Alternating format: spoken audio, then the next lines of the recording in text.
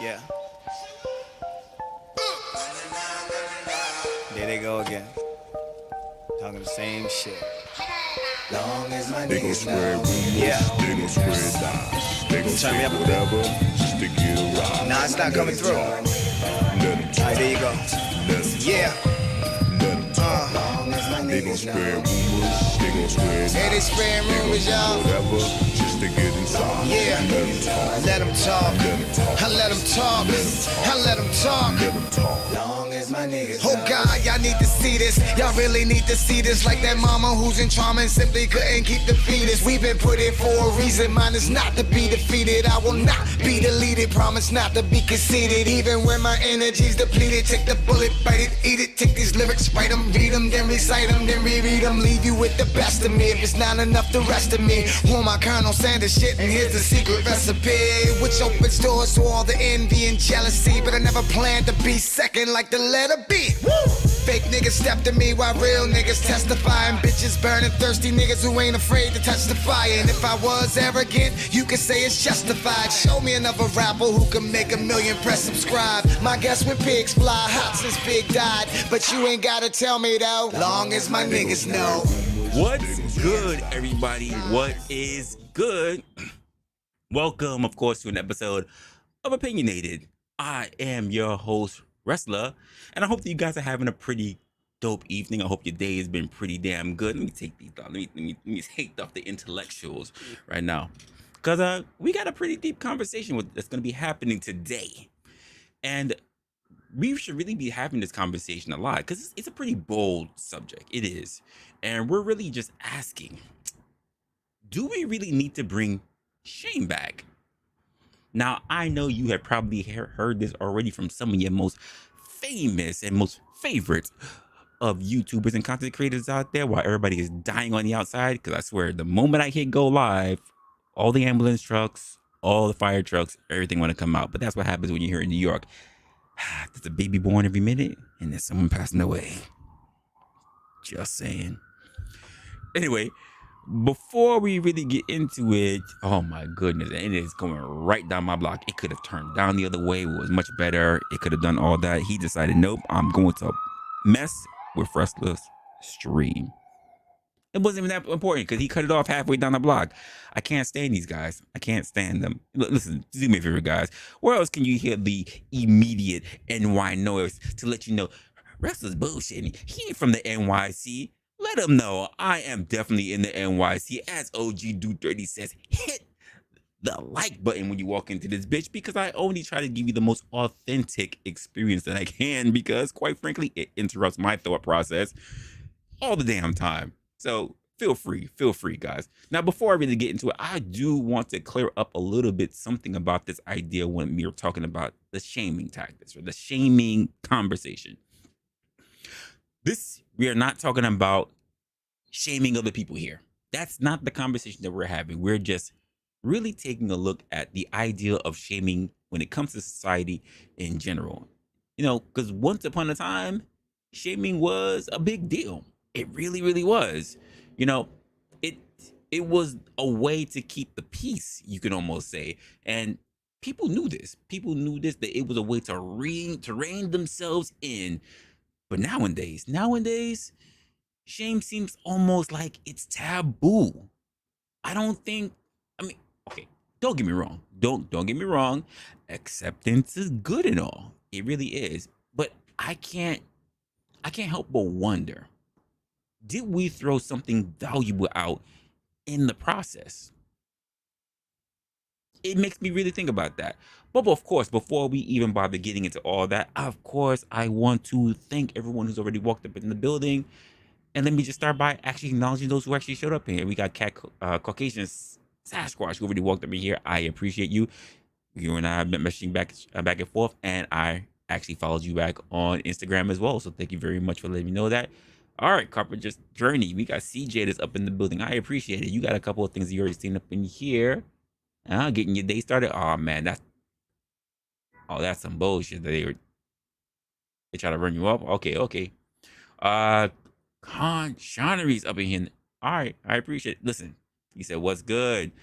Same old shit. Pretty good, pretty good. Actually, pretty decent day today compared to yesterday. So I'm in very high spirits. No chaser. Thank you very much for letting me know that. What's going? I hope everything's good, going on good with everybody else there, and of course, everybody who's walking in the building. Feel free to open your mouths and say hi.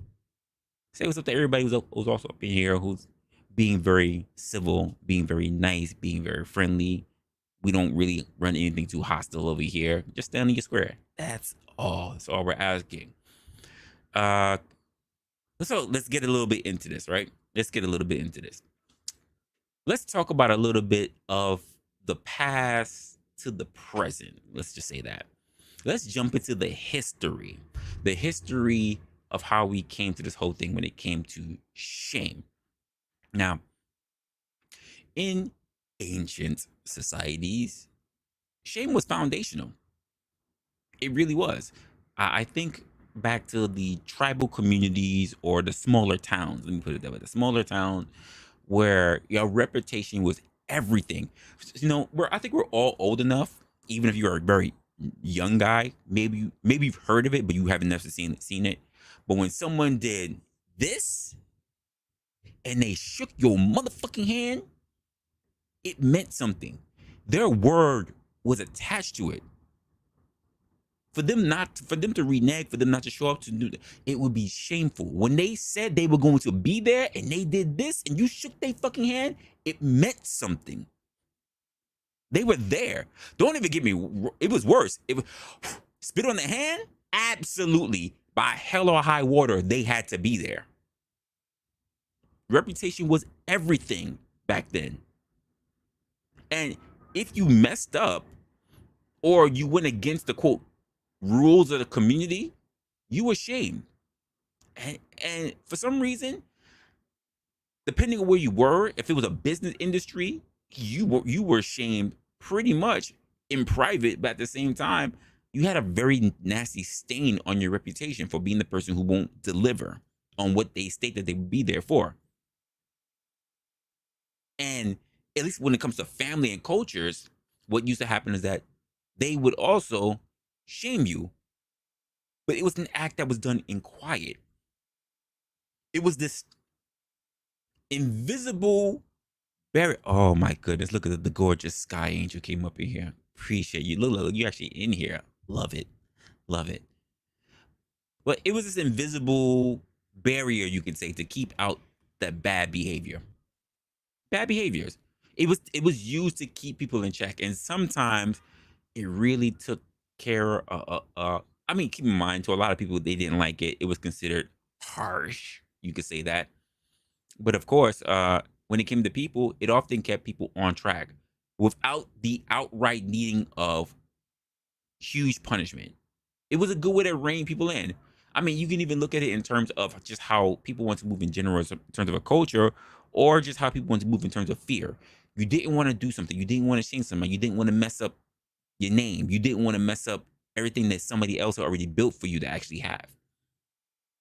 And shame was a societal signal that said, yo, hey, this behavior over here, it's not okay.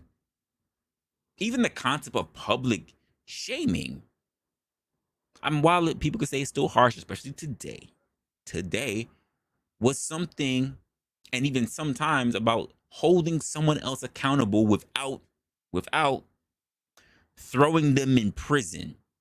The stakes would have definitely changed. It has definitely changed within the new era. So let's talk a little bit about this. Let's talk about how things have evolved. I don't know when the shift seriously happened. Well, let me not say don't know exactly, but I don't know exactly. I could tell you that somehow, somewhere between the mid 20th century, societies all around the world were shifting. They absolutely were. Societies decided that the rise of individualism, of being individualistic, was we started putting out there where we were being more lenient on societal norms, and we were increasing the focus on quote personal, not societal, but personal freedoms that changed the whole role as to what we should look at in terms of shame. I think by the time we hit like the late 20th century, shame became associated with pretty much repression. That's the way how I see it, at least. Everybody wants to say you can't hold me down, can't hold me back. I think you're trying to control me. That's when all that really started coming up. And while it wasn't so prominent and big, like uh um in like protests like that, it was still something that was taking place. Now, forward to now, right? The process of all that is pretty much extinct. We now live in an era where freedom reigns supreme. Supreme. But at what cost? That's the question. At what cost? Oh, hey, and we might have to have a deeper conversation about that. Just saying.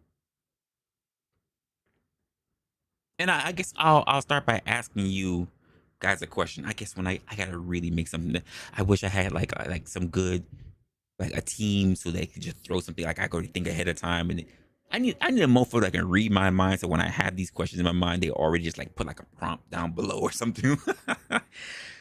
Cause I wing a lot of this stuff. But I guess I'm gonna ask you guys a question. 'Cause I like asking you guys questions. What I'm wondering what you all think. Is today's freedom from shame a sign of progress? Or are we losing something crucial? And I want you to drop your thoughts on what you think about that particular question. Are we losing something very critical that keeps society together? Or it's not that big of a deal? Just wondering. We got Sippin in the building. Appreciate you, my guy. Thank you for coming in. And I guess if we're going to talk about culture, let's talk about the perspectives on shame when it comes to culture. It's the, I guess, culture perception when it comes to when it comes to shame. Let's dive into something that might be a little bit interesting, and that's how different cultures view shame.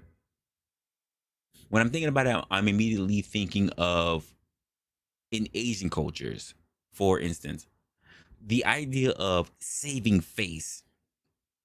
Very important key there. Saving face is deeply ingrained within their culture. Shame there isn't showing basically, it's not about, let me say it this way. Shame, when it comes to being in Asian cultures, isn't about like, it's not a purely a negative thing. It's not.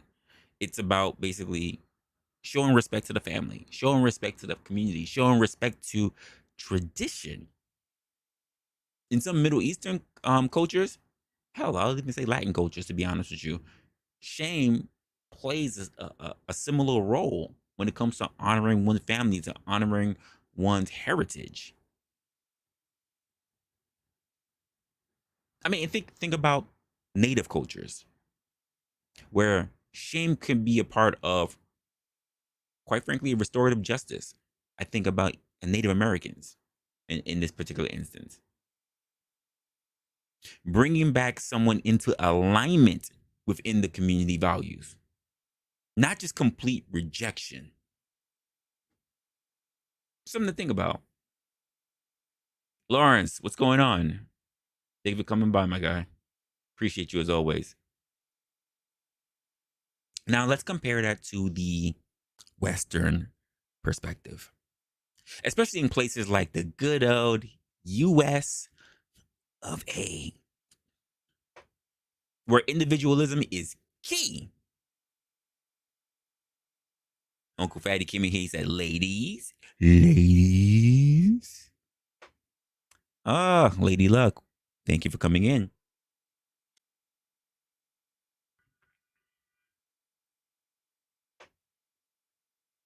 This is the mug that I got from Oktoberfest that just ended. Love it though.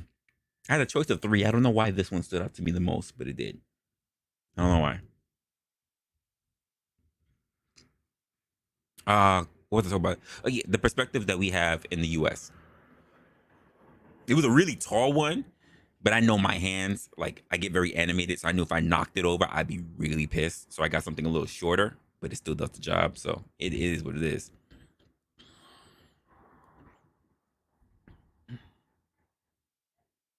And okay, so what I'm thinking about the U.S. compared to those other cultures, right?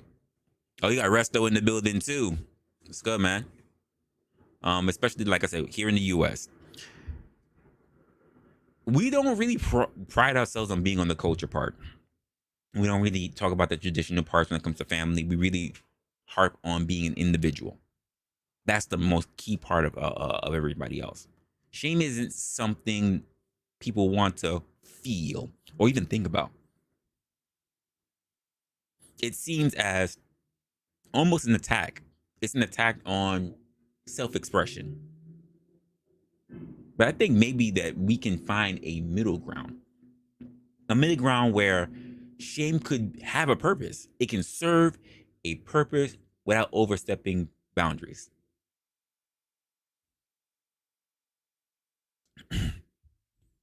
But what do you think? Again, I guess I'll give you the question that's popping into my mind right now. If you've lived in, or if you visit a place with different cultural attitudes towards shame, what were your experiences? And how did they differ from what we see today? I know some of you guys are well traveled. I know plenty of you guys are on the opposite side of the pond, so you definitely have your own perspectives. Given what exactly are the cultural differences in attitude that you see? Because we have people that's in the U.S., we have people that's in the U.K. Like, how do you see it so different from how we see? Well, and even I'll even extend it a little bit from how you saw it in the 20th century, from what you learned about the 20th century to what we see now in the 21st. How different it is. The thought.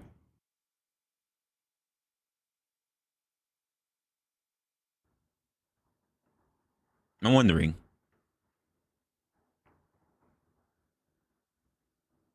Sadie's catching up on some sleep.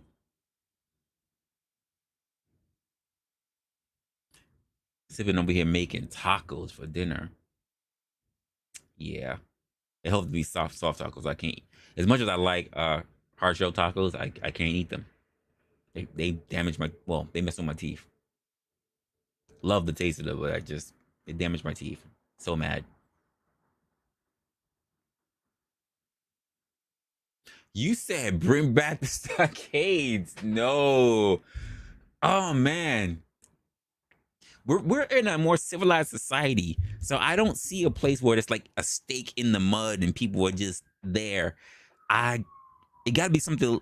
Damn. And what do we like? Let's just say I'm here in New York, right? Do we just set that up like down in Wall Street? Like, where do we put the stockade blocks at? Do we put them right there in front of the towers, in front of the Freedom Towers? Is that what we do? Where would be a good place? Or do we have like a big central area in every borough? You know what? The courthouses. If you're here in New York, we have stockades always in the front of courthouses. How about that? Yeah. I mean, I don't think people are gonna be throwing tomatoes and shit anymore, but that might work. That might work. Just have a digital plaque, like a touch screen of how like you see at McDonald's now, but instead it just lists all their charges, all the shit that they just have you just in the stockade block. I don't think anyone's gonna throw fruit anymore. Maybe you can walk by, like slap a motherfucker. I don't know. Good now. And now we gotta pay for security to be there because security gotta be the one to make sure that they don't go too far. I don't know. Not damn it. Sasquatch, now you got me thinking a little bit more about this. That sounds kind of good though. I'm not gonna lie. Not gonna lie. You said might need a panel talk. Sky, come on. You know eventually I'm gonna open it up to the panel. You know it's not just about my thoughts, it's about how we think. I just like laying the groundwork, laying the conversation so that we can all kind of get into it.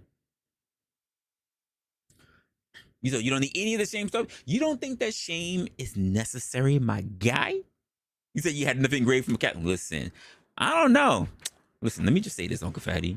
Some of the most shameless people that I've run across or former Catholics, and I mean the ones that had the thigh-high fucking leggings.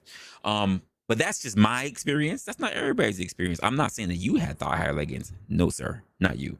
You are an honorable Catholic, so I'm not gonna say it was you, sir. Not at all. I, don't, baby girl. You should know how I do this. Give me time. Let me cook. You don't come in like we do foreplay here. This is long stroking. Don't do that.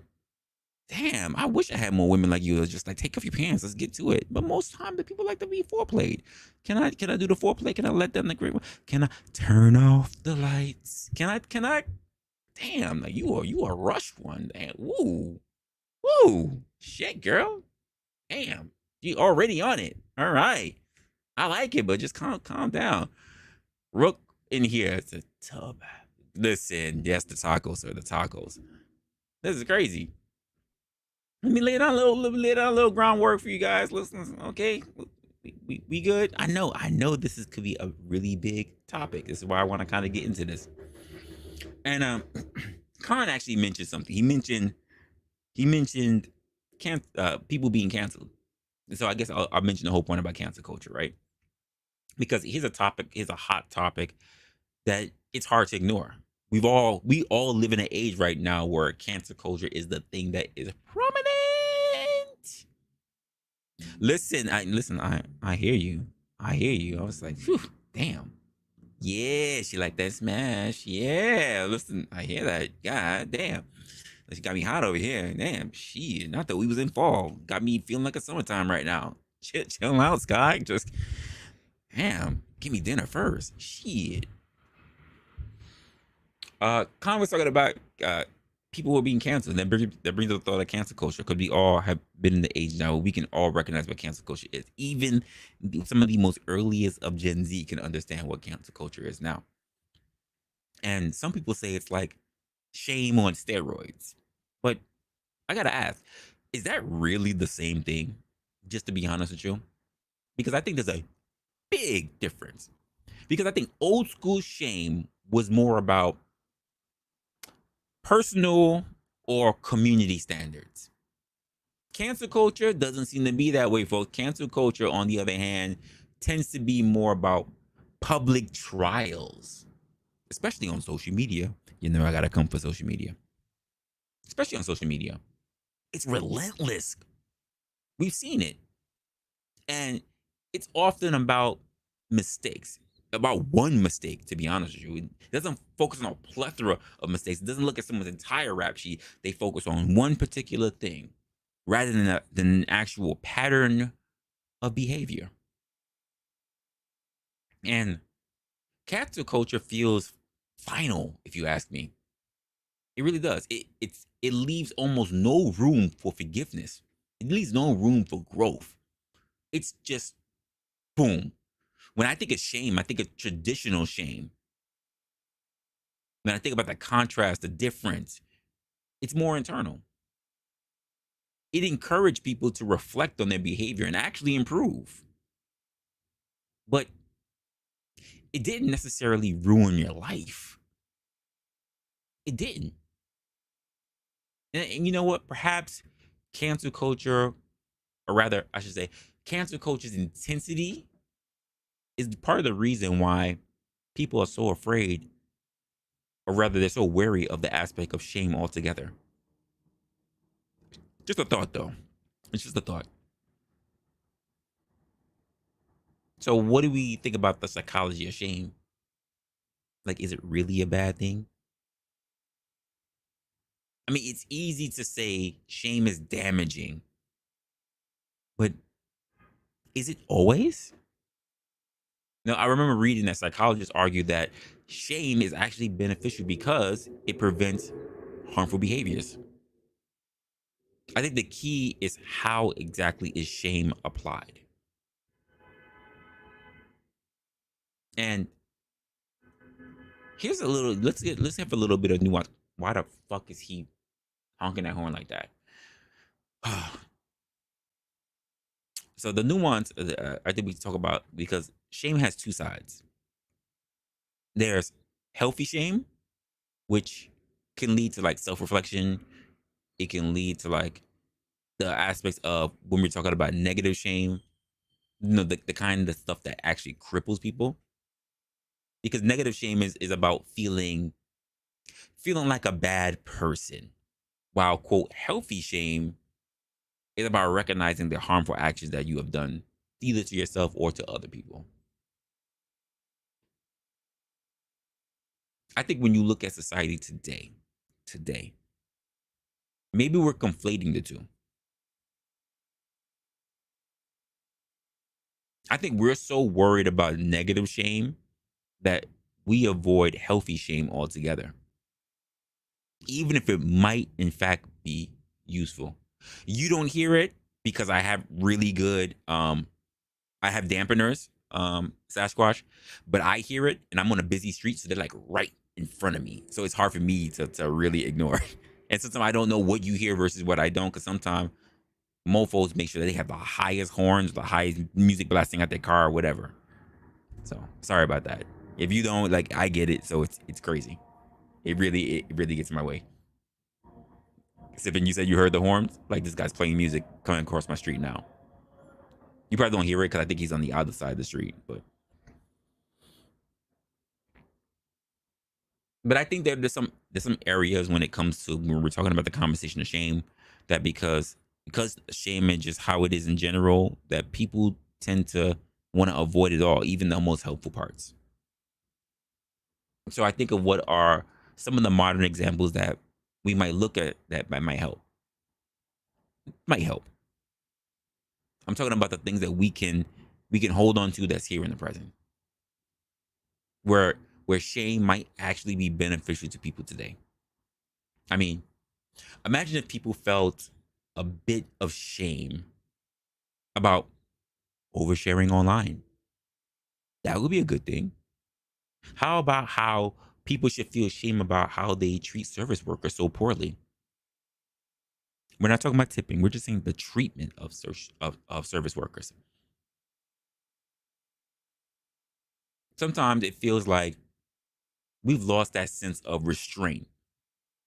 In fact, I think we live more in a culture now where we think that it's okay to just do and say whatever we want and treat people with ill regard, even if we've already been in their shoes at some point in our past. A great example is I had an ex, right? She worked customer service, and she understands the whole customer service process, the return process, the buying process, all that. She's worked in the service industry, like retail. And yet, when she goes to return clothing, when I was with her, she decided to berate and get nasty with the returns cashier. I had to stop her and say, what the hell are you doing? What the fuck is wrong with you? And I berated her for berating the young lady.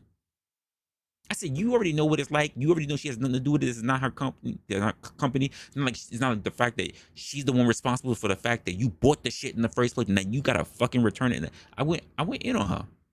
And there were two women behind me that looked at the situation, and they were just like, he a real one. He's a real one. And then I made her apologize to the cashier by name. Look at her name tag and apologize to her, because you know she had nothing to do about it. And if someone who's actually worked in customer service, how dare you do that to her? Yes, it was embarrassing. Not just for her, but also for me.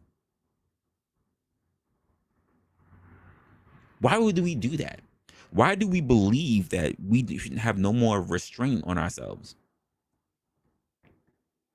I think we can even look at the things like dieting and lifestyle. Not to shame anyone, but if unhealthy habits became less glorified, maybe there'd be a shift in the behavior. It doesn't have to be extreme, folks. It's just enough people to make them rethink things. I think that's important. That's just my opinion. You can have a whole different opinion about it. So let me ask you guys a question. Do you think that shame can make a comeback in today's culture? That's an honest question I'm asking.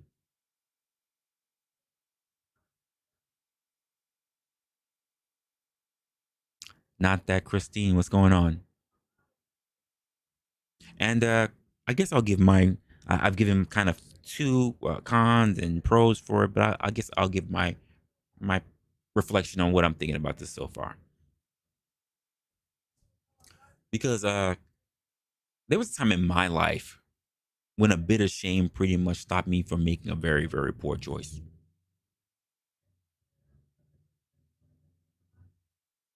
Oh, you was on the payroll, my guy. You're right. You know, I gotta check to make sure that you was on the time clock. I haven't seen you punch in, so I gotta make sure you was. I hope you didn't forge your time clock, sir. You know, I only have but so much grace period. What's good? What's good, Okata? By the way, guys, if you haven't seen Okatam already, be sure to look at Okatam's channel. He's not gonna lie, guys. You guys probably wouldn't have me for like probably another year or two or whatever, because I'm as much as I knew I could do YouTube and I didn't really push for it. It was actually people like Uncle Tom who actually pushed me to start a channel. So you should really everything that you're getting today from me, the guy that you get to know. You really gotta thank content creators like Uncle Tom. They really pushed me to actually turn around and do this.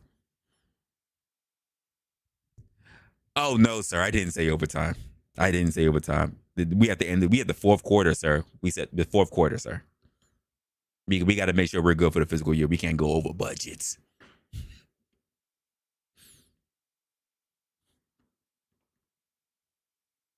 Locksmith was good, man.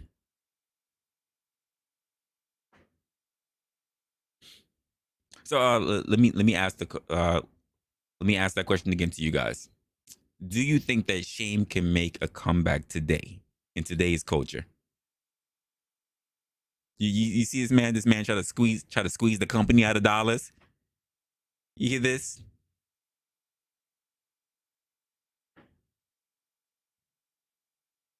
You see this? Not now we know why. Look, he going to vacay. That's why he's trying to squeeze for overtime now. You see this? It's crazy. Because like I said, I know that there were times in my life where the things that I thought that would be very shameful were the exact reasons why I stopped doing something, why I didn't make very bad choices. And not for nothing, maybe some of you guys can relate.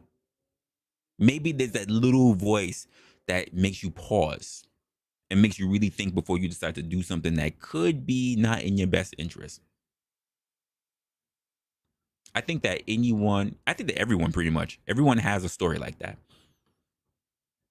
Because shame isn't always a fun thing to feel. But I think like shame, especially when we get the little voices in our minds, they're like gentle reminders. The gentle reminders that remind us of our values and our goals. Is that really a bad thing? You know, some people like to, especially in the age of people now that I have to contend with, they talk about empathy, empathy, empathy. So why don't we talk a little bit about that as well? And I guess I'll ask the question that if we can't bring shame back as it was, is there something that could be there to replace it? Since people say empathy, let's talk about empathy. Could empathy or mutual respect, whatever the fuck that is, that's earned by the way, but mutual respect give us the same benefits without the downsides?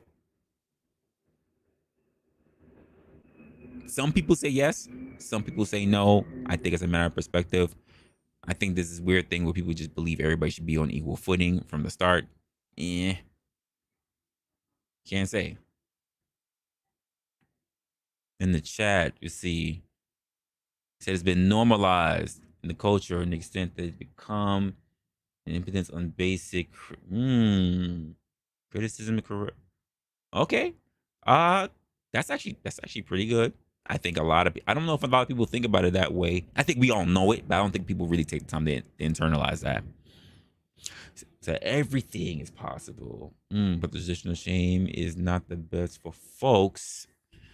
Uh, minute in an hour. Okay, that's fair. That is fair.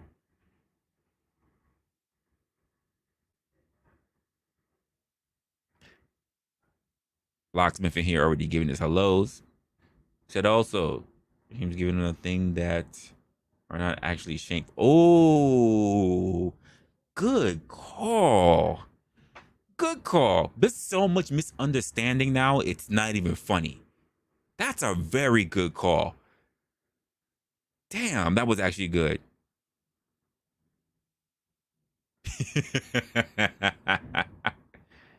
Let me get a little bit more in. Let's not look a little bit more stroking. A little bit more stroking. I'm gonna open it up. I'm gonna open it up. Sky, she ready. She ready. Oh, she ready. Woo. Let me get through this whole thing about empathy.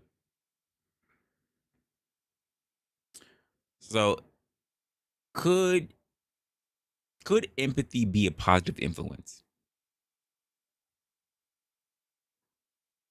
I'm thinking about the things that are helping us to be mindful of others without leading to this quote thing of guilt or this heaviness of shame.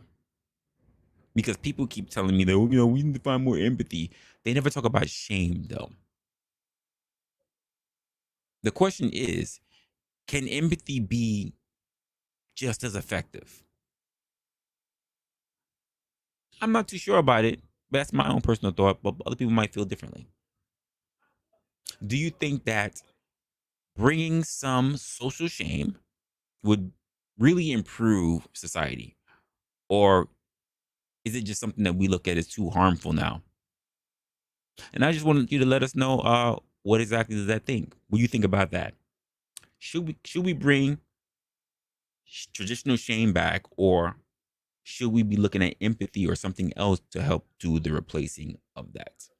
And the request is going in, and what I'm going to do is give you guys a moment so I can try to catch up on what's been going on in the chat. Yeah. So let's do that. Is Resto Chesto.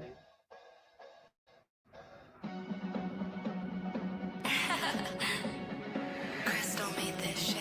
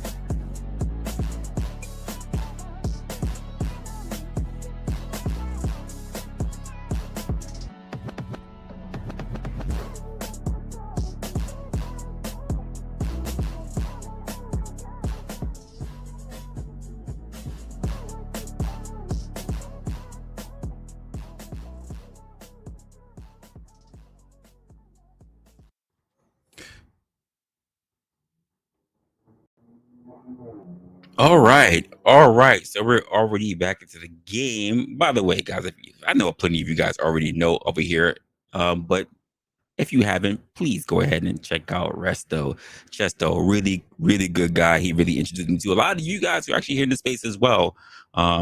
There are a lot of good content creators who I tend to run across, and as we, of course, build rapport across everyone who's actually, who knows? Resto probably, he said he's not here. He probably he fell asleep. He said he was listening while he fell asleep. But I dropped the link It's also pinned to the top of the chat for those who are actually interested. And let me bring up the first two people that we got sitting in the back. So we got Caucasian Sasquatch. What's good, my guy? And of What course, up, baby? Sky Angel. Hello. Hello. How are you guys? Pretty darn good. Pretty good. Good. Hopefully your day's been great. So how do we feel about the conversation for today's episode? I love it. Say Hands again, down. darling. Sorry, I didn't hear that. Can you say again?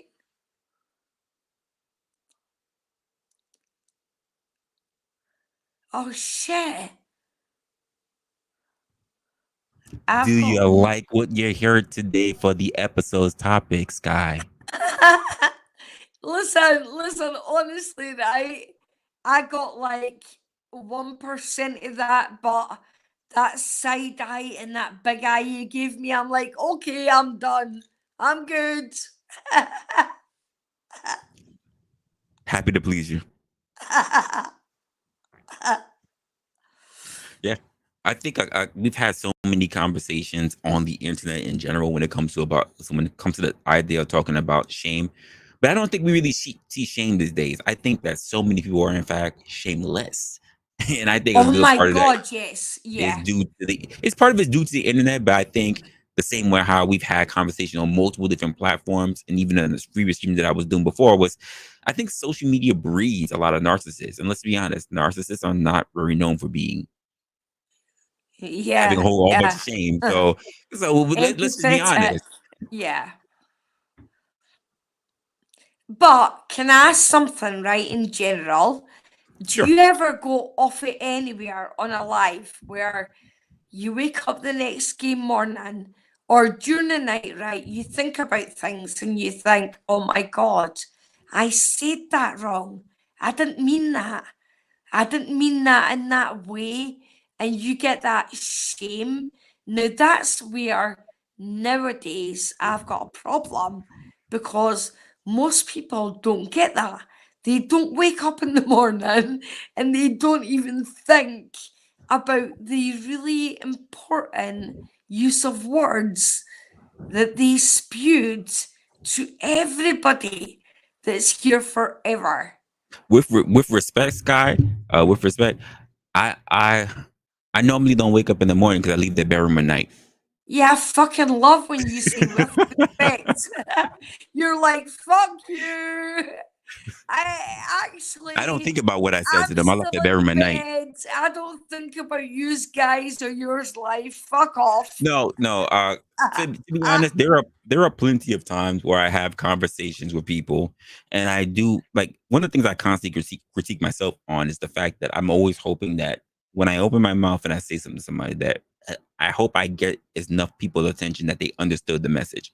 I understand that when I speak, a lot of people don't really follow, or rather they're so used to a particular type of content that they're like, I don't want to think this deeply. I want someone to be able to tell me what to think. My entire life has been an endless series of confusing conversations with people not understanding what I mean. Yes. Endlessly. They just look at me with a blank stare going, what? Yeah. Or they laugh because they don't know what else to do. Yeah. Yeah, they don't understand you, they don't hear you, and they're like, yeah, I love you. You're so fantastic. But they still do not get the gist of the conversation where you're like, excuse me, let's talk. Let's just talk. And I might not agree with you, but I'm willing to say our points are different, but let's meet somewhere we can just have a discourse. We're not going to hate, we're going to debate. End of. That's it. No points. There's a difference between self-shame, like self-embarrassment, the self-realization that I have done wrong. This is what we are trying to impart on people when public shaming takes place.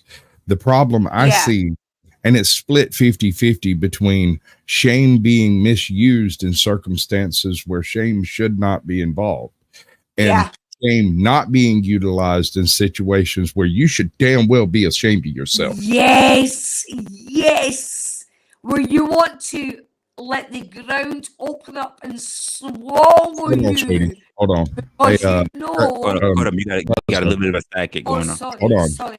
Go into her controls in StreamYard, turn off her echo Sorry. cancellation for 3 seconds and turn it back on. That might fix it. It doesn't always, but it might. Am I Okay. doing something wrong, guys? Sorry. No. It's not you. We'll try to figure it out. It's all good. Sorry. No. Don't apologize. It's not your fault. It's the goddamn internet. Yeah, fuck them.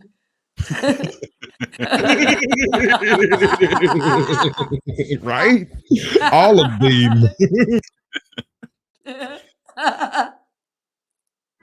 All right. It seems like that might fix it. Well, good. Like good like Con Connery says over here, shame is a necessary corrective measure. As a child, you recognize this without any, it's totally instinctual. Your mother looks at you and says, I'm very disappointed in you. You turn bright red, you lay your head down, you're like, I'm sorry, mommy. You know, I didn't mean to shame you. But really, you're shaming yourself in that moment because you disappointed your mother or your father or your auntie or your uncle or whatever it was. You know, whoever. What's the other one? They say, I'm not angry with you. I'm just disappointed. Yeah, no, my mom said I'm disappointed, boy. Yes. Oh, you talking about crushing, boy? I would crush me. My mama looked at me. My daddy could beat me till his freaking hands bleed. It had zero effect. But my mama could look at me and give me that side eye and go, Sasquatch. Yes, ma'am. If someone Sorry, said mama. they were disappointed, it was like a dagger to your soul. Like, oh my God. But they were like disinterested. You're like, fuck you. Oh my God. So, Isn't it Con, you're absolutely crazy? right. Yeah, Constance is absolutely right about this one. And I think this is the conflation that we have with even the advent of cancel culture. He says that shaming is looked at as bullying and abuse. So bullying, all right, so there is a conflation of bullying and shaming. Some people seem to believe that shaming is a form of bullying. Right. But everyone has been in that situation where they got that one wild friend that go a little too far in public situations. Yeah. And you all stare at them and try to get them to feel that shame, but nobody wants to say anything because you don't want to be a bully, right? And they continue with their erroneous behavior. Yes. Oh my God. How mental is this, right? You guys live in America. I live in Scotland, right? And we all feel the same things. Isn't that mental? That in that like schoolyard situation, right? I had some bad bullies. But do you know when you rise up in that stage where you're like, oh, I'm not taking that anymore, but still you won't like go to the bottom of the barrel, you won't be them just because you know that's wrong. You're like, fuck you. Like, oh, that's amazing. We're all here speaking about the same thing in a different way. That's mental. Honestly, that's mental. It just let you know just how much, despite where we are and what our coaches are, just how much of us deal with the exact same thing. Because of the same thing that you can say this happens here in the U.S., the same thing that you will see happen over in Shanghai, the same thing you happen in Singapore, the same thing you see happen over in the U.K. Like, and there's an obvious shift that's taking place that most people are not taking the time to really recognize when it comes to it. I mean, when I hear about shame, I hear about the most oldest of people who are coming from like Ireland, Scotland, like or in the deep South, like. And now in this day, like when you see what's going on in these areas now, you're like, there's no shame whatsoever. Sir, have you whatever. ever seen a Walmart at 2 a.m.? There is no shame in the South. Oh well, yeah, I actually have. Yeah, it's crazy. It's crazy. it's a free for all. Like, don't I'm We not have even trying to signs. argue. We have signs in our convenience stores that say we do not take bra money. Say again? What did you say? Bra We do money, not yeah. take bra Don't money. go What the underneath fuck? and cup up underneath your tit to bring me your sweaty ass dollars. We're not taking it. I know exactly what you mean. I know Yeah, exactly what what you the mean. And fuck? I used to see, I didn't see them in Walmart, but This I is saw them at, well, maybe if your ridiculous. Walmart have the gas station, but I've seen them at gas stations. We're not taking that. Okay. At Okay. Speedway, I do not want to and fan out your fucking dollars that you had cupped underneath your tip for hours. Absolutely. And then go for the change. Yeah, Yeah. exactly. Yeah, exactly. Well, you Exactly. can wipe the sweat off the nickel. Oh no, no. It leaves a little round imprint on the counter, a little drag mark. Damn. What's good, B Baller? B Baller entering the chat. That's crazy. Listen, and I know I've seen Seriously it. though, there's been a conflation between things that are shameful and things that are not. The term ignorant. A lot of people use this as a shameful term. The reality Yeah. of the definition of ignorance means you do not know. You don't And know. if you do not Yes, know, why should you be ashamed? exactly. Yes. You just don't know. Yeah. Learn. Now, willfully ignorant And is it's different. That's weaponized. Yes. It's weaponized. It's something that's so disgusting because people don't have that information. Fuck off. That's ridiculous. But Why check out would this we shame. do that? Well, check out this shame, Sky. They shame people Right? for not. There are people who shame others for not knowing what they know. You don't know Oh, that. fuck off. You're That's so and so years ridiculous. old. You should Yeah, be knowing fuck that. off. What? What Huh? I know, if you're my friend, I'm going to share it freely. It means nothing to nobody but me. So, what I've got, I'll share it. And if you want it, great. If you don't, fuck off. You know, it's just, I cannot understand that kind of bargaining. If you want me to cook, clean, make a fire, let's do that. Wait, But she said let's make not a fire. fight. Did you yes, hear that? ma'am. Yo, make Let's a make a fire. fucking fire. But let's not do that hate shit. Honestly, I don't get that. I want to debate, and if I'm not debating, I'm laughing till I'm crying. Like I'm with my friends outside anything, and my friends still are YouTube. I've got great friends here where if I wake up at 4 o'clock Scottish time, they're online and we can have a laugh. And sometimes we have really serious conversations. And I love, you know this, Resla. I love politics, it's my thing. But sometimes you need to read the fucking room. You just, if it's a room that I'm in that people are not going to respect that, then I'm not going to bring that. I'm going to be where I am because I respect the people and I want a certain style of conversation. If I want to go with the fuckwits, I'll do that. But When you get time, otherwise, come play with us, fuckwits. We're a load of fun. yeah, I love fuckwits sometimes. Like sometimes I'm just, oh my god, I'm down with it. I'm in the mood and I want to go party. But other times I'm like, fuck you, you don't understand me.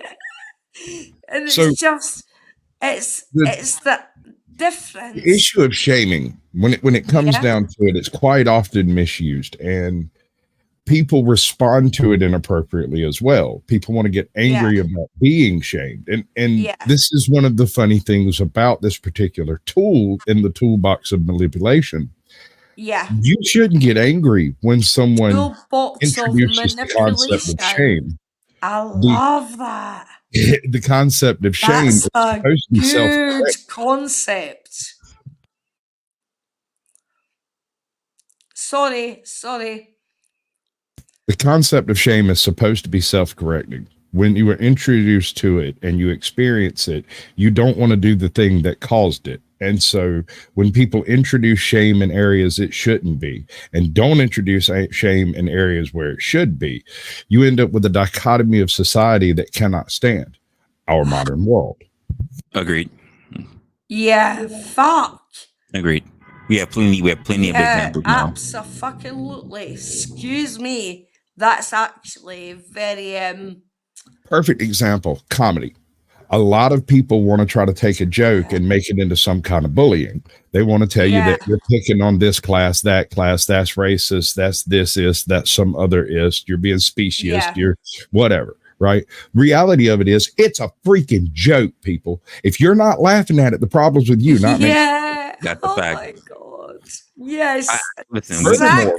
I got one more. So many comedians. If you don't want to get picked on, do not sit in the front row. And don't even bother heckling.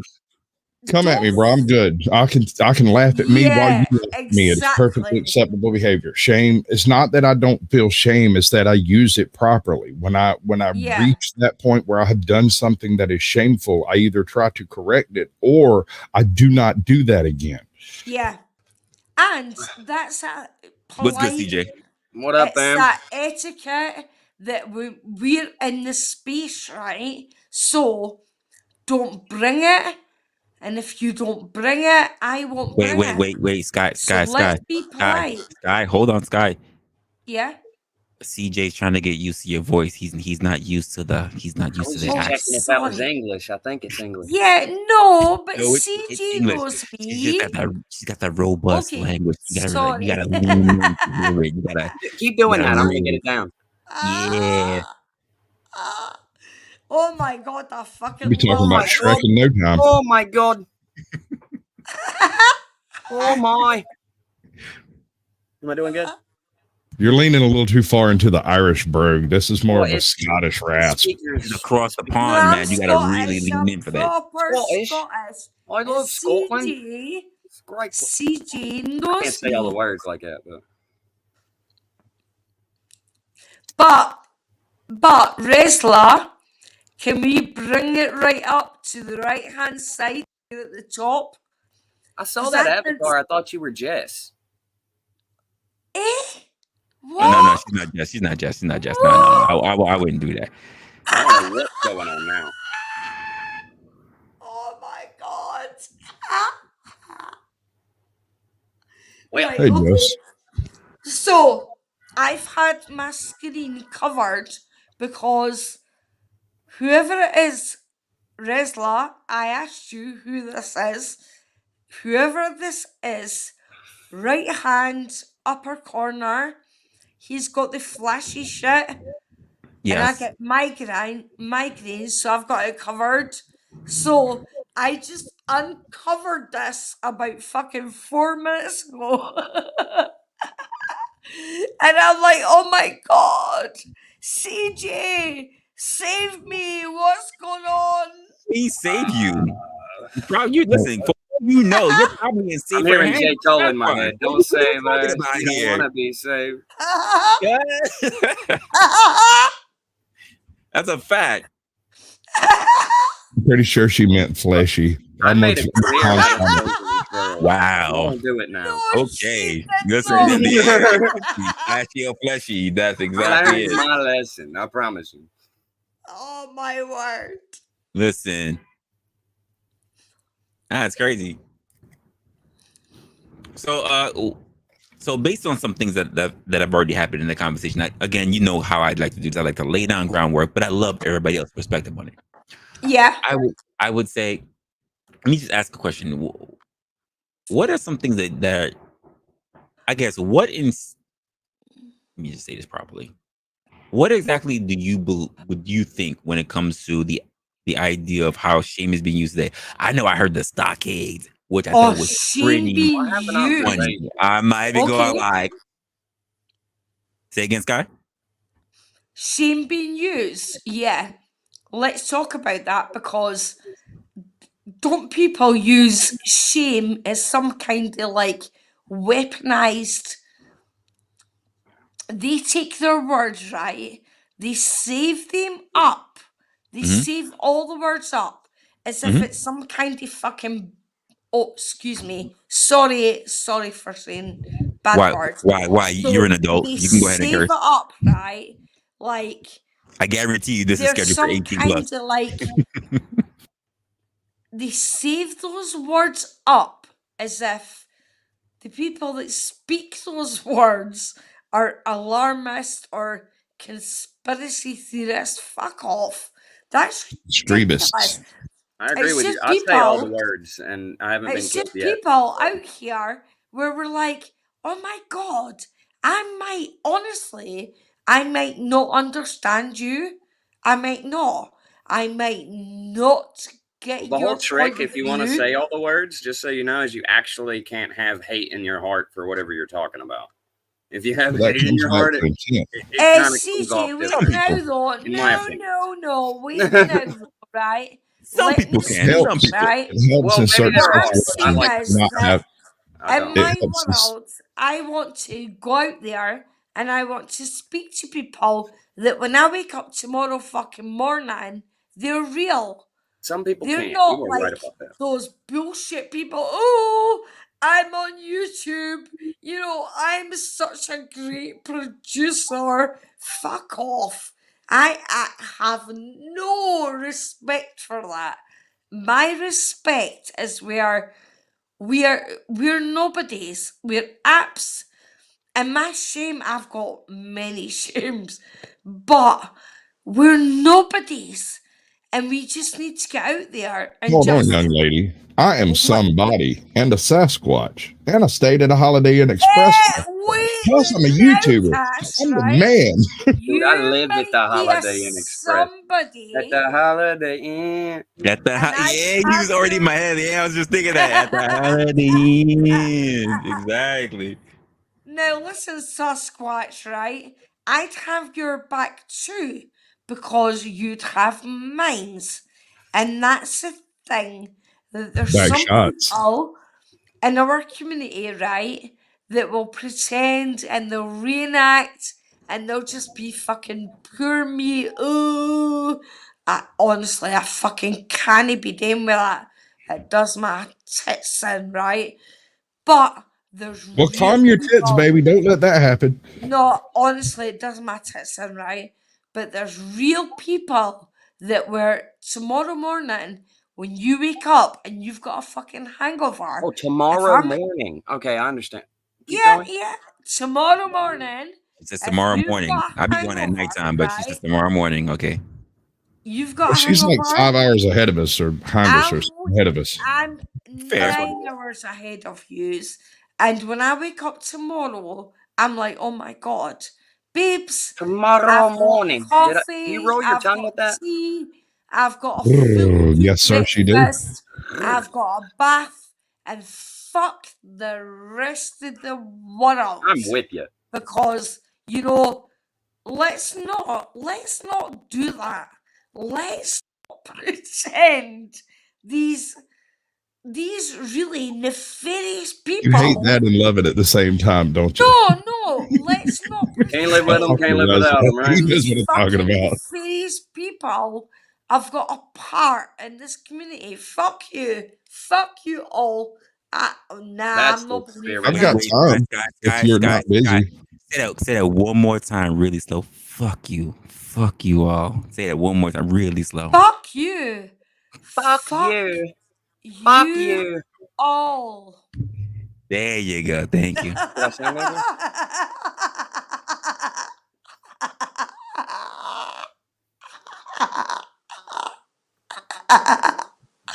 Awesome. I mean, There the you only go. way any of this actually works in a social Yeah, context yeah, is if it's guys. approached in the right Lie position.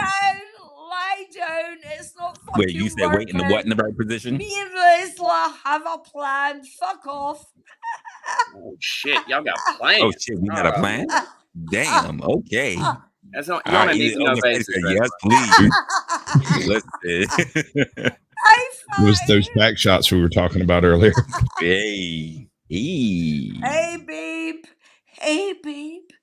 Hey, babe. Hey, babe.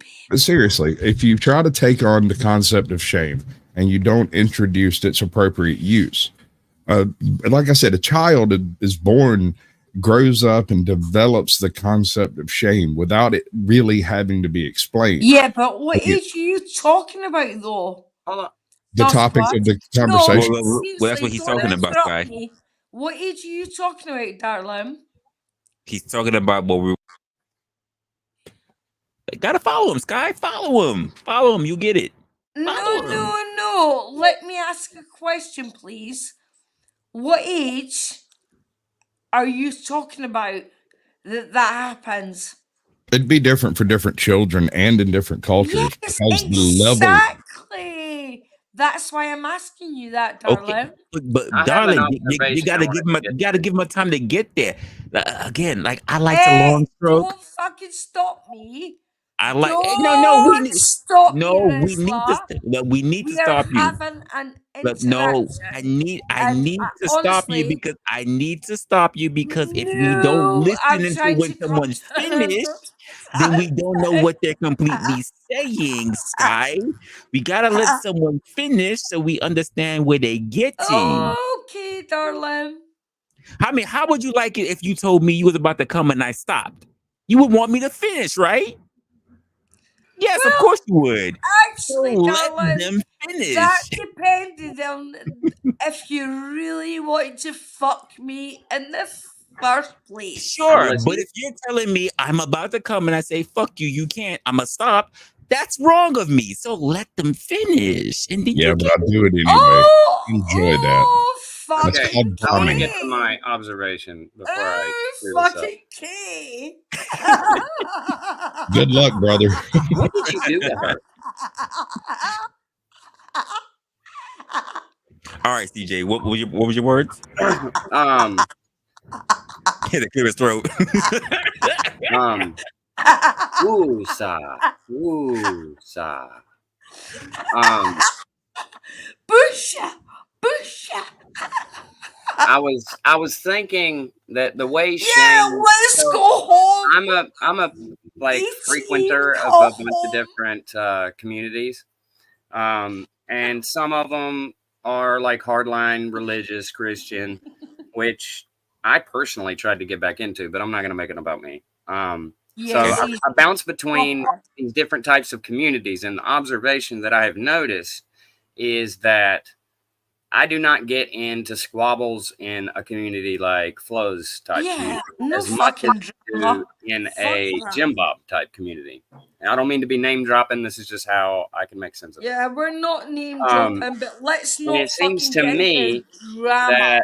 Sky, let him that cook. the Let him say Christian what he gotta side say. that I would love to be a part of, I would love the community and all that. It seems to me they kind of wield the shame from a place of like in their mind obvious righteousness or something like that. Righteousness. And Okay, and on the other side, like if Flo says some shit that I'm wrong about, and it's like I can see where his mind is going, and I can tell when we line up, and if he's right, I'll tell him he's right. But it's like I don't get that from the other side, and I don't quite Yeah. understand what that's about. I feel like they're wielding it like a weapon. Oh, actually, can I say something here, right? That's a I'm gonna really, keep thinking on this. oh my God, you've given me something to proper ruminate about here. I do that. All right, That's so really great so give point. us what you're thinking about Sky, and then based on what CJ was Oh, just talking about right now when it excuse comes me. to same. No, I'm saying give what you're thinking about Sky, and then also Saskia, I want to know what your thoughts on that is.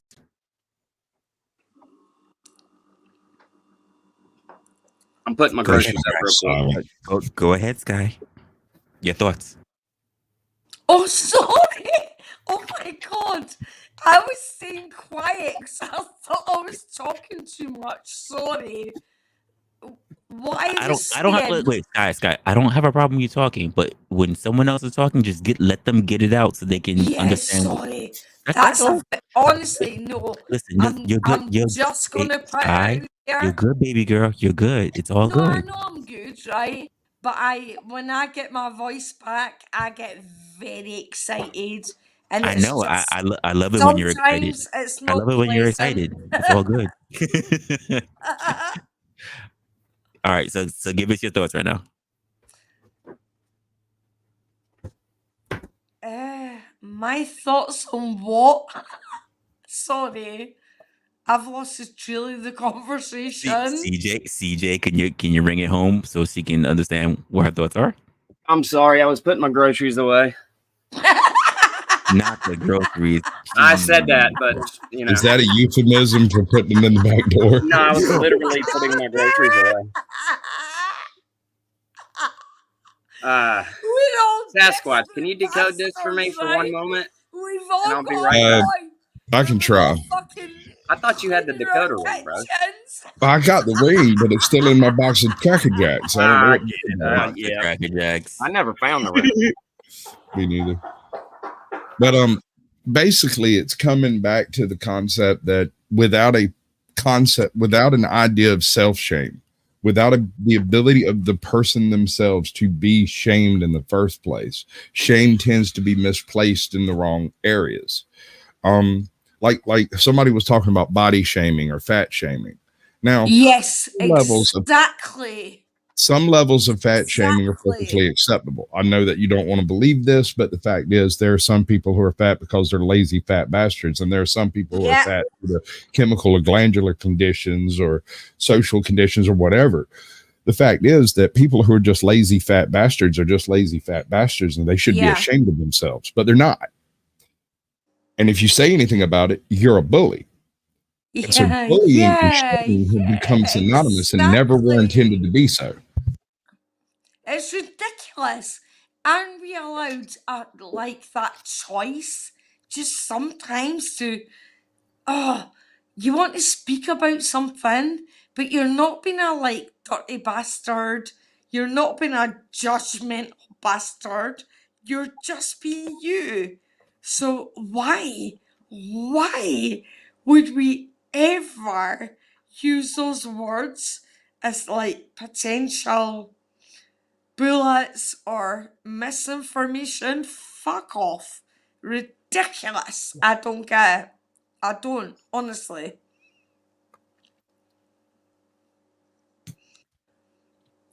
Shame's a difficult a difficult subject to tackle Yeah, definitely. because different cultures have different concepts of what make people shameful. When you get into like the Eastern countries, like any type of a public anything that is inappropriate becomes a shameful thing, and you have to go tell your father or your family.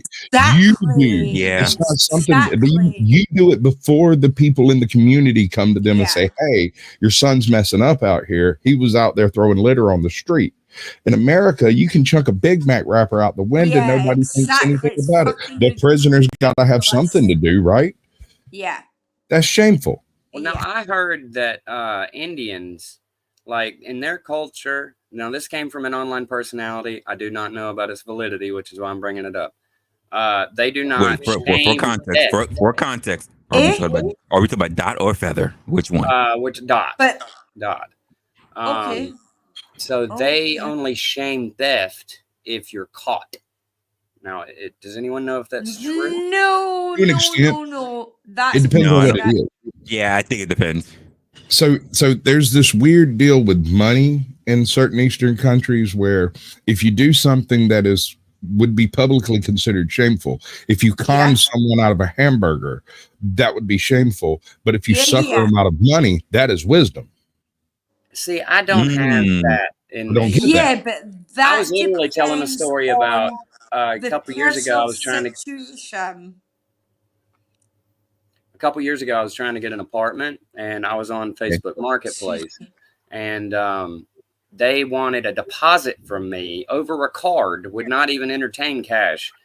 just to get the key to see the place. And what is the no for?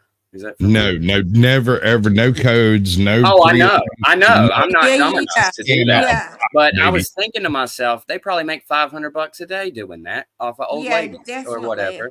And I'm smart enough to do that. I don't have the heart, is the way I look at it. I can't sleep at night if I scam Yeah. $500 off of people all day. Yeah. That's because you're a just and moral individual there, CJ. People who are not, look, I used to be a junkie. No, that's a fucking great I used to be a thing. junkie. I'm a If recovered you're addict. I used to just screw people out of moral money for a human daily being, fix. Me too. and So- I got there's karma to something repay. in your Right, heart exactly. that That's why I'm here. That's makes why I'm you going to help feel us like, out if oh I my can. God, I should not. That's a good thing. Because I swear to God, every morning when I wake up, I'm like, oh my God, I want to be that better person. And I just that brings do. up another thought I had. Sorry to cut you off, Sky. I just don't want to No, forget. no, sorry, I'm talking too much. Sorry. But the Christian personalities online seem to, I think that should be wielded relatively, because if you already know a person's like a recovered addict, I don't think you should continuously shame them about drugs and shit that they can't change. good luck. Doing the best they can. I agree. I'm not sure it's possible, bro. Yeah.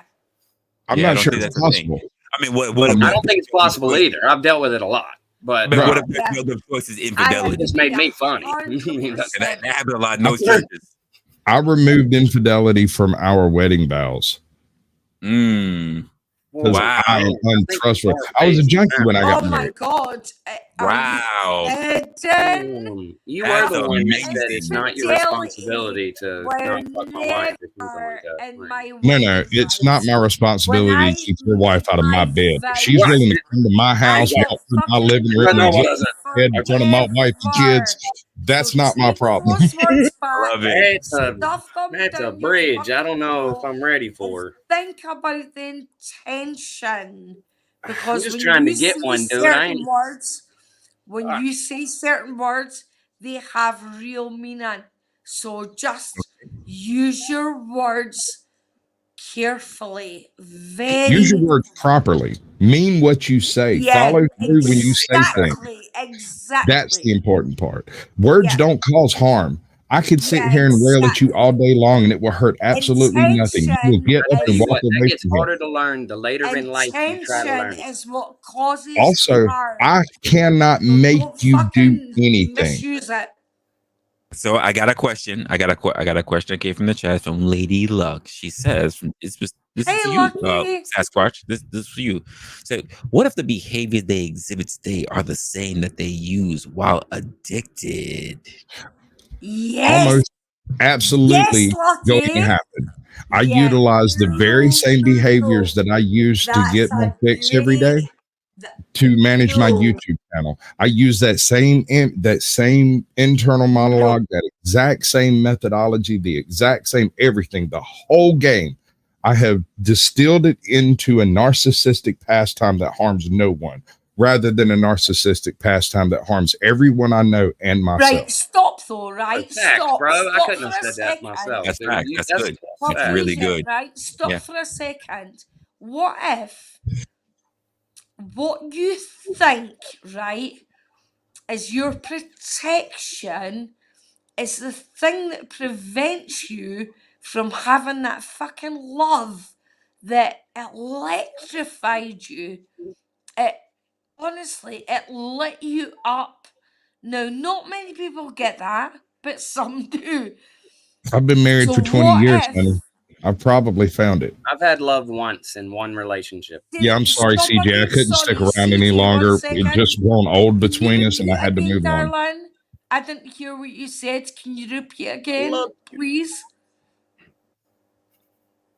I want to do the upside down one. I want to do the what is the Sky would like Fuck to do you from making your fucking crazy. upside down hearts. I just did both of Fuck them. you. Fuck it all. I'm out here. Up your arse. Fuck off. Sky likes that huge intimate. She's talking about someone until they orgasm, It's which a is hard wild. enough Fuck thing. you. Talking You about for a Fuck gang you, sign, sir? I'm Resla. offended. That's a hard enough. Gonna be I'm just sitting in the ambidextrous. I don't know what you're talking background, about. bent over whilst I lick your bum hole. whoa, okay. Listen, she reaching. She reaching. Listen, That I don't know. harms nobody. No, but Listen, that's I the I think don't I know do if thing. the OG. same I don't know thing. if OG No, still here, but I said she's a right? keeper. He understand. Why Listen, for those who can't know, she's a why can't keeper. we all be people that I just think I do the same raise thing, each other Tesla. up? Why do we have to be fucking dirty bastards, right? You're And just be after your fix from a nasty different source. and fuck off, shut up, right? I don't know. Why can't we just be people that lift each other up? If you want a fucking slap Because down, there's a But a whole hold section of I people down, can that answer want that to though. understand by the everything. way, But Sky, I by can the answer that. way, Not I'll everybody's bring it. uplifting. No, let me bring it. If you want a hold down, I'll fucking bring it. But if you want a chat and friendship, You're I'm going to have to there. pull the Nah, reins fuck back or that. something. I don't know. Sky, you have to understand. Not everybody wants those things. Not everybody wants to see understanding. Resla, I Are you was really not gonna? Are you asking. really gonna discount that? You think everybody wants love? You think everybody wants to have a good relationship? Do you think that everybody wants to be understanding? No, some people want to watch the world burn. Hurt people hurt people. Hurt people don't try to help other people. We know this already, Sky. Come on now. I got Come that on. want to let the world burn side in me, too, if we're being Yeah. honest What here. are we doing here? We know this. I'm Again, willing that to help comes- people. That only comes people from, that like, it's sorry. only people who are clean. It's only people who are clean that want to help people who are junkies. It is not junkies wanting to help other junkies get clean. That's not the way it works. It's not. It's more of a crab in the bucket scenario when it comes Correct. to abuse. So For the people that have went through it, I think us, if I can say that, are the only ones capable of helping, because even our families don't give a shit Well, like they used to. You know what I mean? Like, and even then, we really can't help someone who is just playing at the game of getting clean, right? Because I'm not sure how it went down for you. I don't want to get into it exactly right now. already And I'm know. not going to go deep in. Yeah, I probably do. I'm not going to get too deep into it. But when it came to me, I had to decide that I was getting clean and that I would rather not Yeah. live one more day as the junkie I Yeah. was. I'd and rather nobody die. wanting it for me was getting me any closer. Well, that's Yeah. because you are the reason I became a junkie is because I have a lack of self-control. I don't know can't if mine taper was off like most people do. self-control. I think mine was wanting to fit in so bad. But And I still, finally gave up. Excuse bless you. me. I just wanted to be one of the normal guys that has, I That don't we're know, all banging. touch shit You're together or good, some shit. I'm not that guy. Anyway, I had a lack of self-control. And so the reason I couldn't get clean was because I was always trying to do the taper method. And since I have a lack of self-control, I couldn't do that. What I could do was nothing, though. Just Dude, nothing. If it wasn't for my parents letting, like, my mom was alive at the time and I was living with them, I laid in that bed, in that back bedroom back there, and smoked for a month and a half, smoked weed for a month and a half, and shook. And had I not been allowed to do that, I don't know how I would have got off. Safe space. That's what a safe space is for. It's not to go and cry because some man on Twitter said something. You fruits. Sorry. I'm shaming you. This is the purpose of this. We're still on topic. But the other end of the spectrum that I feel like I think I'm observing is that once you have that type of history, and if you're honest about it, there's a whole section of the world that are just going to continuously throw that in your face until the end of time, and Oh, you're yes. never going And to. a lot of those people are your family. That's the part that Yes. hurts me the most is the fact that I don't I've wanna- been clean for 5 years, bro. 5 years I've been clean. Still shitting on you. Still shitting on you. Hold the Yes, job. and I have people close to me that I consider close who anytime they get anybody who recently met me, they pull them to the side and go, you know, he's a junkie, right? God almighty. That's He's like, are you a junkie? Well, I was, and I don't. Yeah, no, he would know me as a junkie, but yeah, no, I'm not. I got But people. sure, yeah, I'm a junkie. Whatever. Go ahead and make your own decisions. That's all I can really do.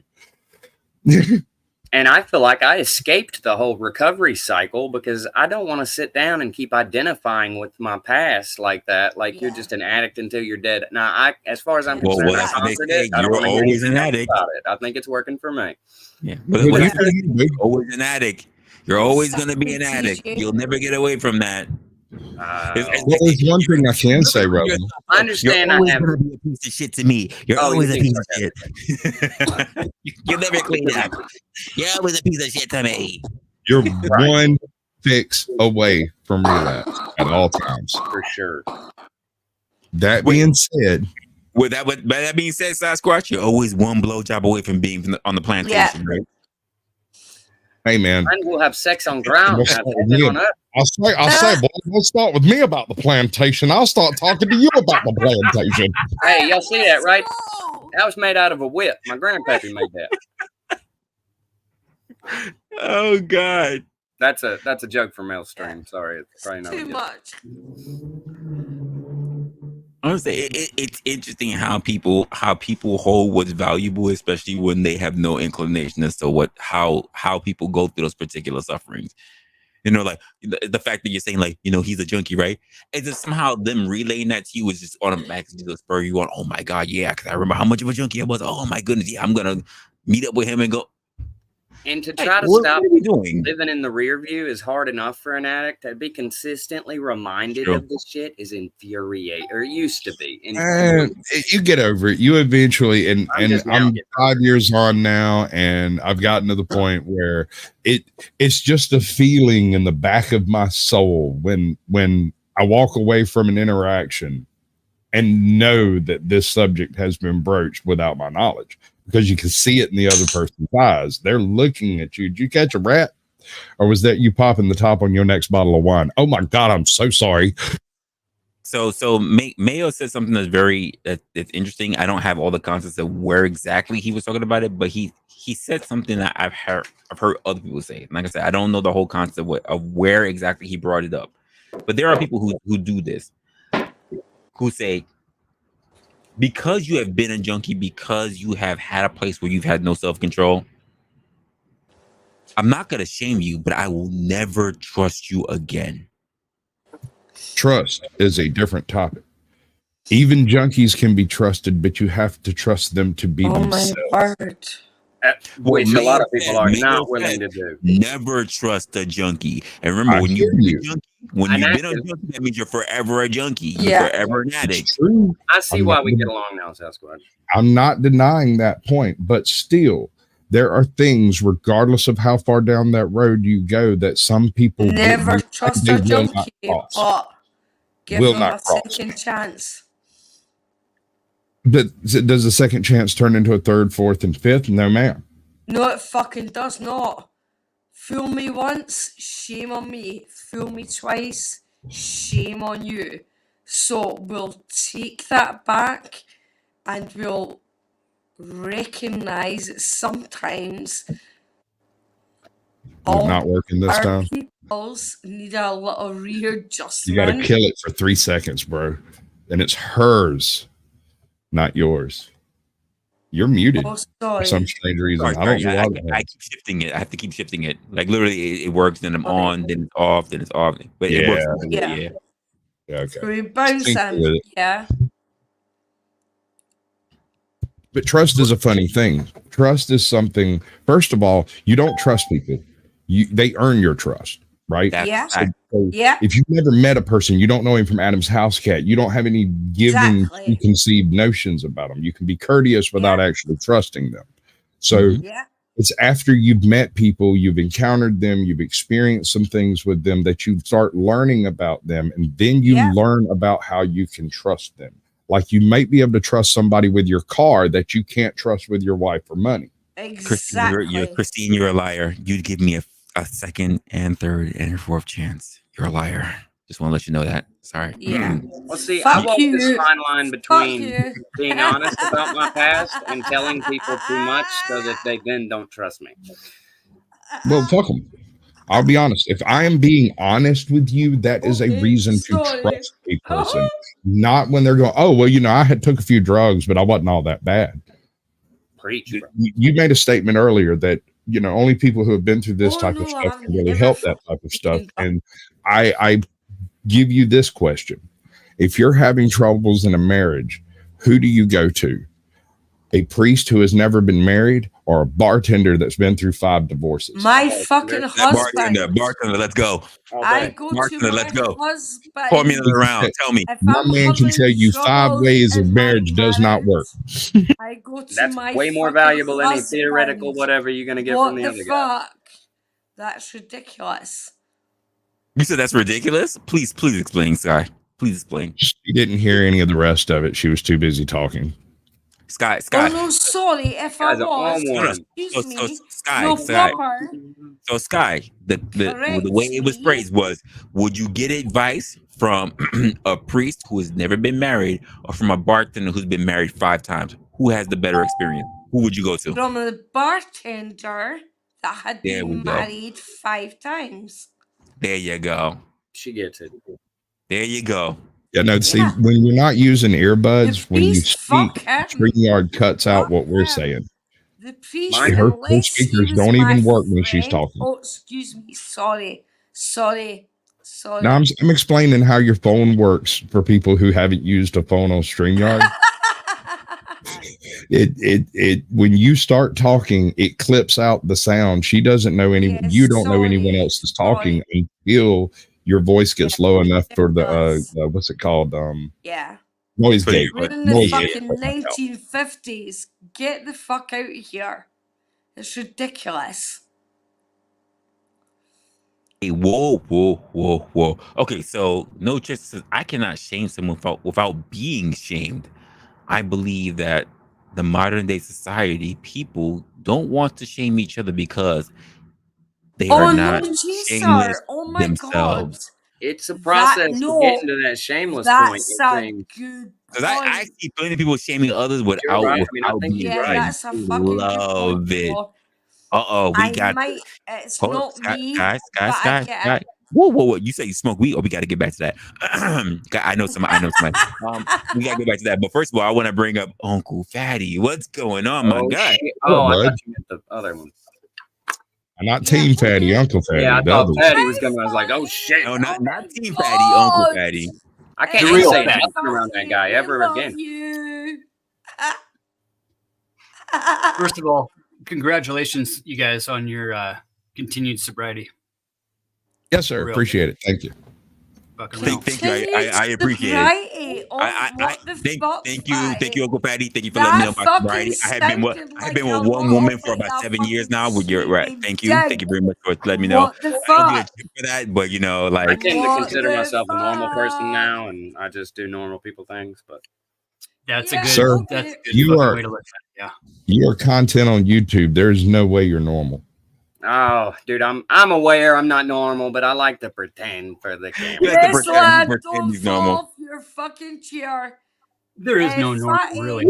Tell him to fuck off. And What do you let's mean, get Sky? down What do to you the right. mean? What I think the happened same before way I how got these 2 gentlemen could get their celebration, I deserve my celebrations too. For a long time, I have been a side dude. I'm finally a main character. Can I not be celebrated? Let Yes. me enjoy the main characterness, You flow and state. Fatty were Jesus. never fucking psychos because I tell you now, you and Kidding, bro. Don't Fatty ban me. I'm kidding. have always been my men. Where we Baby go girl, I here, just got here. If you're gonna we keep yelling have at me, I'm gonna walk home. laughs. So we tell everybody else to fuck off. I've already because passed up on the they're Uber, just sir. not us. What's the one word that so far only the Mayo Monkey has used in the chat, and you guys have alluded this one word that is so crucial to this topic. Oh, are we actually think about this seriously? Because Guy, we one might I don't know. not. I don't know. Wait. Hold up. I'm thinking about that because I don't know. He said a few things. I know he's been talking. We've had different shifts in the conversations. I know he's mentioned junkie. Okay. You Quite guys a- have been so close to it, like accountability. Accountability. Yeah. What Oh, is shame without that- accountability? Okay. He's right. Trigger word. Accountability. This is a big deal in this topic, because without accountability, there is no shame. You are Like you were ashamed that saying you do about not take accountability. Yes. right, like lack of self-control is lack of personal No, accountability. we fucking Right. love Fatty, but we are not buying this shit. We're not. She's not No. buying your shit, sir. She's not buying it. Yeah. Not Not buying buying it. your shit. And Fatty, I think you're fucking out of this world. Amazing. Oh, Amazing. I turned around. There you go. Amazing. Follow around, baby. I'm fixing to change my whole get up. You did it. It's all you, baby. I'm not buying the shit. So let's just fucking get on with it.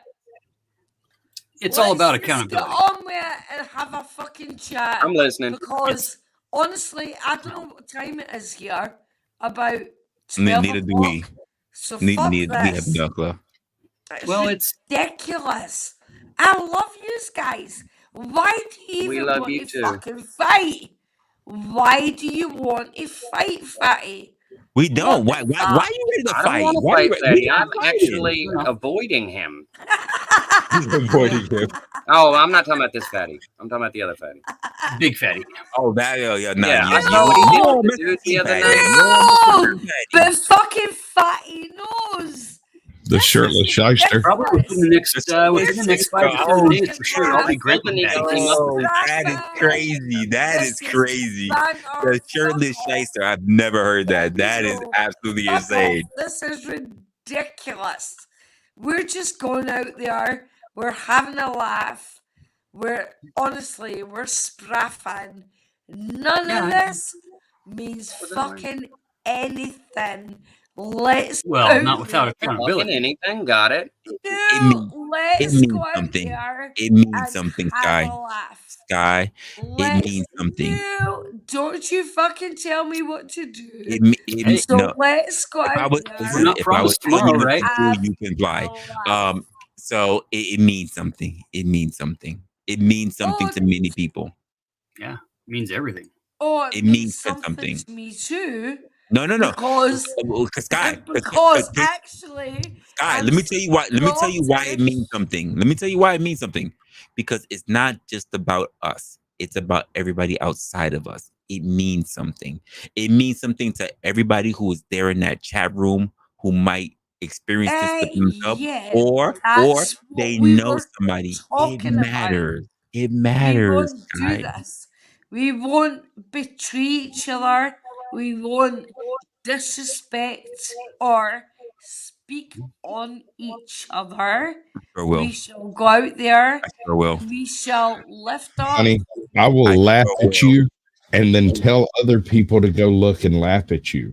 If you do something that deserves to be shamed, I will be the I will laughter do it. here Yeah. in the dark. Okay. I absolutely Okay. And I will. think that's the right way to wield it, man. I No, learn I a lot respect socially that, through these actually. panels. No, From- listen. There are some No, people if that you I'm can be the saying most something you can be the wrong, most kosher, you can be the most if nice I'm and doing everything, something and they will wrong, still I try to respect find a way to say something that's not going to be in the right frame of mind. They will try to take things out of proportion. There are some people that you just try to help, or you just try to be the most civil to. You try to be No, nice to, that's and there are characters all over the internet. That goes We know back to this. the Christian group thing, though, because when they like make jokes or whatever, they seem to think, I don't know, they have this whole No, like funny ABCDEFG though, seriously, prescription right? for if you get I upset, just what it learned means. It seems something. like, Right. and Oh I my don't see God. that the other side, whatever we're calling it, does that. And I No, clearly can take a that's joke. I okay. think I've shown that on panels enough. So I don't understand where the ABCD EFG is coming from, that they're prescribing to people when they get upset. Some Well, people like- have honest questions. Like you guys were just Yeah. touched on this. It's not the addiction to the chemical or to the product Yeah. or to the substance, right? It's the addiction to the cycles that we create in our life, Yeah. and the addiction that we create in the neural patterns that become the trying shit over and over and expecting different results. Bro, one of the hardest things I had to That's- do when I was getting my clean God. was when I would get up, I would go and get gas. I'd get gas, a pack of cigarettes, run across somebody, and be halfway in the truck on the way over there to go get some dope without ever making the conscious connection that that's what was happening. I would get halfway over there and then be like, whoa, nope, hold up, whoa, no. I need to go back, lock myself back in that room and wait another week. And I did. Yep. And that's why I really link addiction as far as it goes to everything in life now that I've been doing this shit fucking 35 fucking years. Sure. But I it's the pattern disagree a that little is bit. the addiction. Even the eating of dog hair and these weird fetish addictions, right? They're still getting a dopamine hit. They're still getting that kleptomaniac type of psychopathy that creates that brain chemical, right? Hey, Resla, you're muted.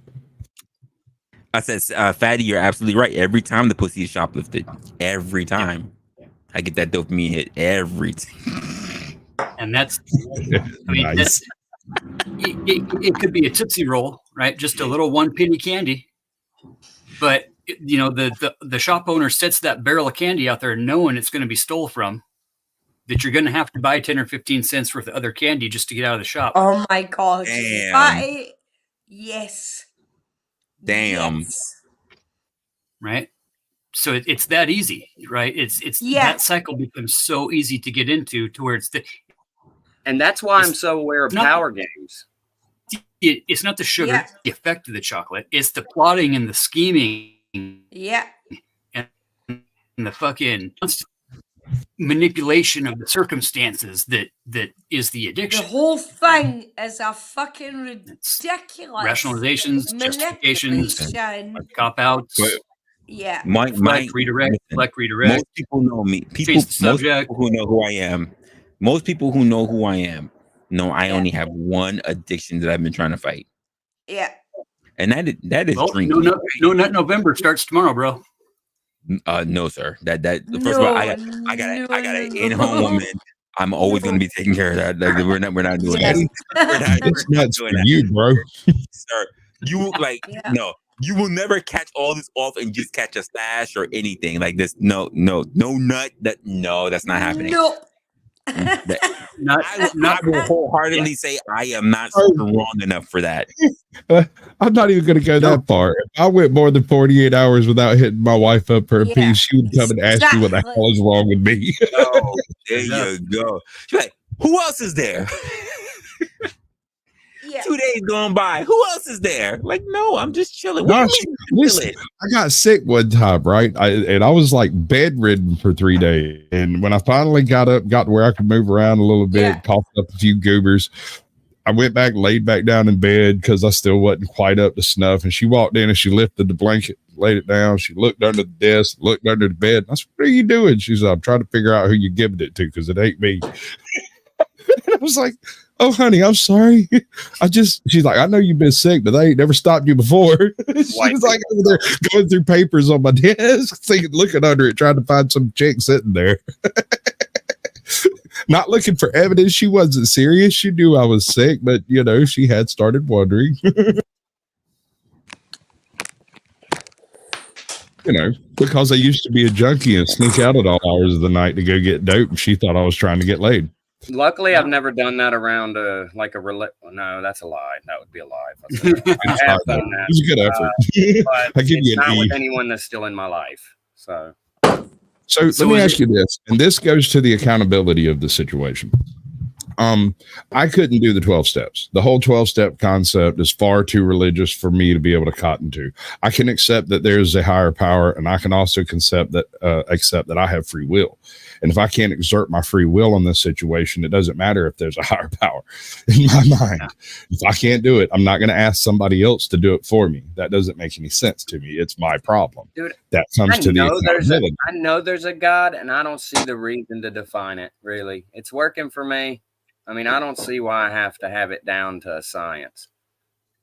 And to use it in a forced structure like that, where most folks are going to AA under a court order, and you got the handful of folks that are there that want to be there, right? And you got the old timers that got the sobriety, but don't really relate with the younger generation and the newer drugs. You said the two words, bro. It's self accountability, it's self responsibility, self control. NA in this area, those two words are not anywhere in the big book.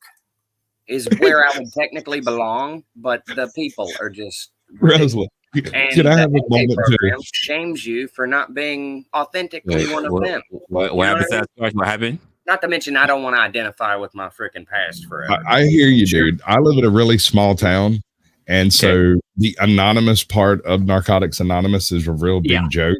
It's hilarious, right? So I was going to AA meetings because there are 24 AA meetings here and in the surrounding counties, but there's only 3 NA meetings. And so I went to a couple of NA meetings, you know, just to see what was going on there. And when I walked in, I sat down, half the fucking table owed me money. Oh, no way. Dude, if you want to pick up chicks, go to a CA meeting. I knew the entire repertoire, everyone here. The chick that was running the NA meeting just got out of jail for embezzling from her company. And I sat down and went, this isn't going to work, right? I said this to myself in my head, but I sat through the whole meeting. The part that broke my heart the most, and this is going to sound nuts, because yes, I did walk in and go, damn, these motherfuckers owe me money. I sat down. Half of the folks that left put a couple of bucks down next to me instead of donating to NA. I never said a word. I sat right there, and that chick at the end of the table was over there. She watched that stack of money stack up next to me. And it would be so nice to have that type of community. Look at her lips. Still can't do it because of the way they run it. They're in the amends stage, right? Yeah, and I feel like I did my 4th step on the internet, to be honest with you. I told the world instead of telling a private. Like I said, I never could do the 12 steps. That wasn't in my. I wouldn't suggest everyone do that, but it seems to have worked for me. Well, I can tell you that I can tell you from based on what I know that you don't get 12 steps as a freaking as a sex addict. You don't get it. Oh, you only get 10. You only get 10. You only get 10. Can you please explain? Daddy, man. I mean, I'm kidding, bro. I'm kidding. I mean, and keep in mind that's there's SAA, and then there's SLAA. So that I am an aspiring. So there's sex addiction anonymous, and there's also the sex and love addiction anonymous. That's what they stand for. Oh, sex really? the SAA and SLAA. They're just gonna have all of them at some point. The Episcopal Church had one of their meetings here. Has a stairway, and it's down in the basement, right? There's 11 steps. The 12th step is actually the bottom platform, right? It's 7-inch rule. Yeah, but that's for the BDSM. It's real easy. So don't worry about it. Skip 2 or 3 steps on the way down. Like you could literally, you could. So you want to hear my crazy theory about? And then on the way out of the meeting, it was like 3 steps up. I have a crazy theory about addicts. At least the ones of us that went hard and lived. Is like I did downers the majority of my life. I just want to let you know, and I just want to let you know, CJ, that statement cannot be made in the SA meeting. Really? When things go hard, we immediately start laughing right off the bat, just like, okay, I got you. Go hard or go home. It's already hard, son. I was hard in the park. That's what she's come in here. She done took care of that. All right, what was I saying? Go ahead. You were saying that you have a theory on addicts that yeah. I think you've done downers. I mean, the ones that live, mind you. I am not suggesting you try this at home, but I think I've spent a lot of time right beside death, and it's some kind of weird spiritual thing I've gained from it. I mean, I spent a lot of days nodding out and just being damn near that line. You know, and now not it's eternity. Like even my bad side's good.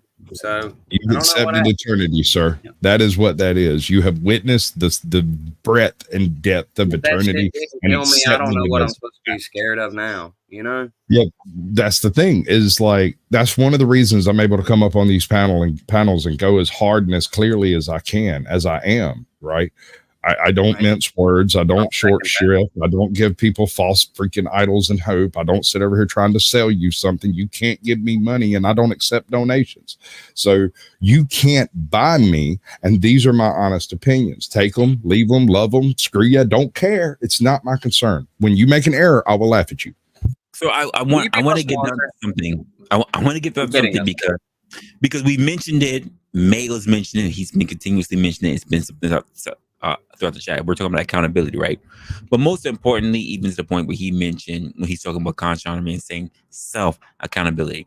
The whole point of us having this whole aspect of having the conversation of shame is because most people are not going to be the people who are going to keep themselves self accountable. We have to have a system in place where other people will hold others accountable, because when it comes down to it, we would try to get away with as much as possible. And that's solid logic. Accountable. I disagree. It's solid logic, but I couldn't do it. Well, that's what I'm saying. I disagree. On its surface, right? On its surface, it sounds great, but when you get into the fundamentals of that, each individual involved in society must take personal responsibility and accountability in order for the society to be capable of holding another individual responsible. Which means that they're only trying to hold themselves accountable based on the fact that there are consequences for being found. Right.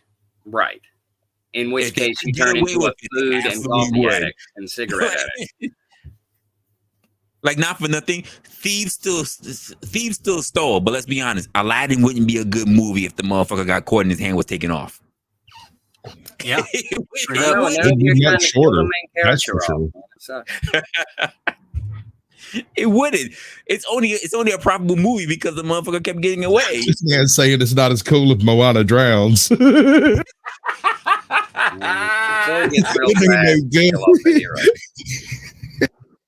Yo, I was just saying. Like, she can't swim. Yeah, that's a fact.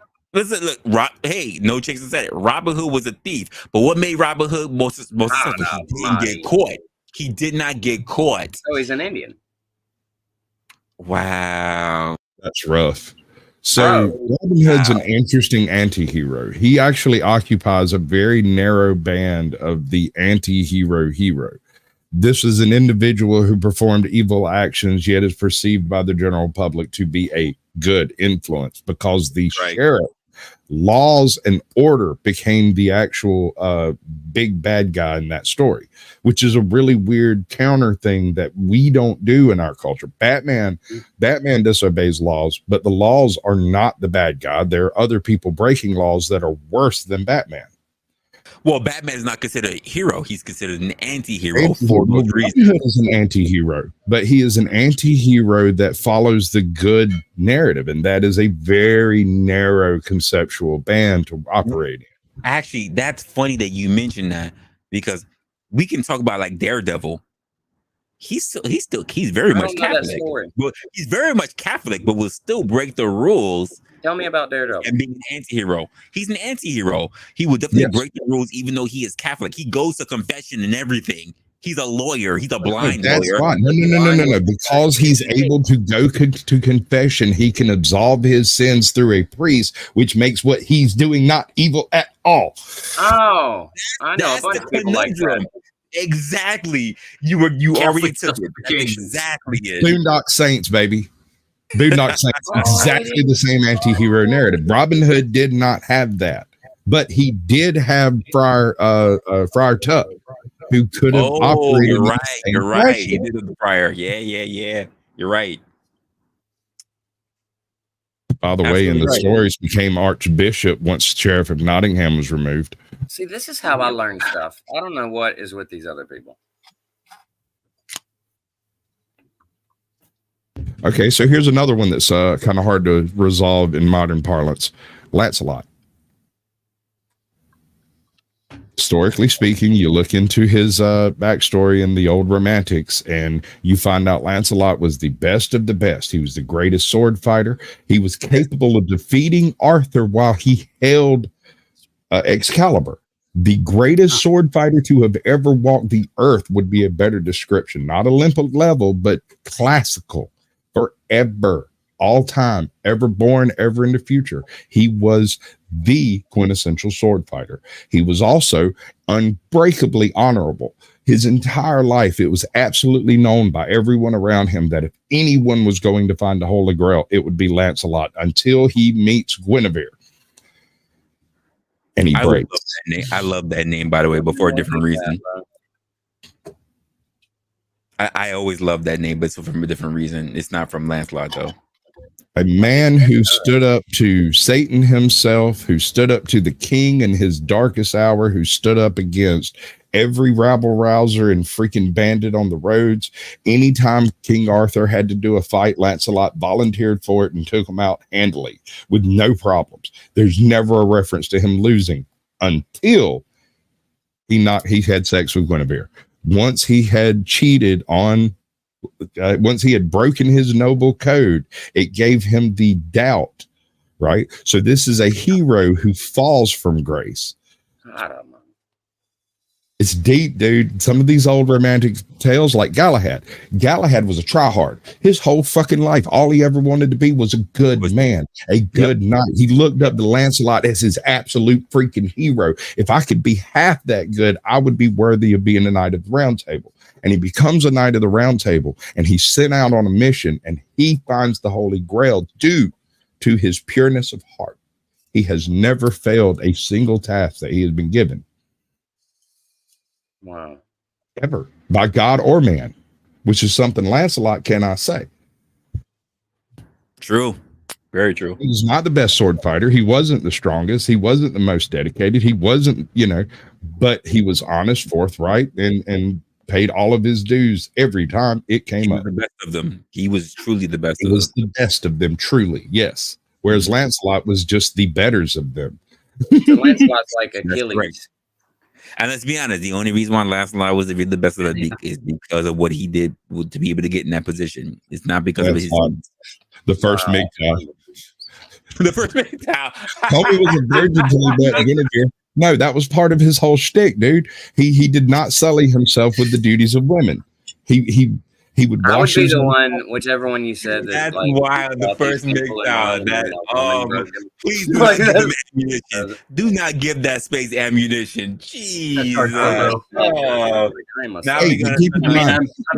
That's top 5 quote of the year for sure. Yo, that is crazy. No doubt, bro. But the thing is, Lancelot got took down by a piece of ass also, just like every MGTOW walking. Oh my god, he just gave up information. Like, he absolutely. I bet he just wanted to throw baseball with his son. Well, being jaded is a choice, right? It is. That's true. Absolutely. Grab some polish and fucking scrub that shit off, bro. Like, just like rub some dirt on it. It'll be fine, bro. I mean, you can always try grabbing your nuts and twisting really hard. And then getting yourself up off the floor. This is crazy. But, yo, what is good? My guy GS is in here. What's up, what GS? is going on, man? I ain't talked to you since I found you on Bug. Hey guys, I was just got back from North Carolina last night around 1700, recovering. Went down there and had some really good interviews. Nice. What part? I'm in North Carolina. We went to Spruce Pine to the really hip places. I'm trying to remember. Western. Yeah, I'm trying to remember the name. Dude, I live in a really hit place. I'm in Georgia. The eye wall of Helene rolled right across us. It pulled down millions of trees here, dude. Millions. Yeah, it's that place. Now, North Carolina's screwed. Like, it's bad. But here, we're just now starting, and it's been what, 4 or 5 weeks now, 6 weeks. I've been on vacation for 2 weeks. I lost track of time. I went to South Carolina where it wasn't so bad. Here, it looks like Fallout with working gas stations. It's freaking wild. Yeah. It is crazy. I just dropped in my video section. If you go to my video section, it's North Carolina testimonies, I believe, or actually it's part 1. Angela Owens. It's gonna be Mark and Angela Owens. Their story. I've got a bunch of other stories. A lot of vets are the ones that kind of stuck around and stuck it out, and I've got a lot of their stories showing. I got a lot of B-roll footage that I'm going through editing. And I want to make sure I put tasteful videos together. By the way, Resla, If you go to my video section, Yes, I sir. can link it here. You have permission to play it. It's all AI music. There's no copyright issues. I just want the word to get out. I want people to help these people as much as possible. Share it to anyone you can share it to. Hopefully, we'll be going back again soon and trying to do a little bit more help, deliver some more goods that need to be delivered. And to me, it's about the stories of the mountain people. You guys are just built freaking different. You're just built My different. grandma, bro. Wait. I gotta ask the question: which mountain people? Are we talking about from the Caucasus Mountains? No. I am in the Appalachians. It's the same mountains currently. But I got a quote for that trash from Cat Williams. He did a whole bit on the mountains of the He Caucasus. sure did. He absolutely did. If you go to my channel twice, the first time you go, you get some random video that pops up. But the second time, it's Cat Williams explaining about the mountains of the Caucasus. Cat's hilarious. The Caucasus. So, Resla, I apologize. I didn't mean to like kind of pimp my channel, but I just, there will be more interviews coming out, and you have right here, you have Audible permission. Use it, share it, do whatever you want with it. Just get the word out, dude. I don't care. Come see Monetize me it. if you want to next time, bro. All right. Well, we'll get contact information if you'd like. That'd be up to JJ Scarborough. He's a gentleman I went with. We went with the trailer. We went with the side by side. Went with a Scarborough. Yeah, that's a proper Scottish name. You mountain folk are probably all mostly Scottish over there. So, you think so? I've never been. I actually have a tartan. So Mayo got a question in the chat. He's general. Have you met the Satan of damnation 5G? What? Okay, this is the second time I heard this today. Just today. What is the thing about Satan and 5G? I don't know what that means. This is the second time I've heard this today. I think 5G. I think 5G is a weapon, 100%. Ooh, I think here's the weapon. All right, they just make up there's tinfoil. Use it. We're gonna get into this. Yo, wait. Can I just say this? I did not even see him throw on the fucking tinfoil. It was that quick. I did not even see that. Listen. Wait. That was crazy how he did that. I did not see that happen whatsoever. That was absolutely crazy. Wizard, sir. That was crazy how he did it. I did not even see the tinfoil pop up that quickly. That's because I keep it ready over here just in case somebody shows up. Wild. I'm really upset with the panelverse in general. I went on a conspiracy theory panel a couple of weeks ago, and I was the only person that showed up in a tinfoil hat. Everyone else was out of uniform, sir. Wow. Well, how can I get one of those? Do you sell those? I only want it if you make it. It's special then. God, don't get me started. I ain't made a dime at this, and if I start making money selling tinfoil hats, ain't nobody gonna be able to tell me nothing. Probably a gold mine. That's probably a gold mine. You know, people would buy tinfoil hats, which is crazy that they would, especially if it's signed. They absolutely you can make would. them fitted, bro. Like fitted. Actually, send me the size of your head. I'll make you a fucking. I accidentally signed up for a Dr. Squatch subscription. Off a mannequin. They just. And no, I'd use my own head. Y'all got to get my cooties. If you're going to pay for my tinfoil, you get my on their cooties. spokes on their bicycle wheels to make it look like spinners. Oh my gosh. To Derek. Just sending it out. Who's this? And they got to unfold it themselves to put it together. Jeez. Oh my goodness. Money's too easy. It's too easy. Well, I appreciate literally just go get some of those sheets that you can pull out one sheet at a time and just mail them 2 sheets each. Sign one of them. Good luck. Dude, stop it. You better stop it. You're going to be selling teeth and I'm going to be selling tinfoil hats, bro. Yeah, dude. I should make my own teeth, shouldn't I? George Washington up in this.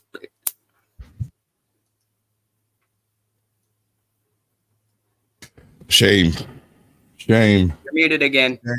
I know. So we've been talking about the entire thing about culture and about in terms of culture, we're talking about shame when it comes to culture, and just really where exactly are we going to be taking a lot of this different avenues when it comes to it, because it seems like we live more in a society right now today in the 21st century of people who are more shameless than we do people who are actually shameful. And the question that comes down to a GS, in case you just came here late, is that should we be bringing shame back? Because it seems like we live in a society where we had coaches before, we had coaches before where shame was something that was implemented in society and it was so private.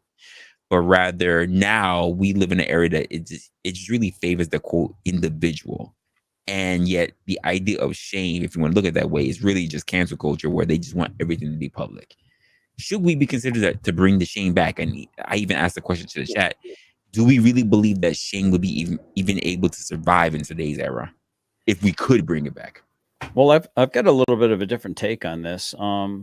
So here's where I'm at. I find this interesting that it depends on the individual whether shame is effective. Meaning, to not be able to be ashamed of something is like, in order for you to not be able to shame me means that you can't control me. Now, is there a level of sociopathy involved there that makes it so that it doesn't matter what you do, you can't be shamed? What I'm saying is, if you can't shame me and I'm not ashamed of my behavior, you can't cancel me, you can't control me, you can't corrupt me. That's a good thing. But if you can shame someone who's doing something that's shameful in an effective way, I think that it's a tool. I think the tool is only as good as the hand that it's in. If I take a hammer and I cave in Sasquatch's skull, well, I don't know if that's a good thing or a bad thing, depending on Sasquatch. But if I build him a house, I mean, he might appreciate that, right? Sure. So it depends the only on. reason I say that I disagree is because in the modern parlance, shaming and cancel culture kind of go along together, hand in hand. That is the modern public shaming that we do. And canceling you can remove your ability to make money, your ability to do business, your ability to transfer funding from one location to another, because let's say Stripe decides that something you did online is offensive and they remove your Stripe account. Suddenly you can't do business online at all. I agree, but I mentioned even earlier in the stream, when we're talking about the aspect of shame, right? 'Cause it's different than how we look at just cancel culture now. When we did the aspect of shame, normally it was something that was more in-house. It would take place within your community or the tight-knit group, even your family, right? In fact, it was so much ingrained within community that people would feel it internally. I don't want to do this because I don't want to shame my community. I don't want to shame my family's name, rather than I can say that more public thing, if you want to call it cancel culture, was, like you said, the stockades. Like all your shit was listed out there. It was listed. There was no, it's like you being hung. You weren't listed. All your motherfucker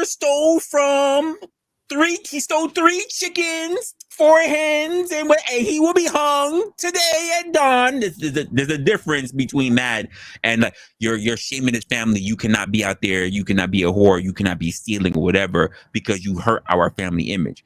It was more private and people more internalized it. Today, it seems like no one has any shame. I mean, not for nothing. I wish I had. Yeah, me and OG just did the drop by discussions on our channel. And one of the most conversations that we were having, one of the prominent conversation that we were having was about Shaq. Basically having a conversation with, I forget her name. I don't really watch female basketball, but the fact that she's out there looking lewd because she's wearing the tightest of booty shorts or whatever. But it's like, do you really need to be wearing that? And if you're gonna do that, why don't the WNBA do that so they can bring more in? But there was a whole conversation that wasn't even about that. It turned into the whole dynamics between age, which is not what I'm getting into. Is that people are willing to take anything anywhere and say what we cannot talk about, which should be shameful, like being lewd pretty much out in public. Not saying she was fully naked, but she is exposing herself and quote the comfortability when it comes to that. And how does it look to your image? How does it look to your family? How does it look to your brand? And how okay that people are finding that. If you're not a whore, you don't need to be dressing like one. And that goes to what I wanted. It is. Like, what are we doing here? And that goes towards what I had wanted to say. Because, like, even Cynthia the other day on a different stream, she, like, considers me, if she was introducing me to her dad, I would be introduced as the white guy, like, not to. But anyway, what I'm saying that for is to say this, that it's like people don't know where you've come from. And when you've really made strides in your life to change what you came from, I think there's, well, how do I say this? I think I butt heads with people who expect me to be ashamed of stuff that I'm not ashamed of, that I like, especially online. I mean, I'll say stuff and people will just think, oh my God, you couldn't possibly believe in God or whatever. But I do. And if you knew what I came from, maybe it would make a little bit more sense, is the only way I can come to terms with it. So I can't traffic in any of that. You're kind of expecting people to understand where you come from without giving them the time to learn you, right? Fair. That kind of comes back to the trust concept. You know, you are trying to trust people to do a thing that they are incapable of doing because either they've heard of you and know you and just met you, rather. They've heard of you and just met you, or they've never heard of you and just met you. And these are the people that are going to be an issue with this. Anybody who knows you long term is going to judge you from experience. And so without experience on their side, you can expect them to come to any given conclusion about you. Exactly, bro. Like people that work with the new me love me, and that's why I don't have a problem finding jobs normally. But I still fucking. Well, I can't work anywhere in this county. I don't want to take that any farther than that, but I still have problems with this, with working inside the system and stuff. Be and people proud of the trials and strife you've been through. Option, it's not as much of an option as people seem to think it is. For me, it doesn't seem like. I do have a hard leave time, and I apologize. I will be leaving probably around 8:50. I do have a show I'm going to start here in a second, but to your point, to Sasquatch's point, to CJ's point, and probably to Uncle Fatty's point, to my point, there's a level of nuance to what shame means to each individual person, whether it means to a community. Some communities are ashamed of some things and not others. Asians are basically owned by shame to the point where some will commit seppuku or seppuku. So it depends on, there's so much nuance to it. It's really hard to pin it down. So if we could all agree on, like, what does it mean to shame and what does it mean to be ashamed, right? And maybe if there was a commonality of that some kind of purchase that we could grab or cling to. And I don't know that there is really. I think it is so contingent on a variety of varieties. That's what makes it useful. All you have to do is figure out what shames that individual, and the society can use that against them. And I've worked so hard to like myself, because I used to not like myself. I have a problem when people shame me for shitty reasons. Listen, you laugh, but I get that. It was a good time. Myself, you Not stupid son of a bitch. The taste of decadence. It happens. No, I definitely get that. There was definitely a time where I didn't like myself. But shame has such a common versatility on every level of society that it's odd to me that it's not officially utilized. In fact, it's shunned. The concept of shaming someone has become verboten in our modern individualistic and my truth versus your truth standing, you know? There's no such thing. You can't shame someone, because if you start shaming them on any viable topic, they're going to turn around, call you a bully, and suddenly you'll have the council mob come after you. Ask a comedian. So this is the point that when Lady Luck is talking about it, she said, if we do not hold people accountable for their actions, anyone, literally anyone, how can we expect them to correct their behaviors? Well, I personally think it's a thing. Before we get into that, by the way, I'm gonna say, yo, what's good, Flo? What's going on? What up? Big steak. I'm here to shame everybody.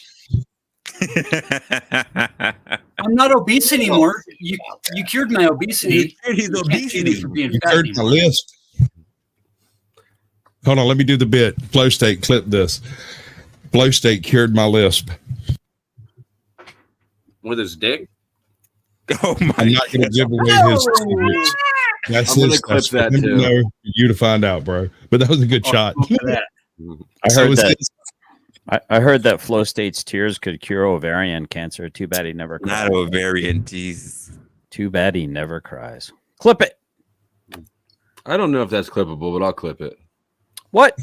You know what was clippable though was that subtle dry promotion that you did just a minute ago. I know. I already apologized. Yeah, to yeah. I didn't even say nothing about it. I just let that It slide. was Yes. Yeah, I like let it go. not sneaky enough to not get shamed for it. I know. I'm Shame. Shame. You got to ring the bell. I gotta get a bell. Fuck! How did you catch me slipping? I've got everything. I've got axes, walking sticks. I've got freaking swords. I don't have a bell. My man Why said, is walk that? stick. Hell, immediately. Praise God, man. Pray. Oh, Listen, I gotta do a praise Talcott God. impression. I gotta learn Talcott. Praise God, man. I can't. Are no chaser? Are these guys having no sense up here? I just heard them None. saying shame's not used a lot, but like canceling. I mean, Well, white guys. canceling was Well, one of the determined white by- guys on camera, please cam up and say the N word with a hard R. Oh, Out yeah. of respect for his channel, I'm not gonna do that. Wait, I mean, I'll see, let I it- see how that goes over, right? Like, where are we Shame. going? Where You're where a we bitch go? if you don't. Where are we going? Shame. well, I'm illustrating a point. Okay. Yes. Damn it, Uncle Fat. Okay, Is that you're it definitely a bitch if you don't. You're definitely a bitch if you don't. But at the same time, what the fuck? Well, If we didn't have so many toss simps, I would do it. If Correct. if one of the white guys had Hey. done that, they would feel an immediate and lasting backlash, right? And that would be No, public he shame. said That would be that I'm public just- shame, though. No. I can't see Resla getting mad at me over that. Wait, repeat that? You don't see what? Yeah, try that again, bro. If I said it, with me being me, and you knowing me, I don't think you'd get super upset at that. Hey, Resla, one word. Just say the one word that matters here. Shame. Hey, what is that? GS or SG? What does that mean? What Accountability. does that mean? What does that mean? I'm so confused. Russell, help me out. I actually have black friends. I can Wait, say who's- that wait, around without wait. getting punched. Yo, Locksmith GS or Jeremy. SG? What the? What does that mean, man? Is that like I have, is that Ebonics? What is that? Help me Jeremy? out, What man. Do you what are speak you doing, Ebonics? Jeremy? I don't know because Jeremy also got the beer glass behind him. I don't know what he's talking about. SG. Isn't that So- him behind you? Sexy good? Yeah. Well, I'll go with that. Sexy ghost. Sir, you are not being referred to as that at all. I am not doing that. There's What? no. I don't think there's any man that's. You won't call him sexy good? Shame. Well, I just Oh, want to I take a really like moment. the trendy penis. I'm going to use that. Plug. I just want to take a moment to acknowledge how much of an honor it is for you guys to share a panel with me. It's not lost on me that Oh, yo, you're welcome. One here, bro. this See, guy that's what I over mean here, about narcissism in that is YouTube. Wild. The least narcissistic person, the person with the least reason to be a narcissist, can come on YouTube and poof. He's got a whole personality and an actual grift, and the whole thing's working. It's amazing. I've been drinking beer, guys. I'm sorry. Blame it on the It was a joke, alcohol. non-joke. A joke, non-joke. Yeah, Yeah. bit, non-bit. There's that Catholic All right. justification working out for you again. Oh shit. I just Yeah, got out. let's I get- just got out. I just got out sexied right here, right there. This guy. How's everybody doing? No Para joins me backstage. Good evening, Resla. Good to meet you, brother. I appreciate you letting me restream you yesterday on your excellent topic on learning how to communicate with each other, which is extended right here in the same topic here. That's part of the shame community. Like you just mentioned, it was more private at one time. Yep. This is the more interpersonal aspect of shame rather than the projective aspect of shame that we go to today in these panels doing this hazing and everything. This is the public aspect of shame. We need to look at that introspective view of shaming ourselves and having our own standards. Oh shit, dude! Love it. Without the Hitler mustache, I'm starting to take you seriously. Flow state, shame me. Save you? Full wizard.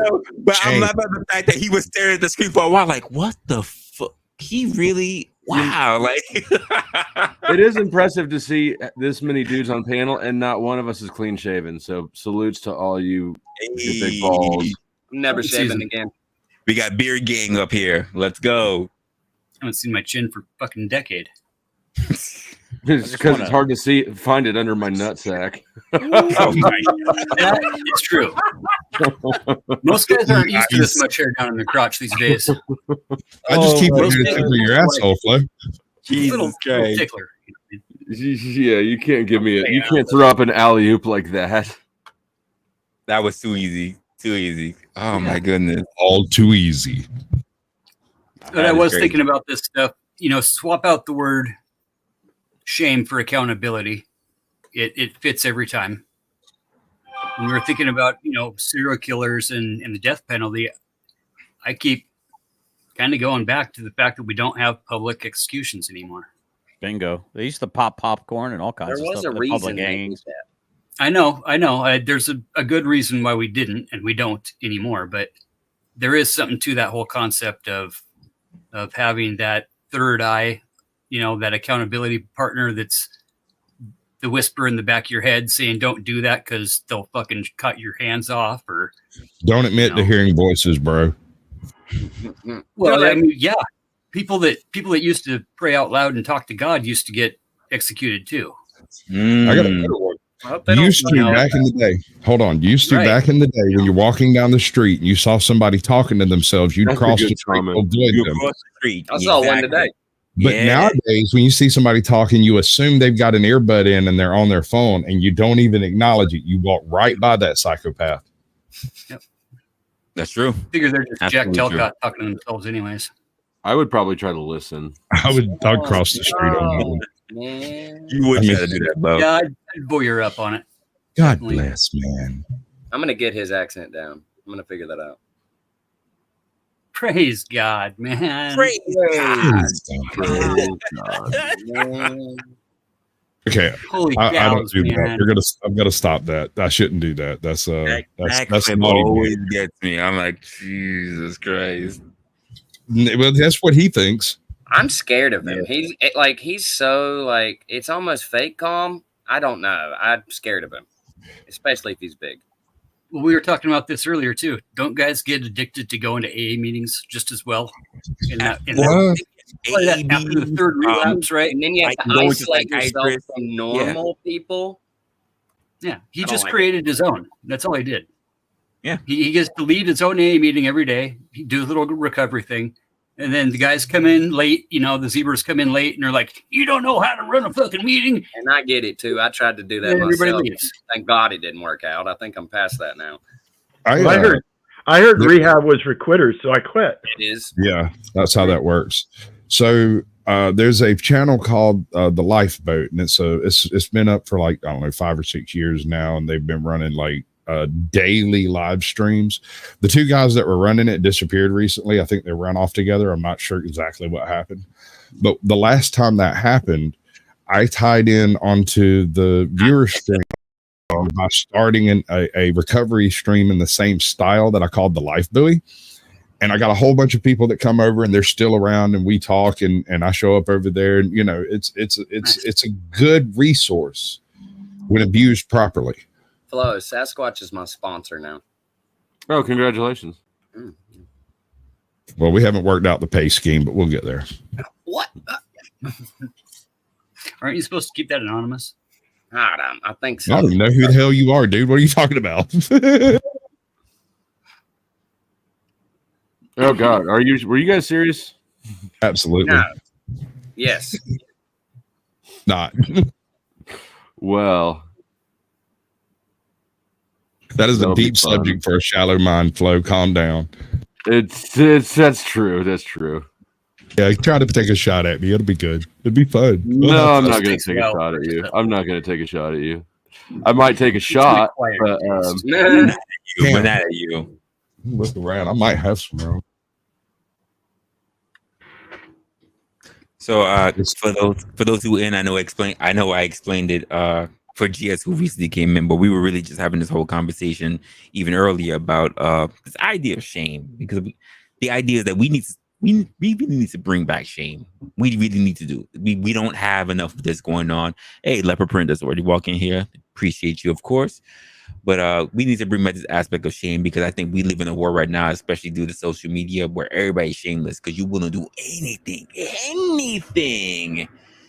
to be acknowledged on these streets. And we need to bring a little bit of humility back into the world. Well, do you think that in our time, like the way things are now, that would be effective? Because it kind of seems like to me, it's like the whole marriage, like going back to the 50s way of thinking, something's going to have to be different. as far Let as me that pick goes. one for you. Well, Resla went through part of it earlier. I'm not saying that's like a hardline stance or anything. well, the concept of marriage, the concept of shame goes beyond marriage.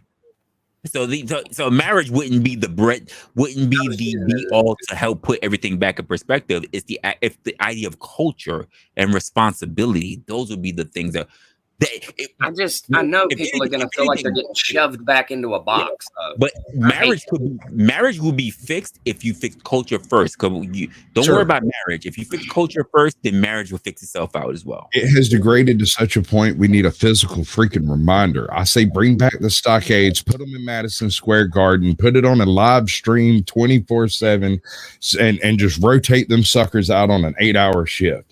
Bring in the rotten fruit from New York, let folks pelt them all freaking afternoon so that everybody gets to see an actual shaming.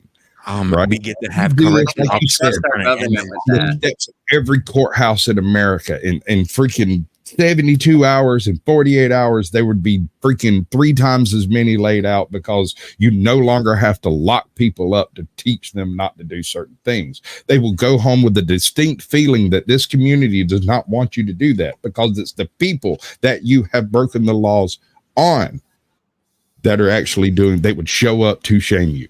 If I didn't think our government was the boy that cried wolf, I would be like all for that. But I do think. Yeah, well, and how do you do that when? My point with that one, hold on one second. Like that, when the cops aren't working for the people, the cops are working for a separate entity. But this wouldn't need to have cops involved. This would be crimes that are like misdemeanor and below, things that don't necessarily reach the level of having to call the cops on them. This is when the crackhead neighbor down the street keeps stealing the copper out of the back of your freaking truck. You know who's doing it. It's illegal. You don't want him to go to prison, but we can stick him in the stockades for a couple hours. Up there. It would just end up being the poor people in the stockades and the rich people skirting it with their money like it is now. That's the point of it, though. That what I'm saying is like to remove the fact, because if I go to jail, all right, if I get locked up for DUI, I got 2 choices. I can do 6 months of probation, or I can pay them $7,000 off probation immediately. That's ridiculous. I'm still technically on paper. I'm on paper technically, but I can go get my license, go back to work, and it's not even a blip on your freaking radar. It's not a matter of white privilege, black privilege, any of that. It's money privilege. He who has the money makes the rules. He's not lying. He's not lying that. The one who holds the gold is the one who rules. Yeah, you can contract yourself in any situation with those people. I can't argue that one. He's absolutely correct. He's got the blowtorch. You got the blowtorch. There you go. The dragon has arrived.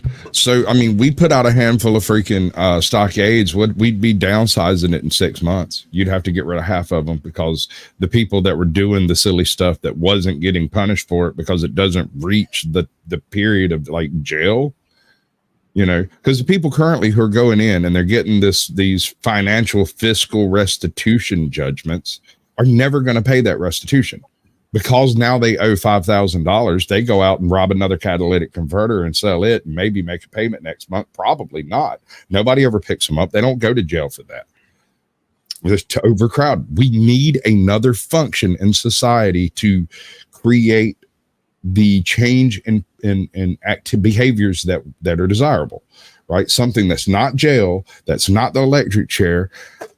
Anybody for public beatings? I mean, I'm not sure how that would get, bro. I just don't want to be on beat. So the reason why, because of our insurance system, I wouldn't advocate for the beating. I'm not. No floggings. Gotcha. Again, not against the beating, but because of insurance purposes, if that person damaging government property. Yeah, and if that person dies from later complications, they can sue the government. Other people give them that power now, though. Yeah, and then if they're suing the government for the fact that they got mistreated from the injury that they caused because they did some stupid shit, then family is able to. Let me use rappers as an example. Like, say Jay-Z gets mad at somebody, he could have them in that stockade because of his money. Like, that's what would happen if we give them that power right now. I don't think so. No, that doesn't happen currently with law. It would just be an extension of law. I hope I'm wrong about that. No. So they would have to be unequivocal proof that this person has wronged Jay-Z strongly enough that they wind up in a stockade. Not because of just his power and influence, because regardless how you look at it, even when you look at everything that we go through here in these U.S. of A's, right? We still have the quote due process, which is why we can all, without any process has been done on Diddy, we can turn around and say, "Oh, this motherfucker's guilty because he had thousands of bottles of fucking Bro, Diddy there's oil." people that knew that he was a bad dude. Dude, a Tupac song I was True. listening But to was earlier, he on was trial? preaching about that But shit was then. he on trial though? I mean, people already knew that R. Kelly was bad. Yeah. He already was caught on the camera. The whole "I pee on you" segment from Dave Chappelle and everything. But when did he finally actually go down? After a point where he had women locked up on the freaking attic stomping for fucking food and shit. So obviously, it doesn't matter. You have to remember. Oh, go ahead, GS. You're muted. You're muted, sir. You're muted. Don't tell him. Yeah, don't tell me what those folks did. That's not shaming, bro. That's a 9mm hollow point solution for me, and that's about the cheapest way you can fucking deal with it. But like you said, it has to be 100% irrefutable. You're a kitty diddler. You got caught in the kitty diddling. You're this, that, and the other thing. I'm not trying to get your channel in trouble, but we're talking. I mean, it's a cheap and effective way of dealing with something instead of paying for these people, keeping them fed for years. You know, just hey, man. Frontier justice, but we want them to repent before we kill them, though, right? Here's one thing I heard that's tangentially connected. If I could just say it real quick, sure. Is a British God knows their heart, Uncle Fatty. A British I know. But CJ, before you go, well, let me pose that question to you, Uncle Fatty. Who do you want the person to be able to repent more? Diddy? Doing with everything he know that we know that he's done right now with the Diddy or with adults, or R. Kelly knowing the way he did with people who are minors, even getting married to one prominent person that we know as Aaliyah, peeing on them, young girl. Who deserves more of repentance? I forgot about Aaliyah. Yes, sir. Can it not be both? Our parents agree to it. Even if you say that. Which one deserves more time to repent? Is it Diddy or R. Kelly? I mean, the wood chipper's going to go smack either way. Come on. I mean, Diddy? yeah. Come on. I don't know. Timeline on something like that. We don't know. Because now we're having a conversation, even with the point where we were talking about on the DBD earlier last night, when we were talking about this conversation that even older men are talking with younger women, right? Just even in the whole age gap situation, right? Just in talking about referencing how young women dress, right? When we're talking about how people are looked at as early as their 20s, but we have people on the internet that speak about them as minors. They are over 21 years old, but they are being referred to as minors. That's legalism, entrapment. So if we have someone who actually goes after someone who is not even of the 20s, they are still in the teens, but they have entire segments with grown-ass women that say, "I love R. Kelly," and I have someone like Dave Chappelle who's sitting there creating skits called "I Pee on You." He got the Zorro mask on and everything else. But when we have Diddy, who has grown, I'll just say it, men, or the Diddy or situation, who deserves more time to repent? Is it Diddy with everything we know, or is it R. Kelly? That's my question to you, Uncle Fatty. Come on. It's weighing one sin against the other, though. And which one is more egregious? That's the point that I'm trying to make. Which one is more egregious? Right? How we look at society. Come on. I think as humanity, we want to see that difference, but really, a sin is a sin as far as it goes. Like, oh wait, when you say a sin is a sin, are all sins measured equally, sir? Some would say. What kind of snake answer was that? So some would say that's a Christian answer. That's a good line, CJ. I like that. What kind of snake answer is that? You know, the Great Plain Spaghetti Monster invites us to repent every day, just like the Catholics would. Just like the Catholics would. Okay. Yes, but if you worship the spaghetti monster and you're a pirate, you're safe. we don't use that repentance as an excuse not to change.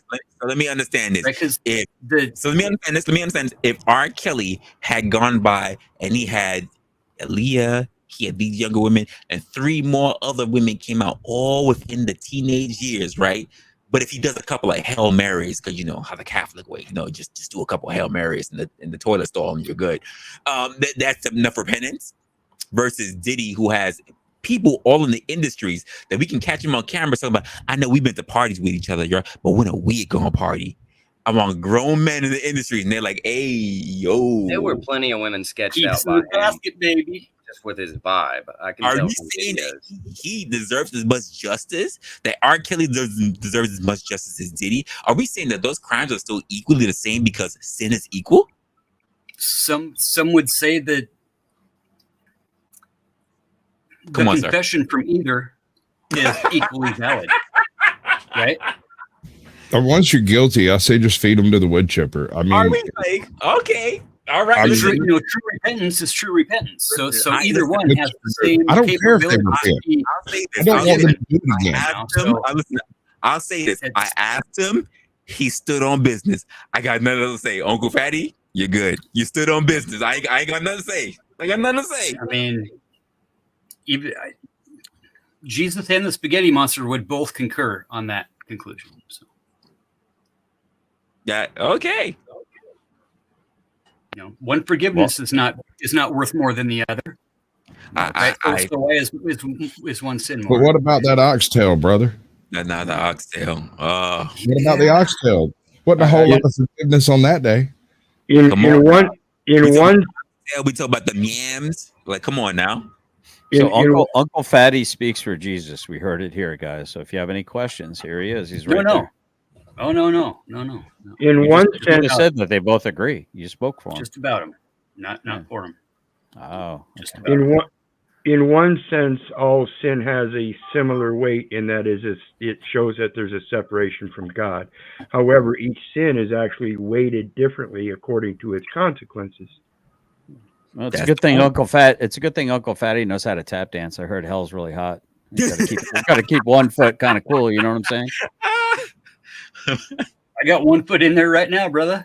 Signed that contract a long time ago, bro. If only he knew, right? That's why I was like, are we really gonna hold them all the same? Because like, are we gonna say the okay is you being a pedophile is the same thing as being murder? Like, are we gonna they're still weighed the same? Really?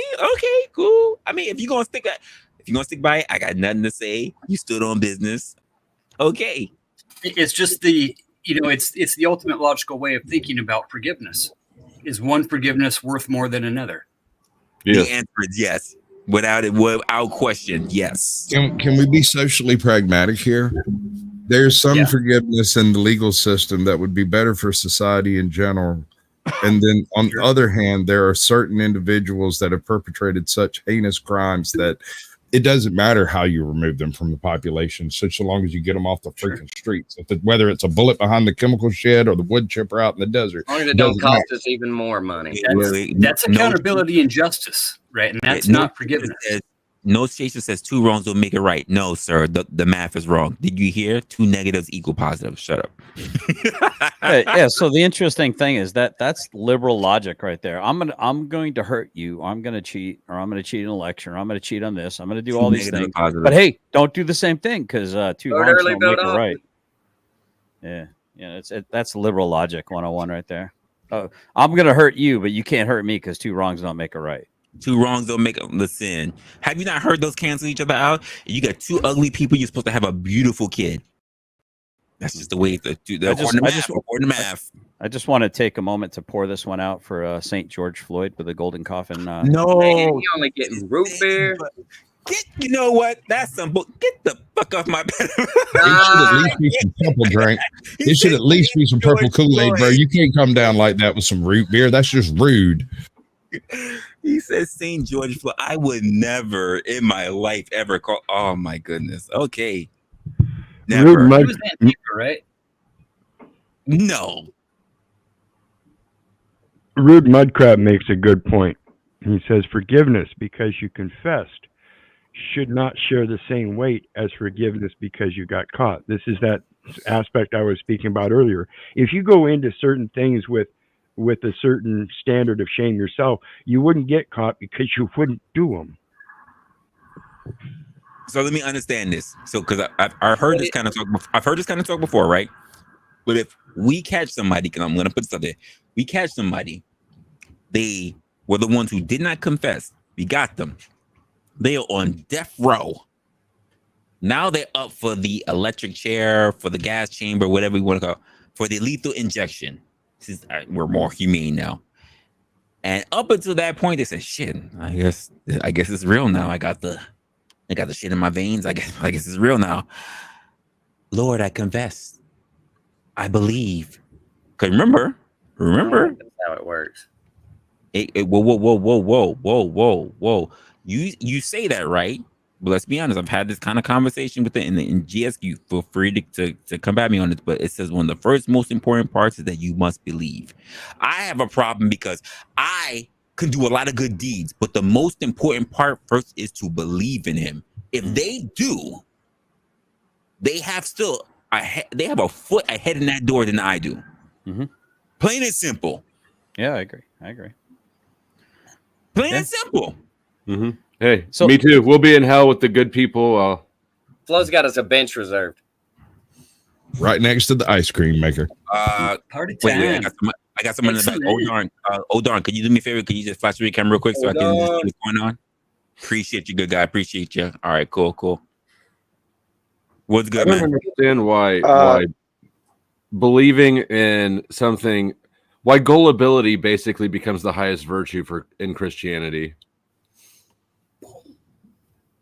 That's why I love you, Flo.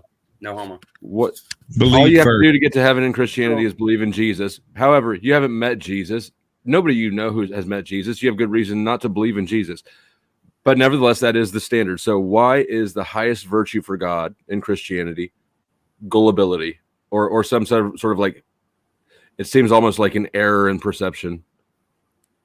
So what do you mean by met Jesus? Because I can Faith. read the red letters, I can hear his words. You know what I mean? No, come on, don't get Millie mouth. You No, I'm not said like you're trying to create confusion where there is none. You know exactly what I mean. no. I'm trying to You create know, clarity what where there colored is. eyes Jesus had? GS. Are we saying Flo, are we when's the saying last? spiritually met or physically met? Like even the in, point like is in the aspect of dreams Sorry. or whatever, like or whether we saw him in presence, like through our own, we saw him but no one else did, which is called a hallucination. But whatever, like what exactly are we I talking think about? that everybody knows that I mean met in the same sense I'd say I met Sasquatch, right? Have you ever met your brain, Flow State? My rain? Your brain. Your My brain, sir. brain. Have you ever met it? No, I have not. How do you know it exists? Because it's not an individual person. How do you know? How do you know your brain exists? You've never seen it. You never touched it with your own See, hand. this is where You you're never- trying to you muddy never the water to tasted it with your obfuscate own from the tongue? question. Why Lick your brain. does your Lick your God brain. value That's why I say I don't gullibility care. over Your brain doesn't everything else? exist. Yeah. I said I don't care if it does. It don't affect my day. So is it more or less gullible for you to believe that your brain Well- actually exists in your head because some guy showed you an MRI or some kind of facsimile? Well, nobody's showing me an MRI of my brain saying, hey, your brain wants you to give me 10% of your money and do this and that and this and that, right? People Well, aren't then treating don't give my 10% of brain's your money. MRI like it's God. The love of money is the root of all evil, Flo. Money's not evil. It sounds like I you don't love think your money's money evil. too much to give it up. To a whole thing with scammer? complicit Yeah, I do. fallacy. I think this is a perfect place for shame. Yeah. Shame. Shame. So here's Shame. the thing, Praise Flo. God, man. If you believe to Resla's point, if you believe Mhm. that what you're doing is tithing to God, then it goes into God's hands, and no matter whose hands you put that in, that you have to believe God will do a good thing with that money. It might take 10 years, but that trickle down Reaganomics. This wasn't even really the point, though. The point was the highest virtue in Christianity is a form of gullibility, or else I don't even know how to look at it. That is the point he's making. Well, The conversation what with you Flow call State it actually cleared up gullibility. the concept I had an issue with for a long time, and it was the concept of big faith versus little faith, right? The word faith means a thing, but then the action of the actual doing of faith is a different thing, right? You can have faith that you're going to wake up in the morning. You can have faith that math is going to work out. You can have faith that gravity is going to be there tomorrow and you're going to have to go to work. You got to pay bills. You can have faith in all that. That's little f faith. But to have faith in an unknown power that is not your own, like Flow State says, takes a certain amount of gullibility, because you first have to believe that it's possible. You have to believe there is something more powerful than yourself. And then you have to believe that it is best to submit to that will, even though you can't know it, which is absurd to some people. Well, I would actually say that I think the Bible strengthens Flo's argument and your argument, Caucasian. And here's where I'm going to present it. When the disciples were sitting around in a circle with Jesus included, they said, Lord, who among us, not including Jesus, is going to be considered greatest in heaven? And the hubris, not even including Jesus.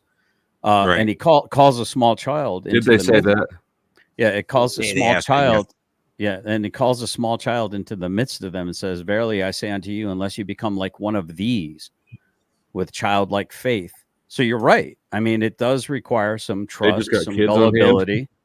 It does require some trust. And so, I mean, you asked me a faith. I know. I'm sorry. I assumed you were asking it in good faith. I apologize. Okay, and I'm trying to answer it in good faith. And I'm actually trying to strengthen your argument. I'm not disagreeing with it. I think you both make very good points, and I think that might be a blind spot to some Christians. Can we put it on its head? Can we turn this over and look at it? Please, what happens if, okay, let's say you're right.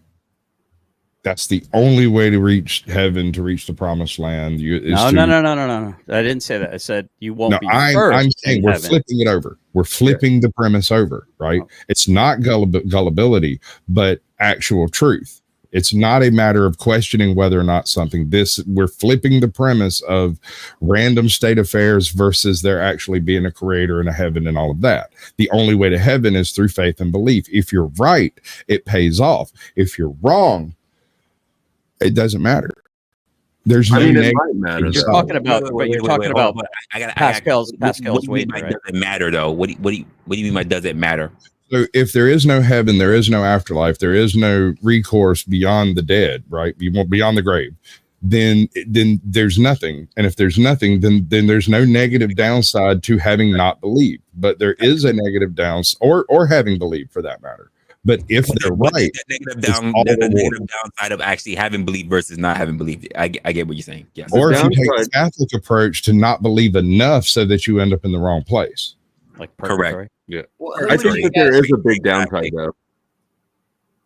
Who would you guys say has more faith? The person who's leaning toward God and is what people would call agnostic, and they very well could believe there is a God but not be willing to name it or tell you details about it, versus the person who thinks that they got this, like it's Jesus and you're wrong if you don't. That's a tough question. I'm not gonna lie, it's a tough question. I'll speak for me, and then everybody can chime in if you want. I'll speak for me in saying that I was a person who was raised in faith, raised as a Christian, being in faith, whatever. But I can also say that just being how I am as an individual, growing up, whatever, I came to a point where, even to the point where we can say today, or how you know me today, there's a form of indoctrination. Do you follow something because this is what you naturally believe, or you follow because this is what you were taught to believe? There's a form of indoctrination there. There's a difference between someone who is forced to believe, forced to follow, versus someone who willfully follows. There's someone who follows with intent versus someone who follows out of fear. I think there are some people who follow out of not for nothing. I'll just say it, that they look at religion as mafioso. If you don't give enough of your protection prayers, something bad might happen to you. And there's someone who believes that I don't believe the thing that happened to me because the Lord got me. There are different people on those different kind of levels for it. And for myself, I was a person who I had to really question that about myself, and I realized that, quite frankly, I'm not a person who falls into it because I strongly have it. I think I'm in it because I was in it because someone gave it to me. This is what we were raised on, but I need to find it for myself. And that structure, that questioning, if you want to say, led me out of it. And I've been trying to find my way back. So what I've been asking a lot of people, especially for those who do believe, and I don't shit on them because of it. I just say you have something more than I do because you have faith. You have faith. You have something I thought I had, but I realized it may not have really been there. So how You're does an one? atheist? I'm not an atheist. I'm Sounds like an No, agnostic if you were going to put a label on it. You're free to ask because I've said this No. already. The point here is the difference between big F faith and little f faith. You've experienced faith. You've experienced the inexplicable. You had nothing to attribute it to, and so you attributed it to God. If flow state sees the inexplicable, he's not going to immediately go, "That was a miracle." He's going to go, "Wow, that was weird as shit." Let me say it this way. I attribute it to God. I attribute it to God because based on what was there, God was the only answer. As I got older, and I thought for myself, I said, "Is that really it?" Am I thinking because that's the only answer because I haven't really thought about anything else? Am I really just gonna just say everything is God? He works in mysterious ways, and it was nothing of my own doing, or can I just really talk about coincidence? Because coincidences do happen. Coincidence exists, but except for the people who don't believe coincidence I don't exists. know if I believe in them. It's But, okay. But here's what happens if you don't believe in coincidence. If you don't believe in coincidence, you find patterns in absolutely everything because it has to mean something. Yes. And you lose your freaking marbles trying to figure out. He got it. So as a parting query, Resla, you said something that it really stuck in my ear. You said that I trust that God's got me. Now that's an interesting premise because what exactly does it mean that God's got me? And so and I have a general idea of where you're going, and I'm probably going to leave. I'll posit this. Well, that's the part I can't answer because faith has something that I can't answer. They have something I don't. They have a part of an equation that I just don't understand. Right, but I want to speak to what the average Christian might think that means. That word might means, and it might associate with you, might not. And I just want to posit this before I have to jet out here, and I appreciate it, and I'll watch this later to get the response. Sure. So when people say God got me, they think they're going to win the lottery. They think they're going to live to 120. They think they're not going to have any health problems. They think everything's going to be golden. They're going to get a Cadillac and a Maserati and a G6. They may get those things. Right. But seek first the kingdom of heaven and his righteousness, and all these other things will be added to you. But when Jesus says those who give up their life for my sake will find it, and those who keep their life for their own sake will lose it. So what does it mean when God's got you? Does that mean you're going to live in nothing but abundance all the time? I mean, you could die the next day. See. You see what I'm saying? But some people would be like, there can't be a God because look at what happened to him. Yeah, I hear you. And like I said, I'm always conflicted because I see both sides of that. There are people like God got me because I believe, and there are people who believe that God got me because not that I'm the greatest person, but I do believe that I've done enough. I've tried to always do good work. And so there's a difference between the person who's in prison, like I said, on death row, and they're like, well, I believe, so I'm going to get there. I killed in his honor because I believe they were heathens or whatever out here, versus the person that I try to do as much good works. I am not the best person, but I believe that if I did as much as I did, I try to follow the word. Hopefully there's a place for me in his kingdom. God got me. Don't bounce off because I only bounced on to, I think, ask you a question. Can you can you ask your question real quick? Because I do know GS. Wait, who is that? Who is that speaking? Oh darn. Oh darn. Yeah, so the liberal logic, 2 negatives equal a positive. So are you, when you say that that's liberal logic, are you saying that liberal logic is math? And I ask that because Republican logic is like, let's go bomb a couple countries, Iraq and Afghanistan. Liberal logic is academic, sir. Spend trillions of dollars and get strange what out of it. Because there were actually no new wars under a Republican. Name was Trump, and matter of fact, they did a lot of withdrawals. And there have actually been more wars and conflict under Biden. Matter of fact, there's North Korean troops in Russia right now, and there's also Chinese troops in Russia right now. There's American troops all over the place. Biden started a war. I'm not talking about Trump or Biden, because my understanding is even Obama didn't start a new war. But what I'm saying is, if 2 negatives equal a positive is liberal logic, because mathematically Okay, two negatives I'll break- equal a positive. Yeah, I'll Correct? break it down how snarky Correct? I'll break down how snarky I was being to Okay, better explain it. okay, because better I explain feel it like for you were taking an unfair shot there. So like if I were to punch you in the face right now and then complain that you made my knuckles hurt, that's called being a crybaby. That's liberal logic. They punch you in the face and complain you hurt their fucking fist. And God forbid you fucking feed them their teeth, because then you're a criminal and you go into the J6 prison. So fuck off. I've never heard anyone punch another man in the mouth and then complain about their fist hurting afterwards. Okay. It means you're a victimizer acting like a victim. You've never been around to fight this. Look what you made me do. No, I punch a motherfucker, and yeah, I have. Look, if you carry your bottle openers with you, it will never hurt your fist. Yeah, again. I definitely. Oh darn! Yeah, Oh darn! but I'm not complaining about it in the moment. Yeah, you know you what sound- I mean? Around to the God got me thing, if I may. Oh darn! Oh darn! You sound really bubble wrapped. Go ahead, CJ. I got like 2 minutes. I actually have a stance on this, because I tend to think I'm one of these God's got me people. But all I mean by that is I know 110% God has me on a path, and the path I'm on now is better than what I left. And I feel like a different person, and I don't feel the need to have to explain that I'm on a path to anybody, even though I do a lot of the time. But I don't feel like I even have to. And whatever's gonna happen to me is gonna happen, because God's got it. Yeah, CJ, when I look at you, I look at a man that's at peace. And I'm glad you have that, brother. And I wish that for everyone on this panel, especially you, Resla. Did you hear that? Like, no, don't say especially me. He said he looked at you.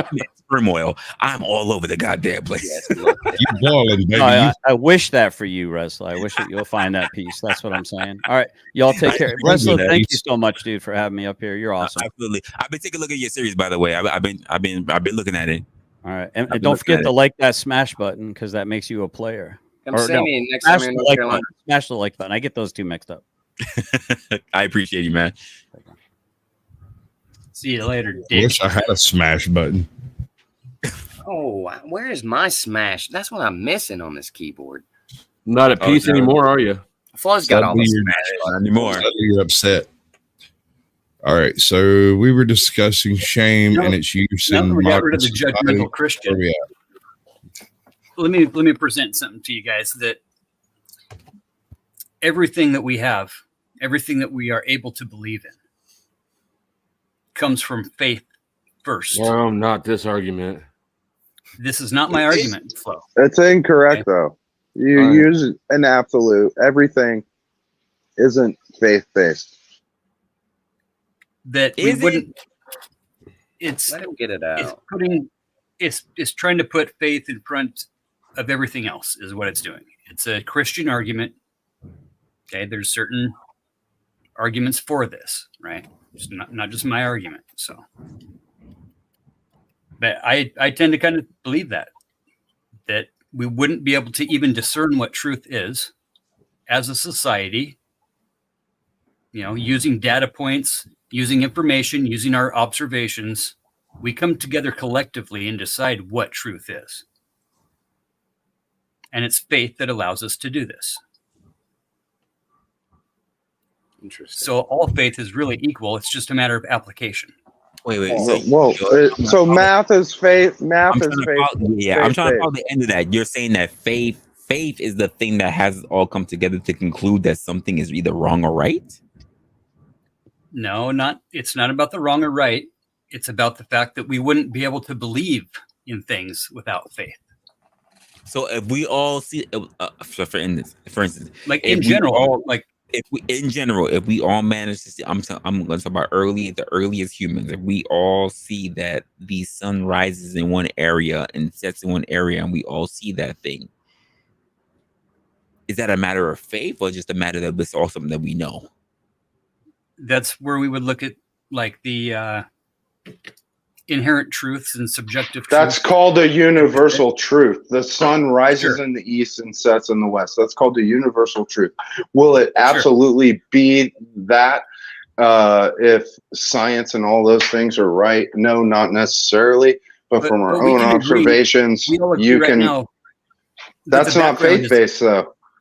but the background is black in this setting right here, right?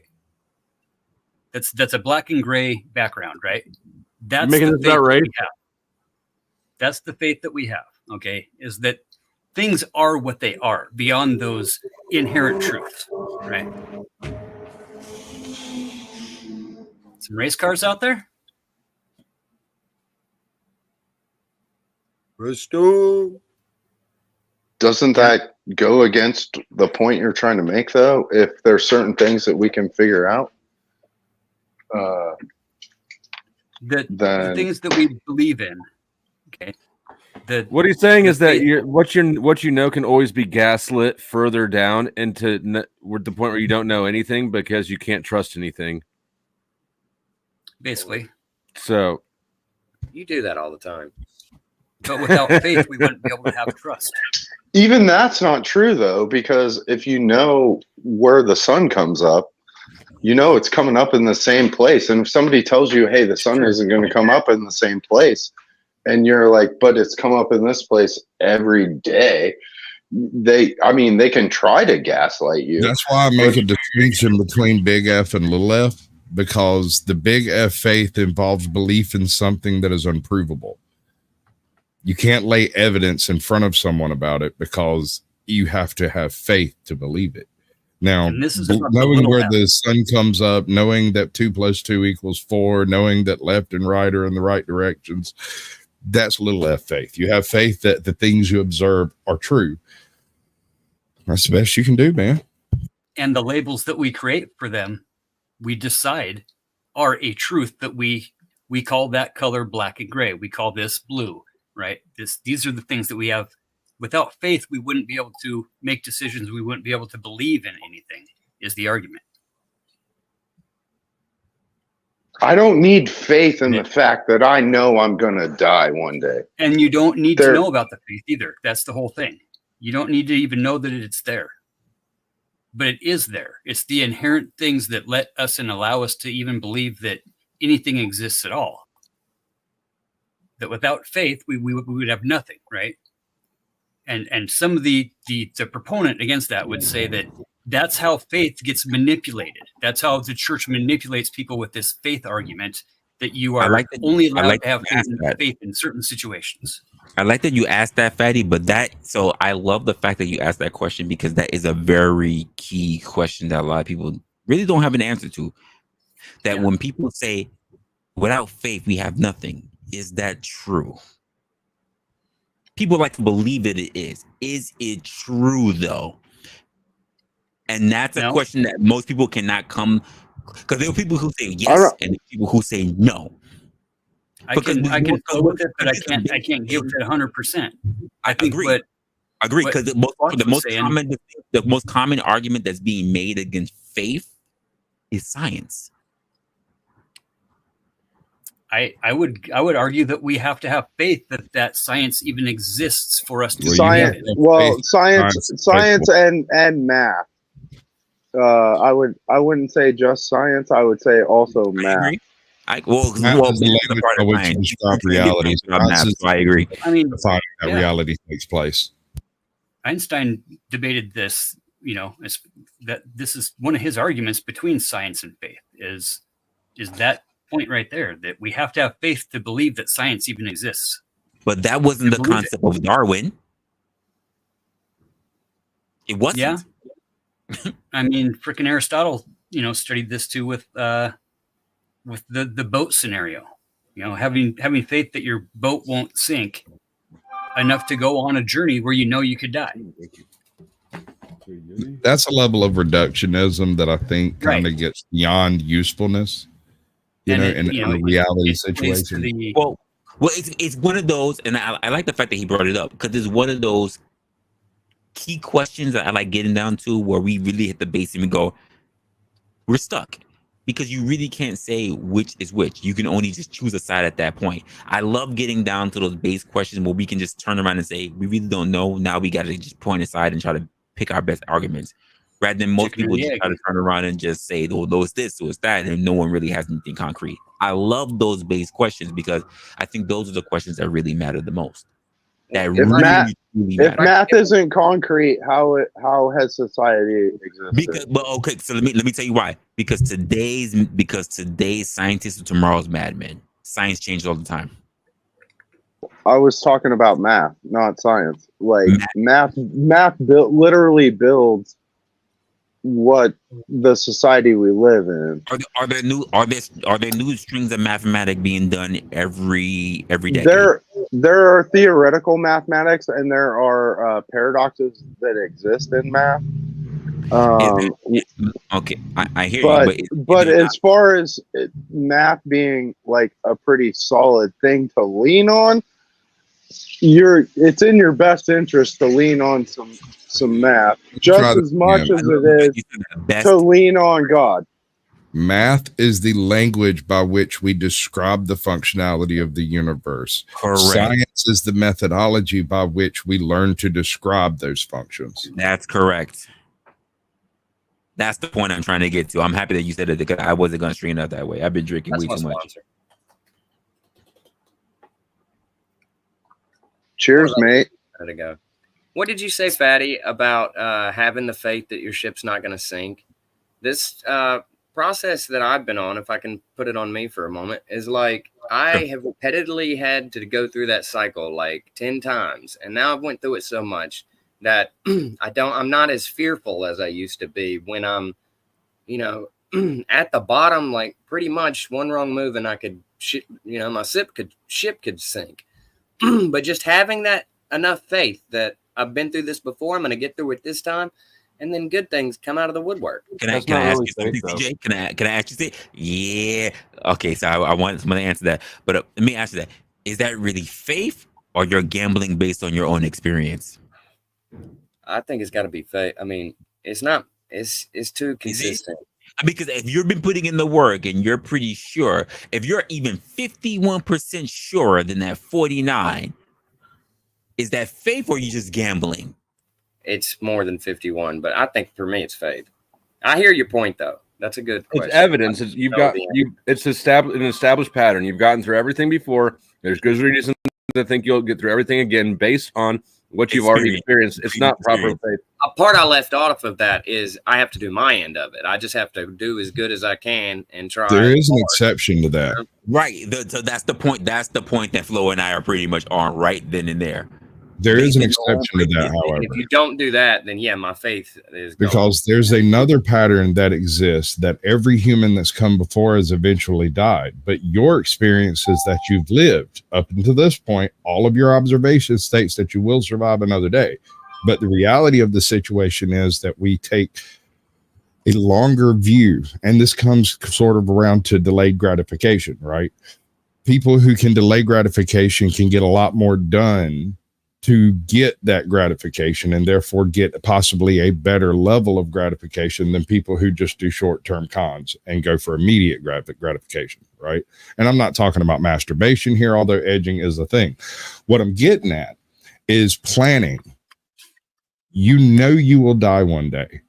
Some of us have the ability to plan what will happen to our affairs after we pass. Some of us never consider that stuff because their evidence tells them they're going to live forever, even though that's absurd. Where's my sandwich? And I used to build mega yachts for a living. So the analogy of will your ship sink or not, I think is a poor analogy because your ship will sink eventually. It all depends on how much money you got.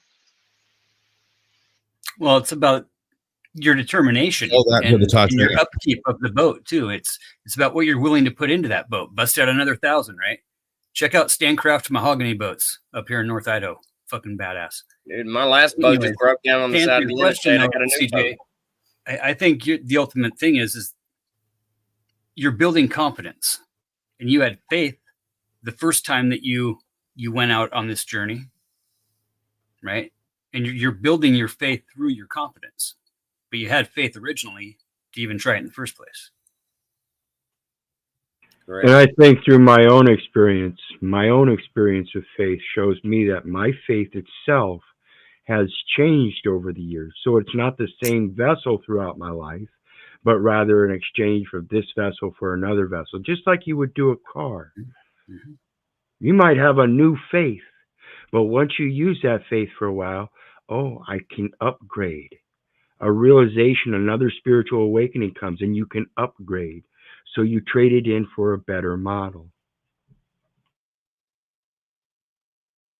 Yeah, and I think that's a bad analogy as well. Let me run that one by my wife. The argument of trading in an actual trading in something for a better model rather than working on what you already know, because the Japanese theory is that if it ain't perfect, keep working on it.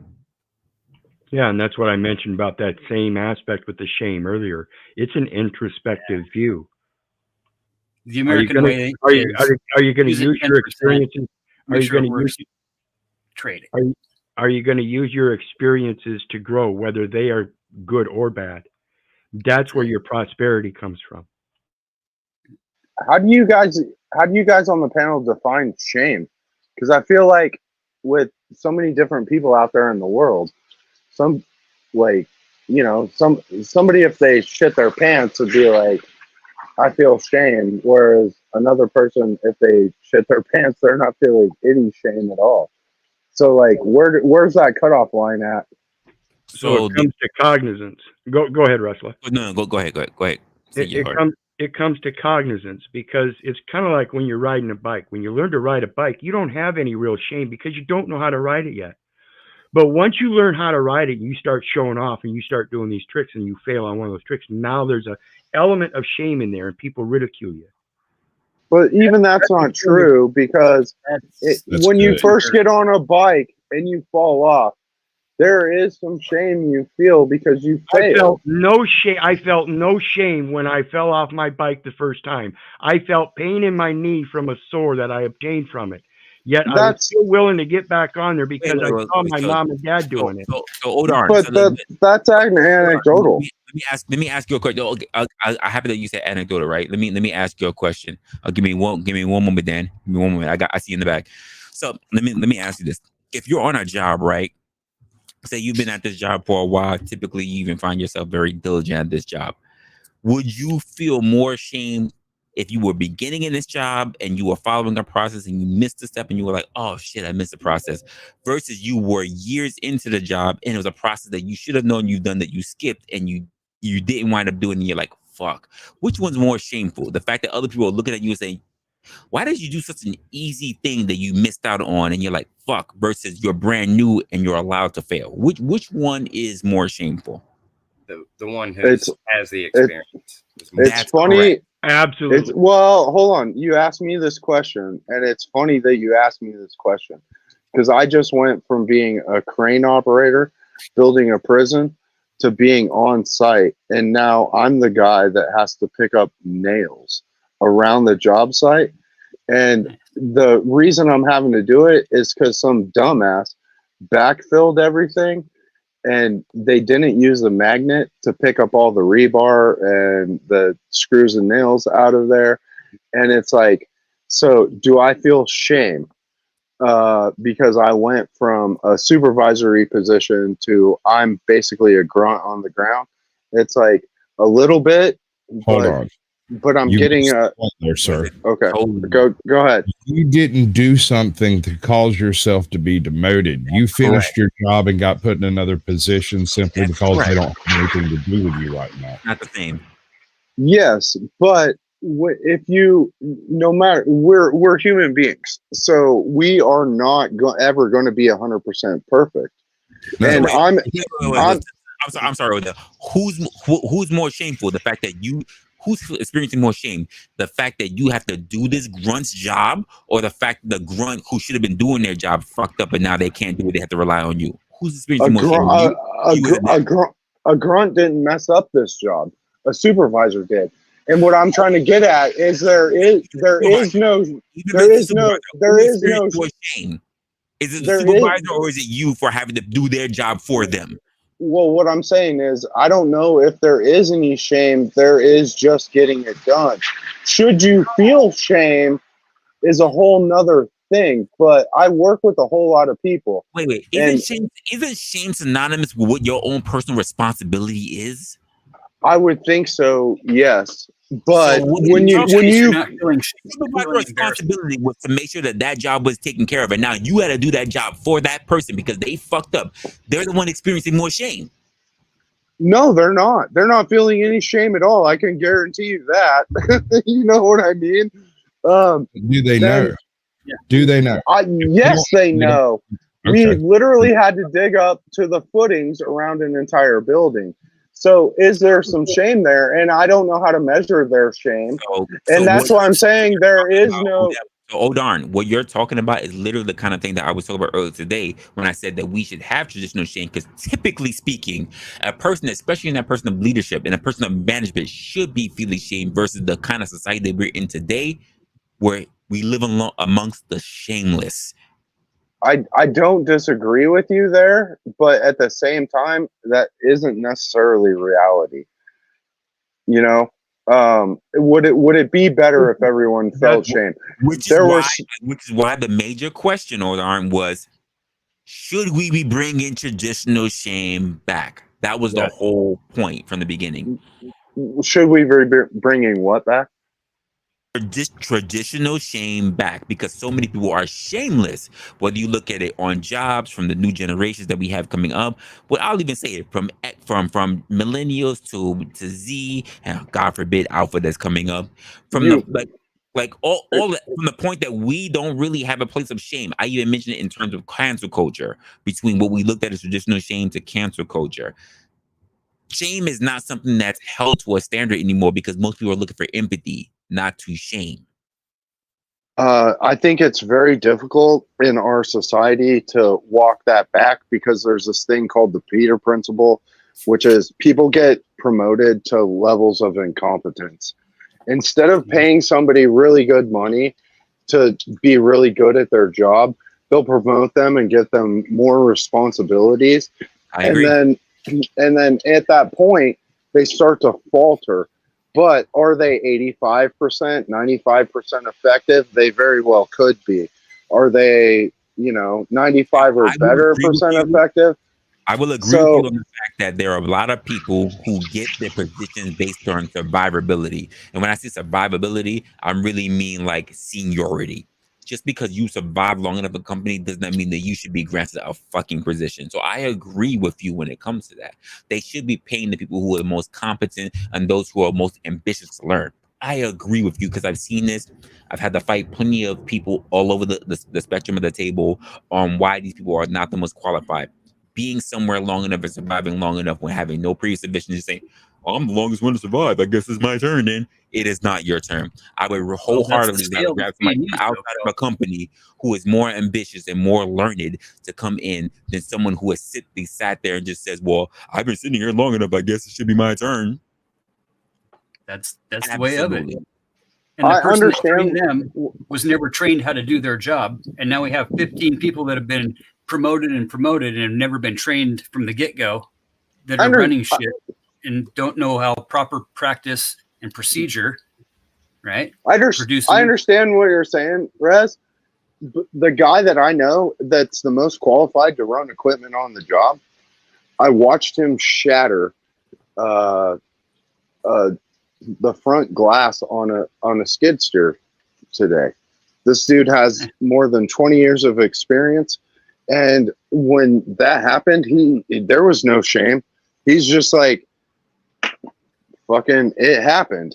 And the reason why it happened, and I understand why it happened, what he was trying to do and get it done, is like he just messed up. So like, if you make a mistake, should there be shame involved in that mistake? And if you take that mistake and you learn from it and you become better because of that, I don't know if shame is necessarily an option. Well, I think it's completely possible for that guy that you're referencing to feel shame in what he did and also not show it to others for reasons of being with men on a work site. You know what I'm saying? I agree. That's what I was talking about agree. earlier. Interpersonally, you have the right to shame yourself to your own standard. You know, I've been doing this for 35 years. It ain't happened since I first started. I learned my lesson. It was an accident. So I have this little interpersonal shame, but it's not so great and everything, and it's not something that's anybody else's business. It was an That would accident. be my reaction exactly. Like if I was driving that skid steer, I would beat myself up tremendously. Am I going to show it? I would bite it off. You know? Especially with something I've been doing for years and making such an easy mistake. Absolutely, I would. On the obverse side, though, if it's something you did on purpose, then there should be that heavy public shame. Well, yeah, if you did it on purpose, you have no shame. You purposely wanted to fuck up. Exactly. Yeah, I agree with that. But we're talking about people who are experienced and there was just oversight. Yes, they might seem some like there's a difference between someone who intentionally did something versus there was just oversight. Like, fuck, I really messed that up. Damn, how did I skip that part? Damn, I really should. Why is it I didn't see that? There's a difference in that. Well, Or genuine oversight. into a fucking lake upside down. That was pretty fun.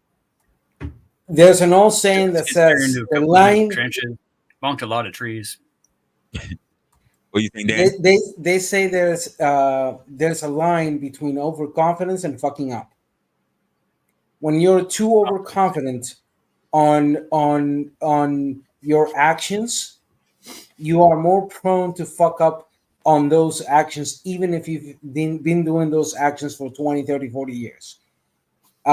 Something that I think the distinction has been made here on this panel is that the interpersonal standard that one has as an individual versus the standards to which one is subjected socially to others.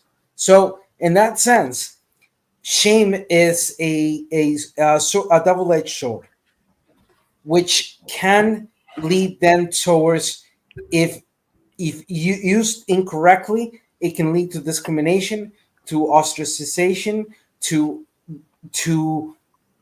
signaling the other as the enemy. So we have to be very careful as to how those things are done. I would see it that way. Now, the interpersonal sense of things, one can have those standards. Yeah. One can have those standards as a person, and one can try every single day to say, I'm going to do my best with the tools that I have. But we are all with an attitude of gratitude, right? With a gratitude or humility or whatever sense of lowering of understanding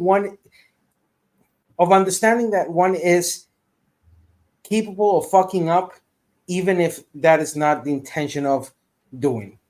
If one fucks up and it's not intentional, or it's because we did not pay attention, then it's an internal shame. It's in, damn it, I have to pay better attention. I have to do better next time if there's a next time.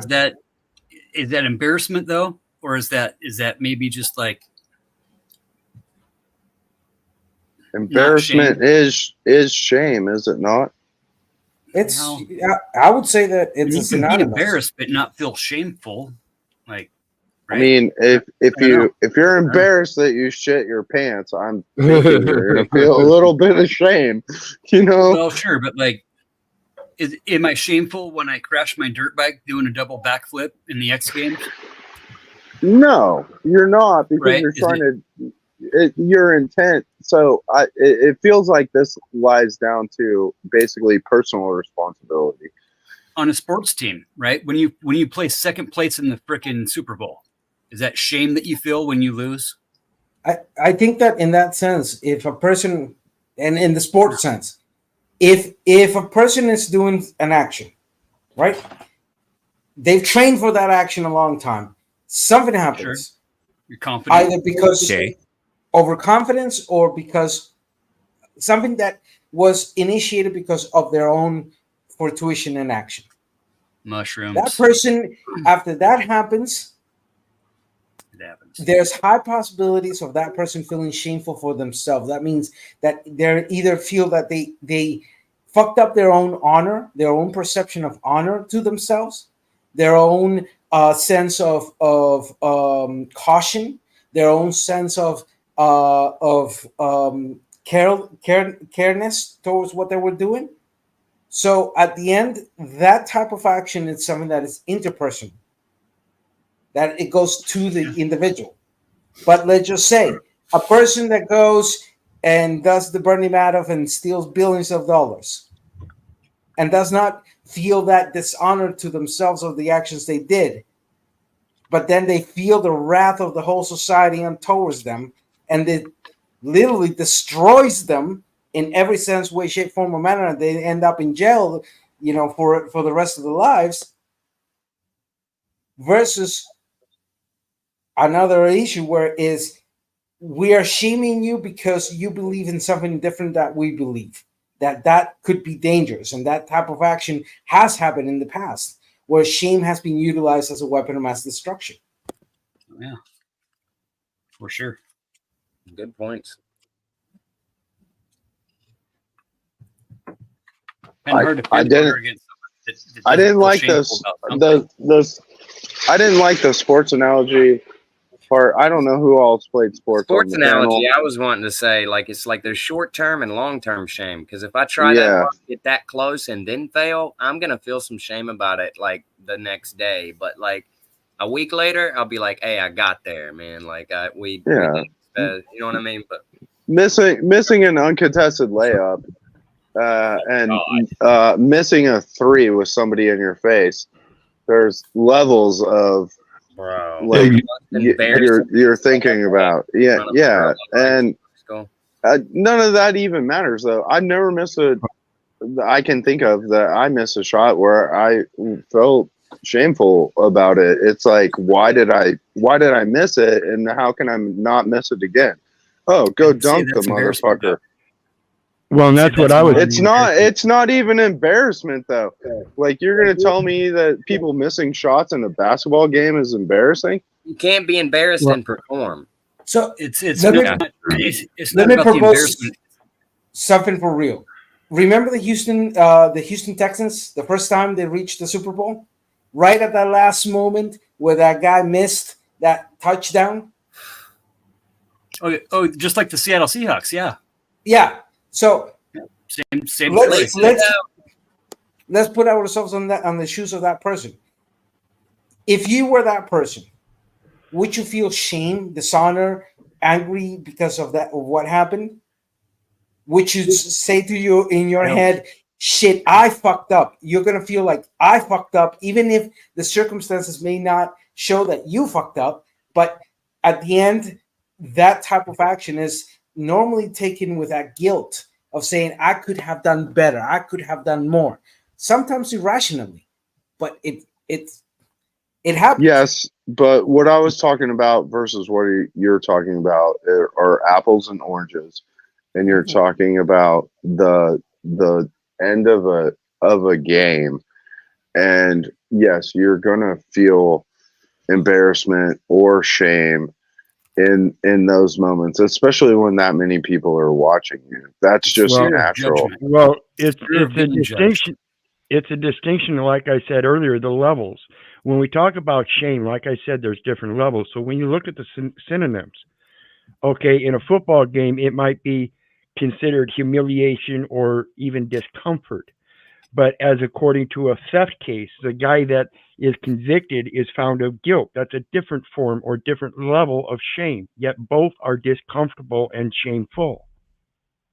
And can happen simultaneously. Yeah, or another example.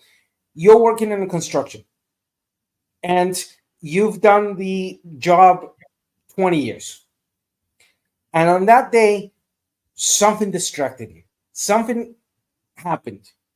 And you let go of, I don't know, a beam of 2 meters long. And it went all the way crashing down and it crashed on the cars of several of your buddies. How's that person going to take that situation? most possibly that person's going to say, I fucked up. This was my fault. And it's going to feel the shame. Even if the I'm going to blame context, Johnny for not packing his end. Straight up, I'm blaming Johnny. yeah. Or the other one. It wasn't my fault. It was the other guys. No, but no, I see what you're saying. I mean, The beam was too slippery. I say with Yeah. with shame comes more of a feeling of like depression, right? Than fear of judgment.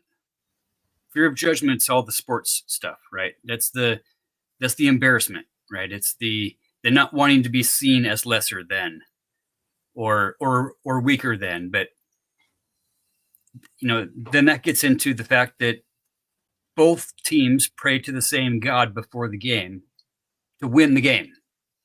Yeah. Is God really choosing who actually wins a game? So, No.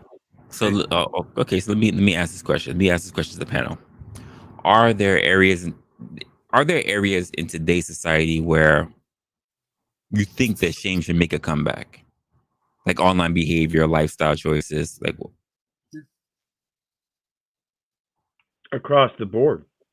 I think today Across- today so many people are so willing to pick up any little white lie because they have no shame even in that. I think it should be across the board. People really need to start waking up. Living in a fictional thing, believing in these little white lies, believing it's reality in itself is shameful. Not just to the world, but to yourself. You're Is that a fooling matter of yourself. perspective? Well, when you were stating that, right? And not to say that I'm agreeing or disagreeing, but isn't that also a matter of just personal perspective? Yeah, again, and that goes again to that level and standard of one's own shame. What do we independently see as shameful? Oh, I like the way that you said that, because when we talk about shame, right?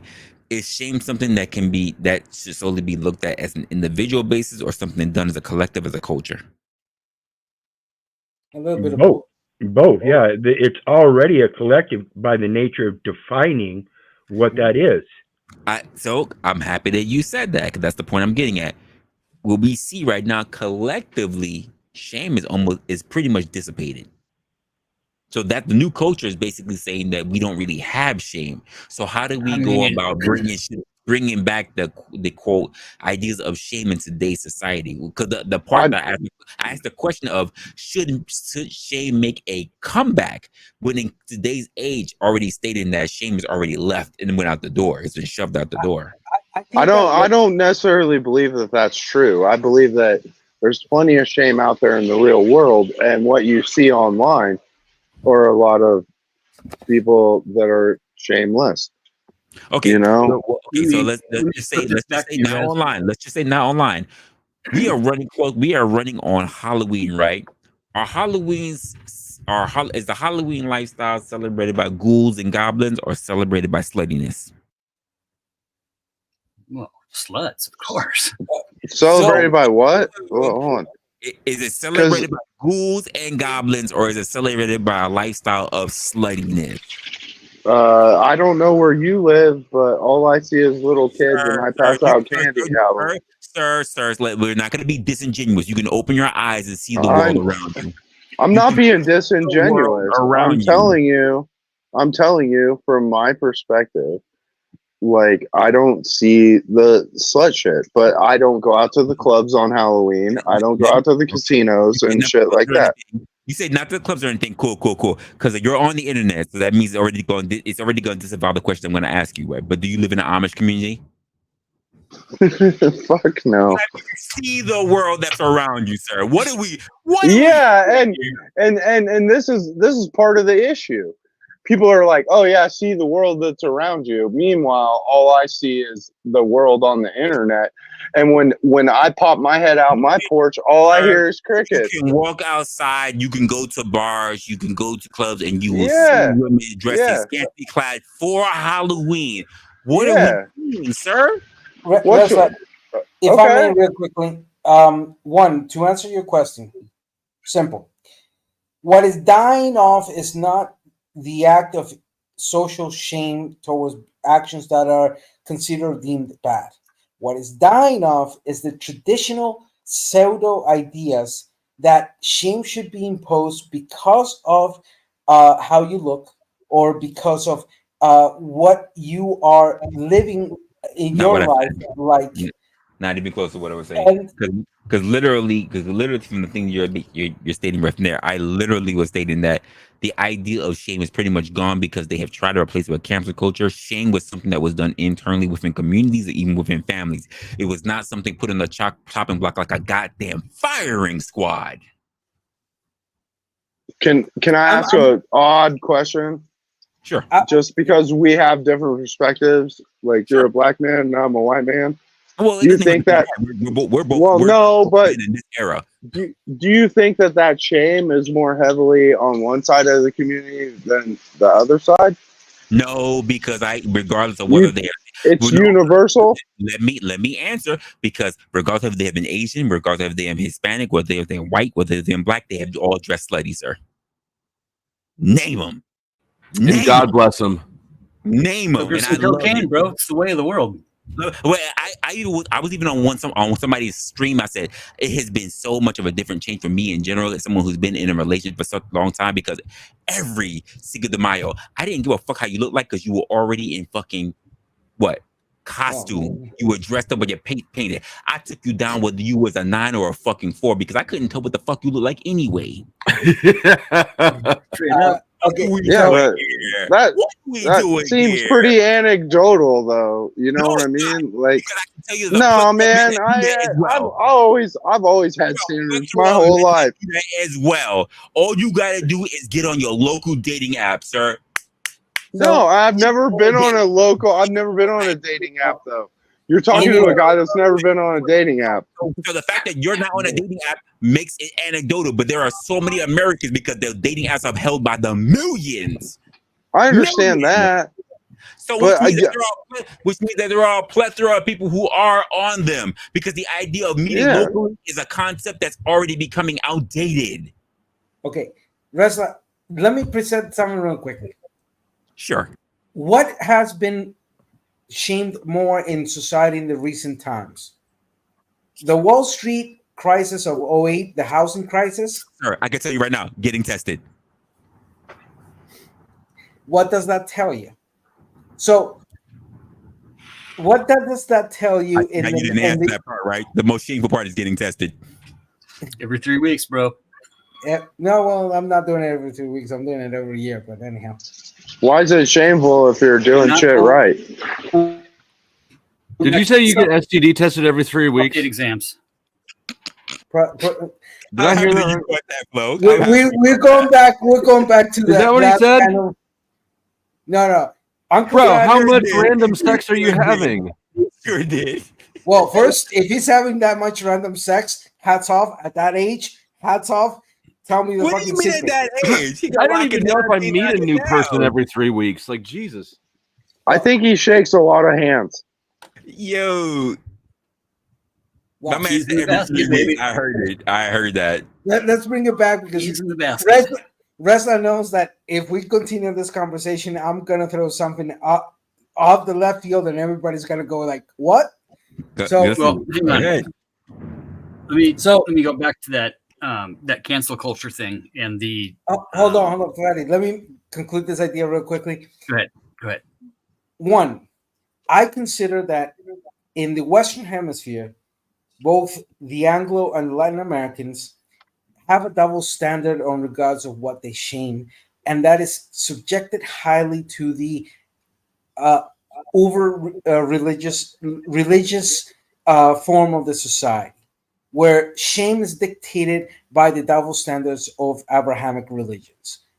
That being said, the cancel culture that we see today is originated mainly by conservative, whereas the line of trying to reamp and reform values and abandon so-called traditional values to a more modern way of values is seen as a shameful act by the conservative sense, because to them eternally we must behave like God commanded, which is bullshit Well, in every sense of the word. Because it's become trad bashing, right? Trad bashing is cancel culture, right? Yeah. You're trying to cancel my traditions, right? That's the whole kind of philosophy behind it, but it's being flip-flopped and projected as it typically would, and both sides have culpability there. But I mean, it's from my anecdotal experience, trad bashing isn't an actual thing. It's more trad positive. So maybe that's the algorithm. I don't know. yeah. There's really not a lot of trad bashing going on, but there's a lot of guys that feel threatened. So I got a question to ask, because this is the part that Dan brought up, right? Dan brought it up. Do you really believe that there is such a large difference, that there's this huge cascading difference between Anglos and Latin cultures? No. Because you tried to make that distinction, sir. Do you really believe there's Who did? a I missed it. large distinction between those two groups? Keep it a buck. Yeah. Who did? Okay, so let me make it very clear.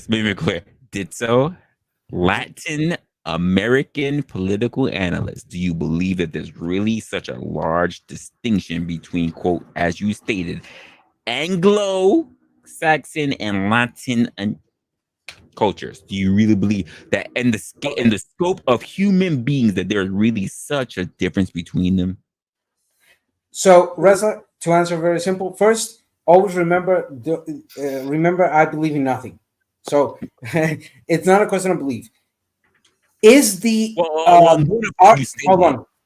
Yeah, is there distinctive differences between the cultural norms of Anglo-speaking versus the Latin American Romance languages? Yes, they are clear and distinctive one. One of those major distinctions that we can see is the reason why we are using the denominator Latin America, which has this origin of understanding that the construction of our democracies was contrary to the individualistic construction of democracy or republics in the United States. Our cultures had a more communal societal norm from the get-go. So in that sense, we see that distinction clearly shows us clear points of differentiation between how paradigms are established in culture. So yes. Sorry, I didn't mean to cut you off. I thought. Yeah, just to conclude with this, yes, there are clear distinctions and clear separations between the Latin American and the Anglo-American speaking world, but are there also elements that are being shared within that separation? Yes, there are. But just speaking for lower class America, I think we've thoroughly shattered that glass wall. Like, I mean, the Mexican workers are the best people I've ever known. I don't know anything about the other kind of Mexicans, but we got black people living right beside Confederate flags down here in the hood, both of which have lived in their houses their whole lives. It's just, they don't even fight. I mean, I don't know. I guess I also work with awful lot of Hispanics. They're no different from all the Caucasians that sit there and don't fight as well, right? Which was basically saying. What we're basically saying is that the only people that you really notice who are really working hard are those who are not natively American born. Is that what I'm hearing? No. No. No. I'm asking CJ. It was his statement. Okay. My bad. Turn around and say that other Americans, black, Asian, Indian, or otherwise, to say that the only, because he made a very distinction saying the people that came from Mexico, as in they were foreigners, are working harder versus the other people who are natively born here. That includes Americans. I think the people natively born here, whatever, as long as you're American. I think the people natively born here are starting to pride themselves in skirting around hard work. I agree, which means that it didn't matter whether they were black, white, Asian, I don't care. American, period. Okay, so this is very interesting. What I was saying was I work with an awful lot of Hispanics, You want to talk about the cultural difference? They show up on time. They clock out when they're supposed to. They eat different food than we eat at lunch, but they go home to their families. And their vast majority of the Hispanics are Catholic. So that is Christian, which is right in line with American values. And it's like the only difference is you don't understand what they're fucking saying at lunchtime. Okay, That's so to me the only difference. The only So thing I let me- can't deal let with me- is that music, man. The music is just. let me No, bring the this only down. difference I heard, the Hold only on. difference that I heard, it was not so much the religious part, but the whole fact that they basically come to work on time, which is, well, I'll just say for me, anecdotally, I go to work on time, which is why people try to take my black card. But on top of that, to say that Americans are not out there developing families. That's the only other distinction I So heard. let me bring this down and reel this down.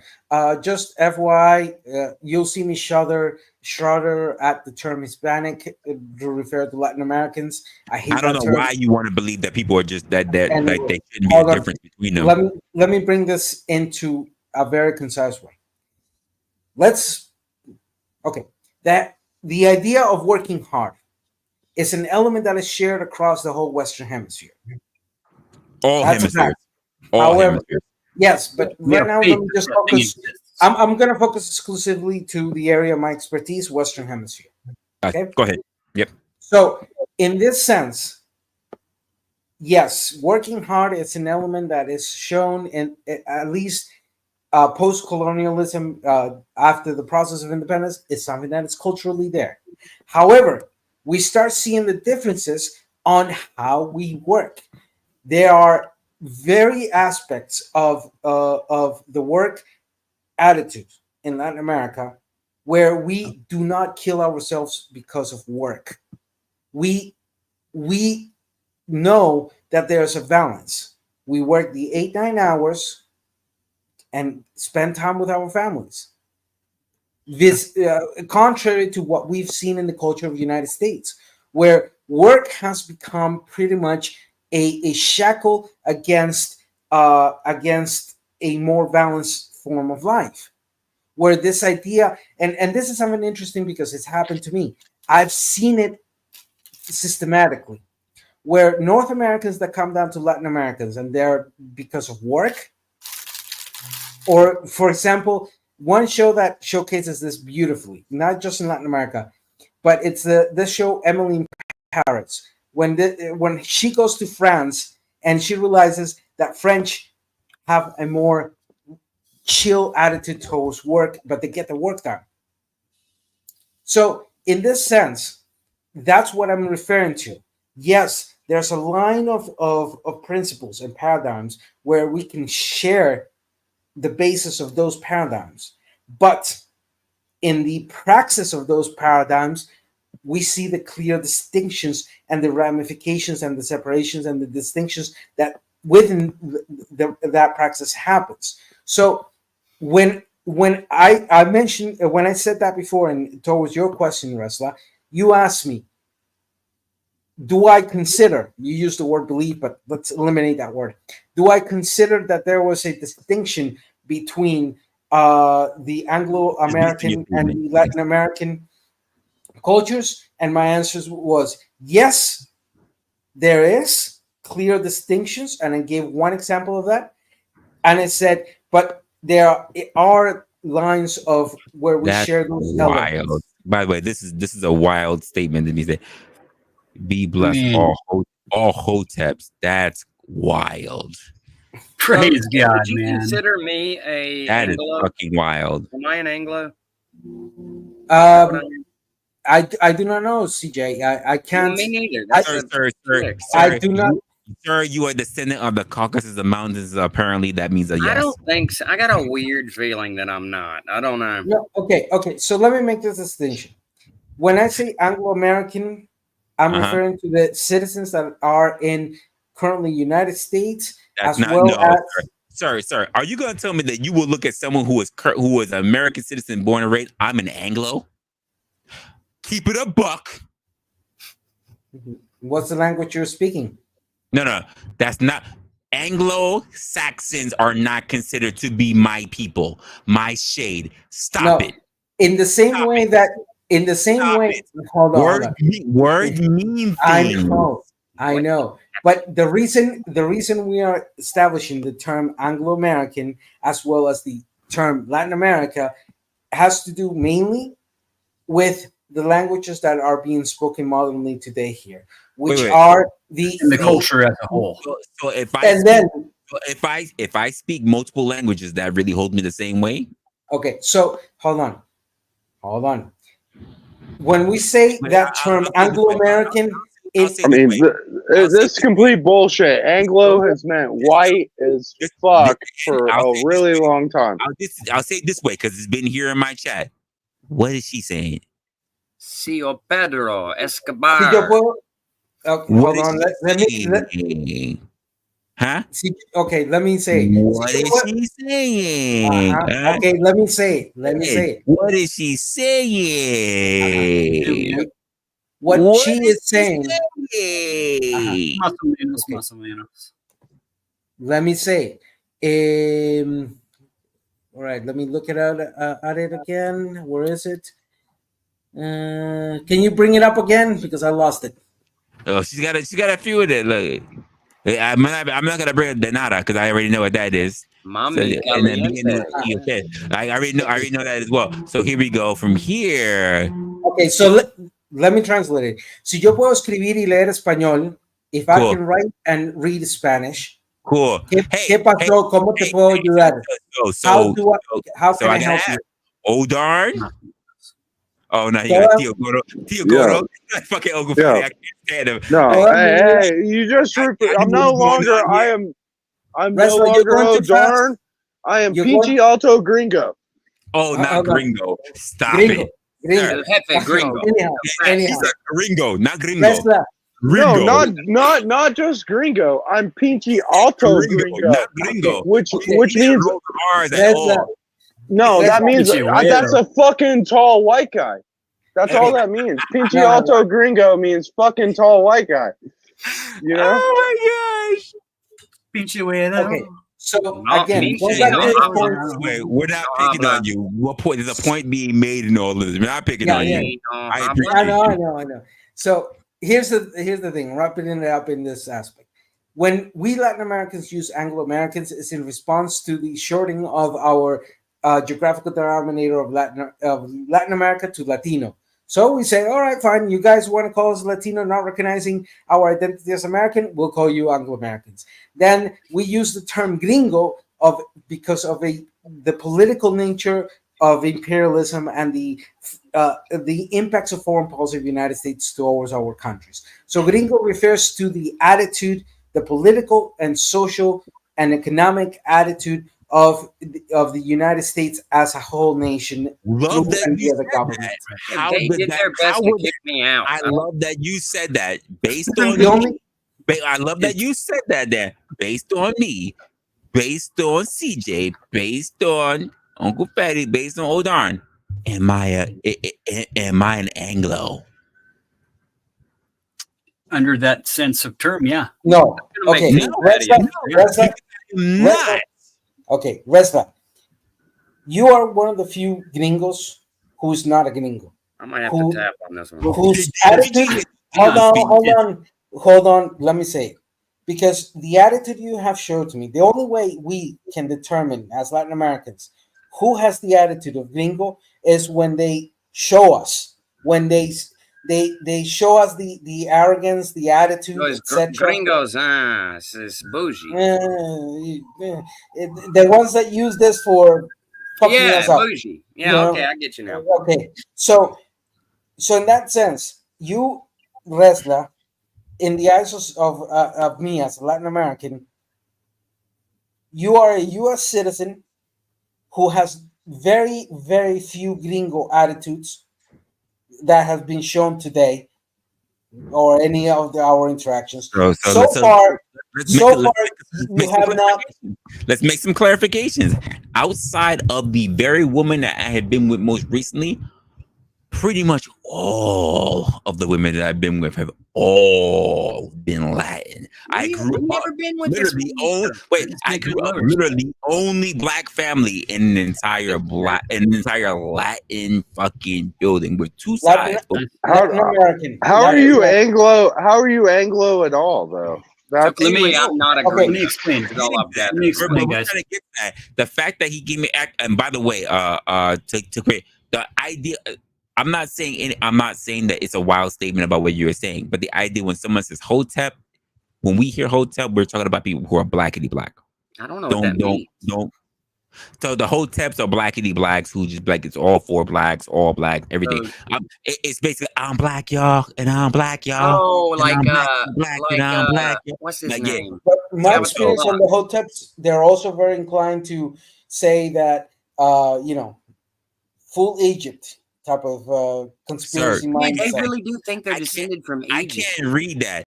A girl could be cursing me out while I am pulling out the back of the Okay, hair. I can read it. I can read it. No adore falsos ídolos, señor. I can read it too. That doesn't mean I understand it. Okay, I understand it. Japanese than I do Spanish. Can I translate it? It means absolutely. I gotta cook, guys. I'm tapping. Thanks for Okay, having me. hold on.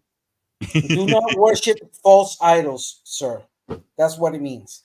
Do not worship false idols, sir. No adore falsos ídolos, señor. Oh, what happened? All right. People popped off. Sorry. Yeah. I don't know who my false idols would be, but okay, if you say so, Don't shoot the translator. I'm just translating. No. I'm not. What it is, though, Khan asked me to read. Khan asked me to read it. Even if I read it, I wouldn't understand it. My job is to make sure that they are good. My job is to make sure they are cooking and they cleaning and they taking care and they want to put as many niños as possible. This is not anything else that I'm caring about. She's not poisoning me. We're fine. In fact, guys, she don't even gotta call me Poppy. I'm fine with it. Just because you're from North America, Canada, and the United States does not make you Anglo at all. But what it does, though, okay, is it blanket statements our society as a whole as being derivative of the Anglo. Bullshit. I know. Right? I know. So I know. I know that's not what you meant. I'm saying, but that what a lot of people will hear, especially for black people, when they hear Hotep, they immediately go to that. People who are blackity blacks. That's why I wanted to make sure I made the clarification for you. That's all. You haven't said anything Hotepi-ish from what I've seen. Yeah, you not know. a blackity black. I am. So if not. anyone is talking noise like that in the chat, it's like, dude, go fuck yourself. So just be burning him down, man. Be chucking man by his knees now. Like he stated something had nothing to do with it. When I just immediately see Hotep, I know how people think. Because I can't see how everybody who thinks around whoever his sector is, you know what I mean? Well, how he brings up things. But I know that if people who, this is why I even say when I'm on my channel, just because you see a black face, don't think that I just strictly run a blackity black channel when I'm here. I like to have conversation with everybody. This is why you can see people who are Latin. You can see people who are black. You can see people who are white. You can see people all over the board on my channel. You can see people from across the pond, whatever. You can see. I'm waiting for Asians to pop up. Asians, hey, hold up, guys. Asians, don't be shy. Don't be shy. Show up to the panel. It's all good. I bring up everybody up here. In fact, if you want to hear something special, I've already taken down 4 different Asians from 3 different cultures. Sorry, I did the fucking the bruh man.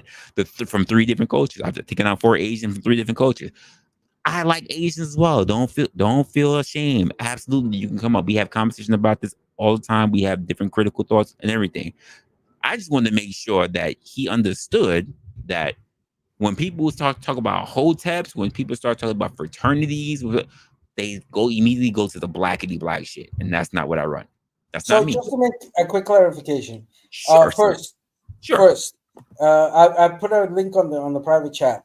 The definition of Anglo, if we just got by the Wikipedia, which is the fast one I took up, it pretty much tells us Anglo is a prefix indicating a relation to or descendant from England, English culture, the English people, or the English language, such as the term Anglosphere or sir, referred to people of British descent.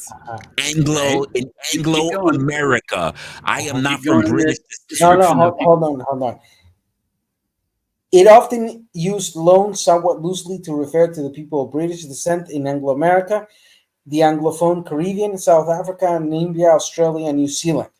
Then you have the term Francophone, and then you have the term Latino in that sense. However, look at this, and this is the point I wanted to make. Look how erroneous the application of terms modernly is. The Western Hemisphere, aka America, is a continent that spans from Argentina up to Canada plus the Caribbean. This Western Hemisphere suffered through 500 years the invasion of the French, British, Spanish, Italian, Portuguese, etc. Okay? So in the last 200 and 250 years, out of those 500 years, we became independent. But becoming independent did not decolonize us immediately. It has been a constant and systematic process of decolonization. And I'm going to give you an example. How funny it is that in the United States is seen more in a more less shameful way, to continue on the conversation. If somebody says, I'm Irish American, I'm Italian American, I'm German American, and very few use the term British American for the descendancy. But the moment you say that you are an African American, it's seen shameful. Or that you're a Latin American, it's seen shameful. Or that you're a Nation American, it's shameful. You're not going to hear a disagreement from me on that, because literally when you guys start talking to me, what's the first thing I say? I've said it on this panel platform. I said it on the platform. When people start talking to me and they say, "What are you?" The first thing I say is I talk about. I even laugh. I even said it on in terms of Mel's platform. I said the same way how you guys talk about for Queen and country. The first thing I say is that I'm American first. Yes. Black later. I am American first. Exactly. And to me, black people. To me, I don't give a fuck. Like, if you're from the upper tip of Canada to fucking Patagonia down there by Antarctica, you're in the Americas. So like you're technically American. Now, are you a United States citizen?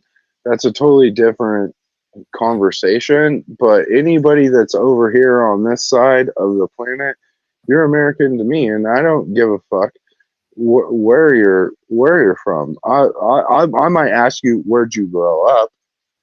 You know what I mean? But I might not. I'm not going to be like, where are you from? Where you stay? You know? Like, so let me reel this back into this conversation. Why did I make that distinction?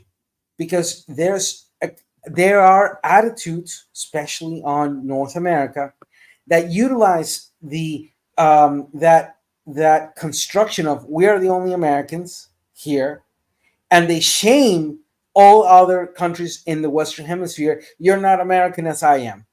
So we see an example how shame is utilized as a weapon of erasure of identity as well as of mass destruction towards others. So when we speak about the necessary aspects of be it interpersonal shame or societal shame as a symbiotic relation in this reality, we have to agree that there are negative ways to which that shame is utilized to destroy others. So going back to this point, and what's interesting, Resla, is that the reaction you had, even if it was somewhat jokingly, of the term being utilized as Anglo-Americans, shows that intertwining of identity and shameless or shameful. Wait. How did I intertwine the identity? I'm literally dismantling identity. I'm literally dismantling that. I'm not Only because it was identifying with intertwined, it. Because I'm literally saying I am not an Anglo at all. Right, Because but we you live in have an Anglo society. We live in an Anglo sphere of government and operation and expectations, right? Our societal norms are set by this Anglo when bullshit I mean, way. here's a Resla, great. Wait. Stop that. Let me just say this, despite the people who were on the panel, to the chat for the 13.4 people that are in here. Can you do me a favor? Can you type a 1 in the chat? Only if you don't have to agree with me. Fuck the fact that you're on my channel. I just need you to type a 1 in the channel if you agree with me, and a 2 if you disagree with me. If when you hear the word Anglo, it does not constitute that people believe in talking about white people in America. White That's America. That's I can't agree with that more, exactly though. what it's agreed with historically. Like is. asking that question. 1, if they are white Americans. 2, if you disagree. I need we got 15.8 people that are in here. Can you please let me know?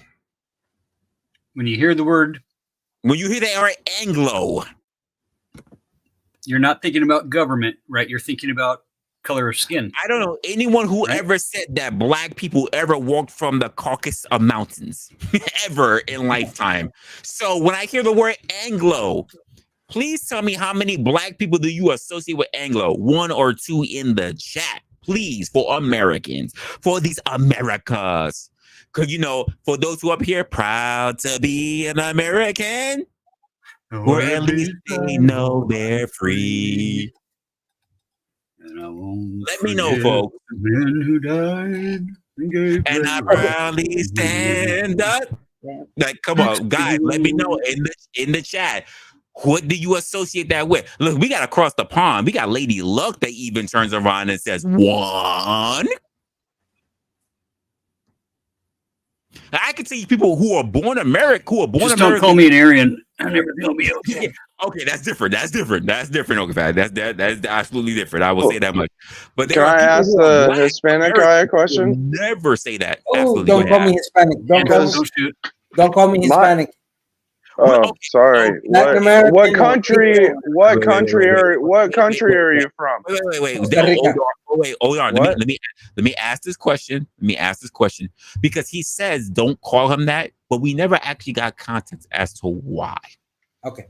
It's very important that we understand why, because I can tell you others, people who of Latin descent, do not understand what you're talking about. When I tell you, I got emails that were like, "Why he don't say?" I literally people said, "Why your man?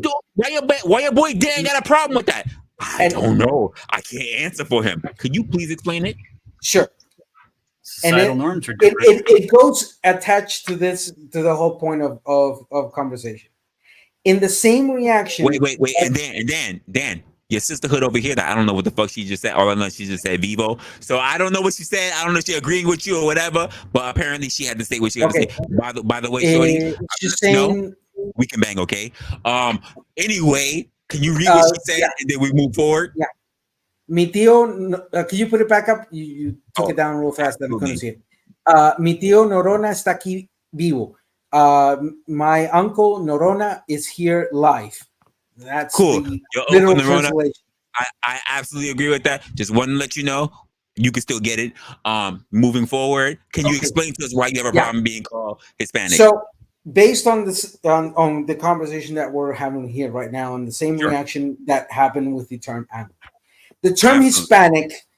Yep. The term Hispanic, its origin is from the Roman Empire. That was the term utilized when they conquered the Iberian Peninsula, which is Portugal and Spain, modern day Portugal and Spain. They called it Hispanicus. Hispanicus literally means land of many rabbits. When Spain came and invaded us, the term of Hispanoamerica was utilized to refer to. What country are you from? Costa Rica. Okay. One of the places I plan to visit. South of Nicaragua, north of Panama. Okay. So we see that the use of that term is strictly because of how the Spaniards By the way, colonized Zoomer, us. I braided this myself. You know what this is called? Wait, hold up, Zoomer. Do you know what this is called? This is called the Conquistador's bracelet. I literally knitted the whole shit myself. So yes, sir. Don't think I'm not about this life. I'm just letting you know. Okay, so again, and to reinstate, the term is applied by the Roman Empire, means land of many rabbits, to the modern day Spain when they conquered. When Spain came and invaded us, they used that term to tell us you're colonized by us. Now, after we became independent, and this discussion has still ongoing, the term Latin American comes out. It comes out from France, actually, but it has that term uh, of of grabbing the whole context of what was happening as we became free from Spain, Portugal, France, etc. Okay, so And we have a when demographic you here that still calls Mexicans Spaniards. yeah, right? hold on, Nutty. The problem of Latin Americans or North Americans using the term Hispanic towards the Latin Americans, the 33 nations that are here, has to do with one, not accepting the fact that Latin Americans are Americans, as somebody born in Kentucky, it's somebody born in Medellin.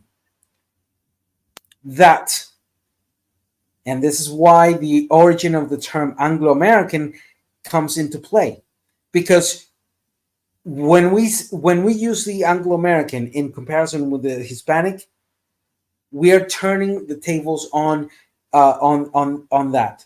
Why? Because the United States was invaded and conquered by British, and all the culture, or the majority of culture within the United States, has Wait. influence. Hold on.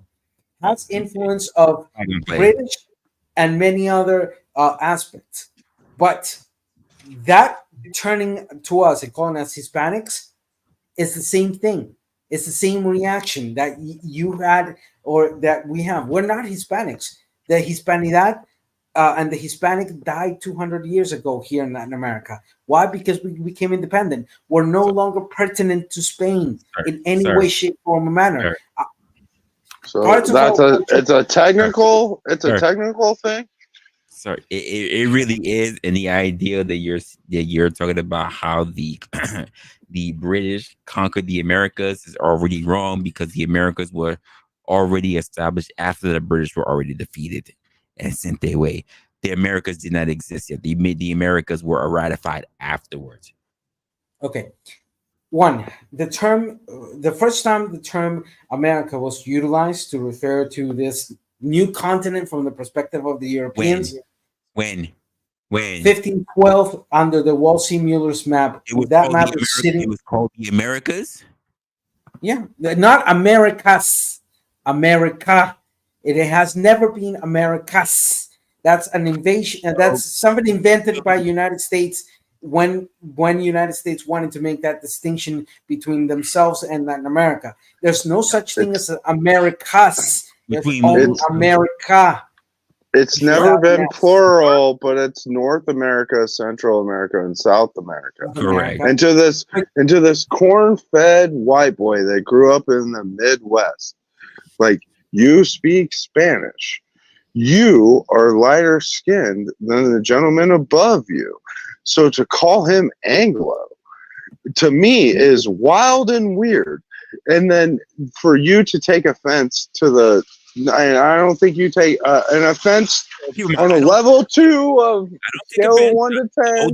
Hold on. I don't take offense, but I will say it's the first time I've ever, in my 42 years, it's the first time I've ever been referred to as Anglo, which is exactly, bro. I've been called a hard N with the R word way before you ever been called an Anglo. And that's wild to me. That's wild to me. It has never happened. Exactly. But for him to take a small level offense to the word Hispanics, when basically my intention, which isn't bad, is like, you are you speak I have Spanish, been enjoying the summer. and the like south of the border is like you refer to people as Hispanics unless you know the country they come from. Is wild to me because I've never heard this either. Okay, so It's new to me. Reza, and it's something that we'll have to review, but I'm very sure that it did not refer to you personally as Anglo American. The terms I I'm here in use, America and I speak English. That's what you said.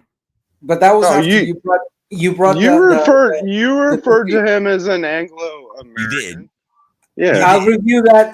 I'll have to review that if Kinda, I yeah. did that towards the personally. But right now, my impression is that what I used it was in the sense of explaining the differences of populations in a more broader general sense. If I called you directly an Anglo American, I'll review it, and if so, and if you said it. You let me give you context. You said that I was an Anglo American by proxy of me being born as an English American. That was literally what you stated. no, what I to stated, that, yeah, we'll have to refer. I'll have to review it. Yeah, I'll have to review my words. But let's I'll go give back. you a grace, and don't give me mine. I'm not holding you to task. Feel free, like No. we're just having a conversation about it. Yeah, But no, it it's was great. wild to me to hear that. I was like, I've never. Look, Hey, listen, I'm about to say, look, hold on. I'm about to talk to. Can I get my white card? I know my credit score's up there. Can I get it? Can I get one? Like, you trying know to get me what's a great? house, like fucking A right, doggy. You now have an We got official one left. Anglo American Hold on. fucking card. Last Hold one, on. bro. You might have to taste my barbecue ribs first and tell me how shitty they are and how they don't have enough salt on them. if it means I go to my house, I'm gonna tell you how great they are. I'm gonna shit them all out later. I'm gonna tell you everything you need to know, sir. No, but you know yeah, what? no. Do you drive a Chevy? No, but You know I will what? rent. Well, if I gotta go to your place to eat them ribs, I will rent a Chevy that day and claim it's mine. I absolutely like. Okay, so Resla, and jokes aside on this moment, because I really want to pinpoint on this. The Sure, same go ahead. feeling that you had when the term Anglo American was utilized to refer to you is the same feeling that we have, many of us in Latin America have when the term Hispanic American or Hispanic is used to us, where we say, fuck off. We're not part of the Hispanic. We're not part of that culture. That culture is dead and has been dead for 200 years.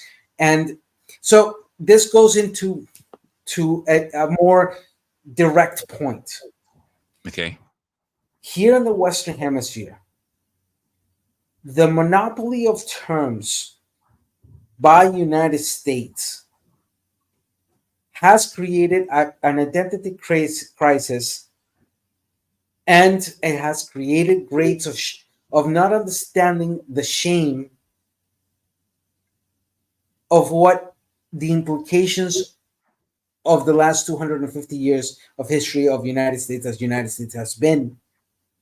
And in some cases, I'm not saying it's yours, in some cases and in some individuals, even if they may somewhat recognize the negative impacts of that last 250 years of history, they feel more proud of it and utilize it as a weapon to erase all others. Bro, the United States is not responsible for what Spain did to your island. I never said that. Bottom line. Do you consider yourself Anglo American then? Because you might as well be, because I don't think he does. we could take over Costa Rica like no big deal, like tomorrow. You know, like what do you consider yourself then? And what would you other than me saying you're Costa Rican? Well, keep in mind. I'm gonna say this, Odarn. He did not. He said he lives in Costa Rica. Let me just be very specific. He never said he was Costa Rican. He has always put himself, at least, and correct me if anything, Dan, but he said he is Latin American. He has never You're said right. You're right. never said he was Costa Rican. He said he was Latin American. But I will also say this: if we're gonna talk about the whole idea, which is why I said it was the first time I ever been referred to quote as an Anglo-Saxon, and I'll let you pull that back. It was just based on the Just as verbiage an that Anglo, you. though, not It as was a just that, Saxon. just based on the verbiage that you had to say.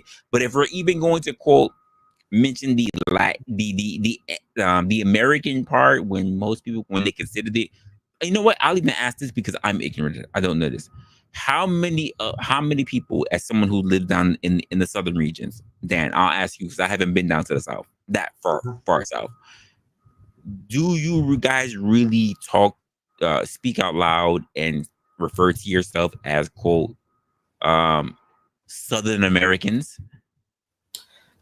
So very important. One, the Hmm. population of Latin America divided in 33 nations is 660 million people. We more than double the population of the United States.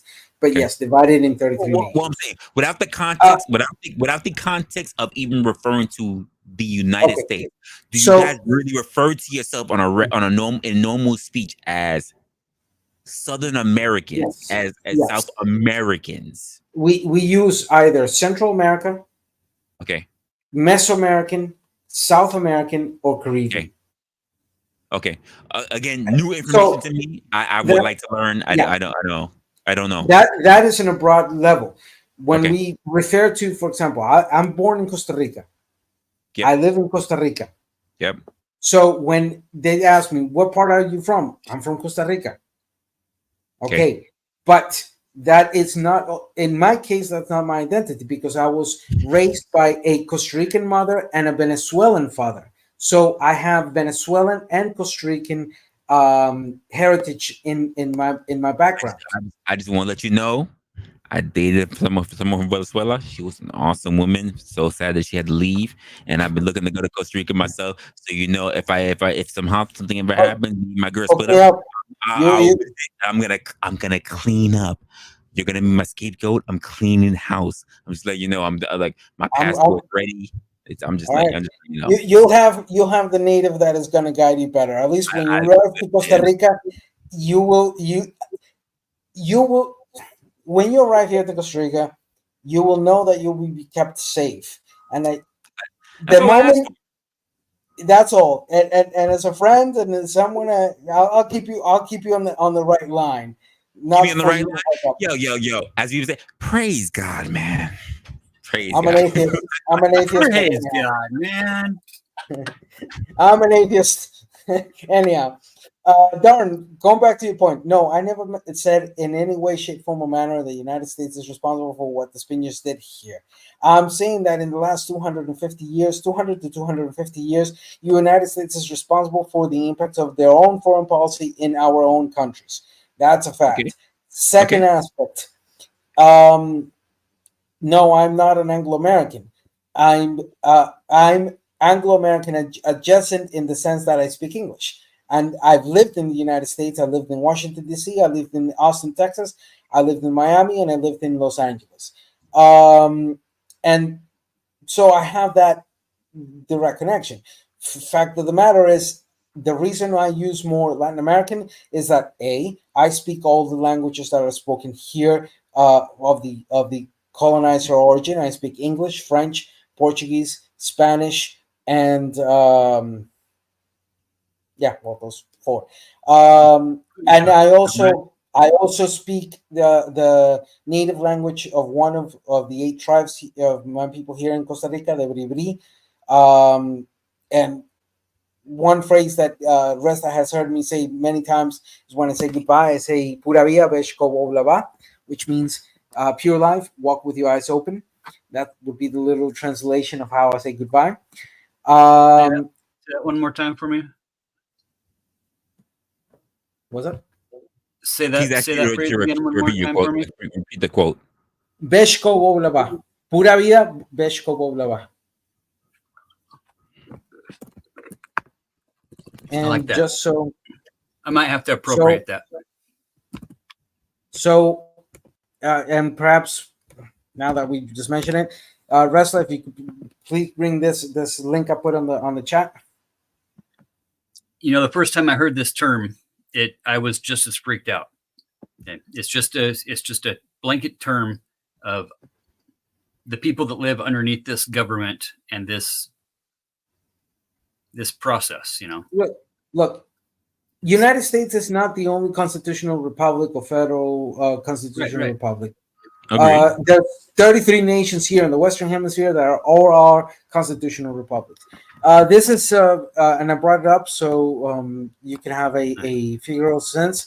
This is the language, Bribri, one of the 8 languages. There are 2 major lines of languages of the indigenous people here. One originated from the Nahuatl, and the other one originated from the Chibcha cultures, which has most relation towards Caribbean, as well as Panama, Colombia, and partially Venezuela, and somewhat Ecuador in that sense. So, for example, we have, this is a very, very nasal type of language. For example, when you say, how did you wake up? You say, Jish Kenawe, which means I woke up well, thank you. If you want to ask, how are you? It's Bitso. As you can see, it has that nasal component to it, but that's because of the Chibcha origin of this this particular language. So, for example, if you're going to say, if somebody asks you, is Bitso? You respond as blah, blah, blah, or blah. So, and That would never cross my thought to say that. Just want to let you know. Yeah, a lot of French up here in the Pacific Northwest was all kind of incorporated into the native tribes in this same way, where a lot of our local words and local cities, local streams and creeks and lakes and animals are all kind of derived from the native. Okay, I don't want to I don't want to derive from where you're getting from, but I do want to make sure that we're not lost on the people that when I ask a particular question. Why is it exactly that you would rather be referred to as Latin American, but not necessarily Hispanic? That's the point I really want to make sure I hone in on. It has or to Spanish do with in general. Okay, Well, so yeah, he took his Spanish. And he said this already. They're independent from that. Spain. Well, I know So- I know so many people that are willing to be called Hispanic and Latin American. I'm trying to figure out why is it that it's an issue that he is called Hispanic. Well, hold yeah, on. so- And my thing is, like, I view you as an American. And I'm glad. I'm glad that you do. Not many Okay, of the US citizens do.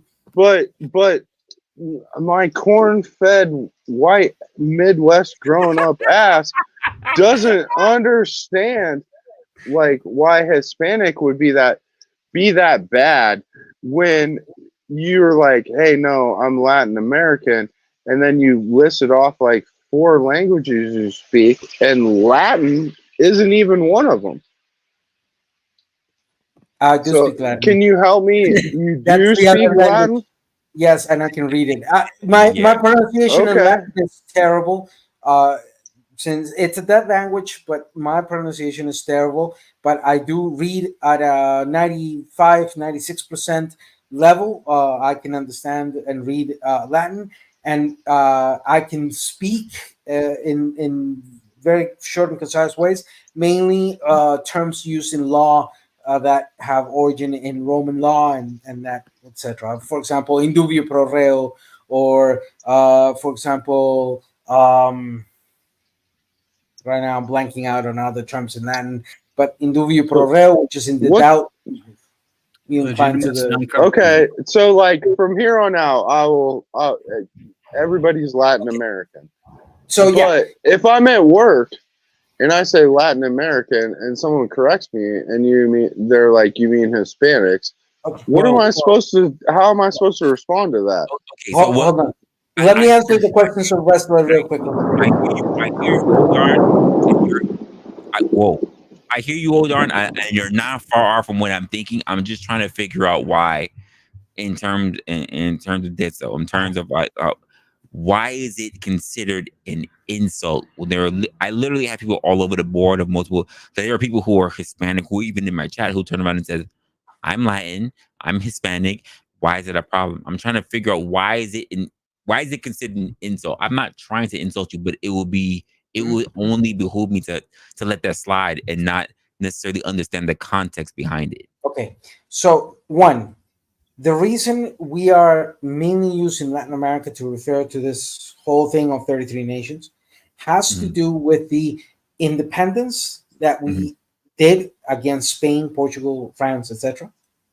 That we also take that into that works the construction of our republics in the last 200 years.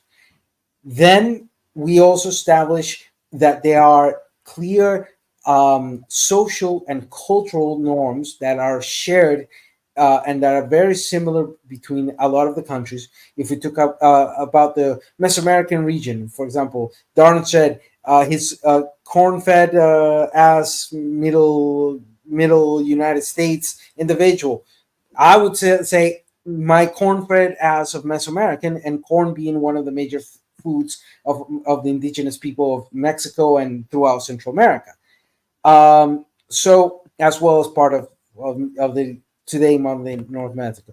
So again, we use that term Latin American or America Latina to refer to this whole social, political, economical project that has been happening since we became independent from Spain.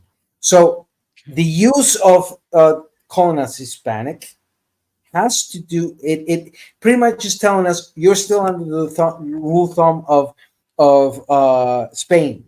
You're still pertaining to Spain, and that's why it's insulting because it not just Spain, but we're talking about Portugal and France as well, right? Well, technically, but the term Hispanic would be only applicable to Spain and Portugal because of what I explained earlier before. It wouldn't be applicable. And if you shorten the term Latin American to Latino, you have a problem because you'll have to add Romania into that. Okay. Yep, I see that. Okay. So again, the term Hispanic is dead because of the historical reality of us becoming independent from Spain, Portugal. So it's dead. The Hispanidad has died. That they are because if so, and if we are going to be denominated by who conquered us or who invaded us, it's the same thing for the United States. You were invaded by Anglos, by British. So, not you personally, Resla. I'm talking in a more general sense. So, the point that I was going to make to that is that outside of when we had the Mexican Wars that pushed people out into the southern regions, those Indians who are on this land now, guess what they were referred to, even if they were on reservations? They're Americans. The Americans won. The colonization happened. They were referred to as American. They can run for government and everything. They can do that. I mean, the same way how areas that were taken over by Persia during their 2000 era, these people were considered Persians. When the Romans ran through and they took over those areas, they were considered Roman. Like that. That's a bit of a stretch with natives, because they were in the Constitution. They're considered savages, and they were pushed off into different lands, and they were allowed to start sovereign nations. So there is a little bit of a difference there. I'm not saying you're far off, but there's definitely a distinct difference there. And also I can't read your name, but I really appreciate the way you explained all that to me, the corn-fed white boy from the Midwest, because that makes it makes a lot of sense. You know what I mean? Like saying Hispanic is saying that you basically are holding on to the colonizer lingo. Is man, you said that and I just thought about something, but go ahead. No, go ahead. Well, no, because it's totally off base, and it's just so funny to hear about it. Because the fact of the matter is that he says that he doesn't want to be referred to as Hispanic because then it goes to the colonizer lingo, but then as being the person that's up here that is of if you want to put it, African descent. I don't know any fucking descendants of Africa, by the way. That's what my girlfriend, she wants to do a 23andMe because she swears I'm fucking Nigerian and I've never scammed anyone. That's my story and I'm sticking to it. But the idea that people who are referred to as black or Negro, whatever, even though it's because the color from the Spanish or whatever, we can go through all that stuff. But the idea that we have no choice but to be subjugated to that because we were colonized, when were we? We were brought over, not necessarily colonized. The people who were here were colonized. We were brought over as whatever we were brought over as. If you want to put it in that, like, there's a lot of nuanced conversations that happen between that. I'm glad that this corn-fed Mesoamerican is able to. Hey, I'm hanging out with Darn. I love corn, and it's part of my indigenous heritage. But let's be very clear. Okay, 500 some odd years ago, the Europeans came and invaded us, this whole continent. Mm-hmm. Alongside that, they started with the Atlantic slave trade pretty much from the get-go. Mm-hmm. Okay, so not only the invasion of the Europeans was a genocidal event that lasted for out of those last 500 years, at least almost 400 years, well, 300 and some odd years. During that process, you see that the admixture of people was a constant thing happening. So after 300 years, indigenous groups were able, many of them, to isolate themselves from the Spaniards or from the Portuguese or from the British, etc. Others did not have that capability. Others contributed with the colonizers. However, there was also a admixture happening between some indigenous and some African slavery. Then, when independence comes in, and here we say, fuck you, Europe, you're gone. Your kings, queens no longer have anything of power here. We pretty much destroyed economically Europe to such a degree that the consequences of First World War were because of what happened in the process of independence. Why? Because the empires that were at that time, when Spain, Britain, Portugal, France started losing the grips of the colonies here, that was the opportunity for other empires to start fucking around and doing what they did. And that generated into the process of First World War, because when the people of Europe started realizing these people became independent from the monarchy, somebody that was completely and utterly unthinkable of, they say, why are they setting up republics, democracy, and we don't have that? Mm-hmm. Look, the first French Revolution happened right on the get-go. United States became independent on 1783, after the 8-year War of Independence. 1784, 9 months afterwards, France blew up with the first revolution. And what happened in the next 30, 40 years? Haiti, Mexico, Central America, South America, boom. Independence blew up like a motherfucker. Yeah. When Europe started realizing that, they started asking themselves, what the fuck do we have monarchy for? And they were spread too thin and easily invaded. That's correct. Exactly. That's correct. And what was the main reason of the start of the First World War? Sarajevo, the Bosnian versus the Bosnian versus the Croatians. Why? Because they wanted to be their own country, inspired by all the shit that was happening in that time frame. So, given this historical context, I'm gonna say, like Simon Bolivar said, United States seems destined by Providence to plague America with misery in name of liberty. Because so far,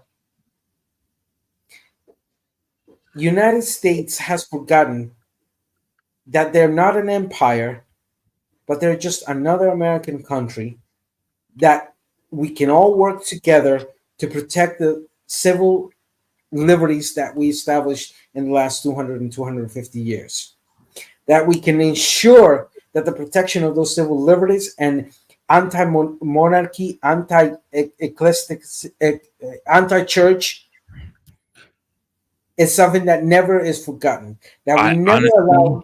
honestly, you cross into an area that's a little bit. I'm not one of a lie to you. It's a little bit out of my wheelhouse. I know there are people that I know who are probably a bit more solid in it. So I Viva can't la even Puerto really, Rico. I can't even really disagree with you because you're really digging into an area that I'm not too salient at. So that I think that there are other people who are definitely more astute when it comes to this particular area. Well, and I would say it also makes sense why America in the, I don't know, the late 40s, 50s, 60s, and 70s started trying to dominate politics in those areas as well. Because after World War One and World War Two, European governments lost control of those things. Oh, it was And all in the name of fighting communism, though, right? yeah. Yeah. Let's mask Right. it with everyone's communists, even though they want independence and democracy. But like, Imagine that. let's mask it with. So what you're speaking on makes a lot of sense to Well, me. with that, I got to bust out. It's been a pleasure. Thanks for having me up, Rez. Yeah, it's been 4 hours, so I'll damn. probably step up Yep. also. But let's have this. I don't know. I'll propose to you a conversation of American history, the difference between colonization and independence, and what the effects have been of independence towards Europe. We can have just Yeah. a historical conversation in that. That's my area of expertise. In fact, I've done several writings in this sense, and one of my majors, I did a thesis on this particular subject, the impacts You of know independence in the Europe. Machine Lies? You know of his channel, The Machine Lies? Yeah, I've seen it. He But I does have some pretty good history stuff from, Northern Asia, European, all that timeline stuff is real knowledgeable on that too. yeah, people don't think about that. It's like, That's okay, I get you. 200 years has passed, but if you don't review the past, it's not living in the past. It's reviewing, learning on the past. Yeah. You're gonna. He who does not learn of the past is condemned to repeat the past. especially by plan, because that's I so much agree. easier. I mean, I agree with that sentiment. At the same time, is what I tell people is that they get too stuck on fixating in the past and never move forward from it with any action plans.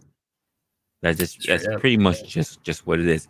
But like we have been well past our time, but I appreciated everything that's been going on here. I appreciate you guys for all Good your perspective. conversation, guys. Yeah, it was really really good. I like this. I like what's going on. Of course, Love you that. guys. Y'all guys look the can same to me. same Peace thing. out. All you guys feel free to come over again. I'm gonna close it out with the people over here. But again, as always, feel free to always come up whenever you like. So Pura vida, Beshko Woblaba. Se me la cuida. all right. Illegitimist and uncovering them.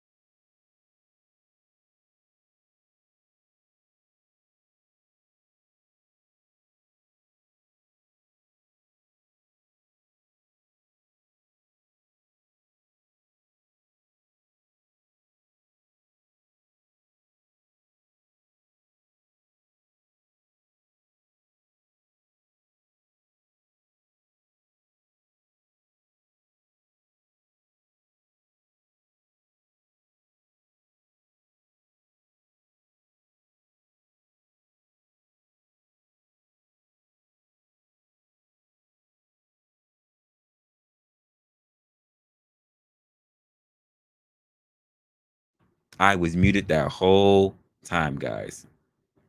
I was muted the whole time. I didn't even know. I didn't even know I was muted the whole time, guys. Sorry, but like I said, this was a great stream. Hopefully things were going well. Shout out to everybody who came up on the stream today. I don't even know why the hell that I was muted this whole time. I literally looked down, saw the stream was active. Looked down, sorry it wasn't. I appreciate you guys for everything you've done. I appreciate you guys for actually showing up here. If you haven't already subscribed to the channel, recommend to anyone who's actually being interested in this kind of stuff. I will be dropping a stream. I don't know when's the next date. Today it's Wednesday. I don't know if I'm going to do anything tomorrow or the day after. I got some things coming up. On the 4th of next month, I'll be doing a debate with Mel Pandora. I'm just kind of repeating myself. It'll be a 1 a.m. stream unless they actually change it. I'll let you guys know as things break down as we get closer to the date, and I will let you know, guys, know what's going on.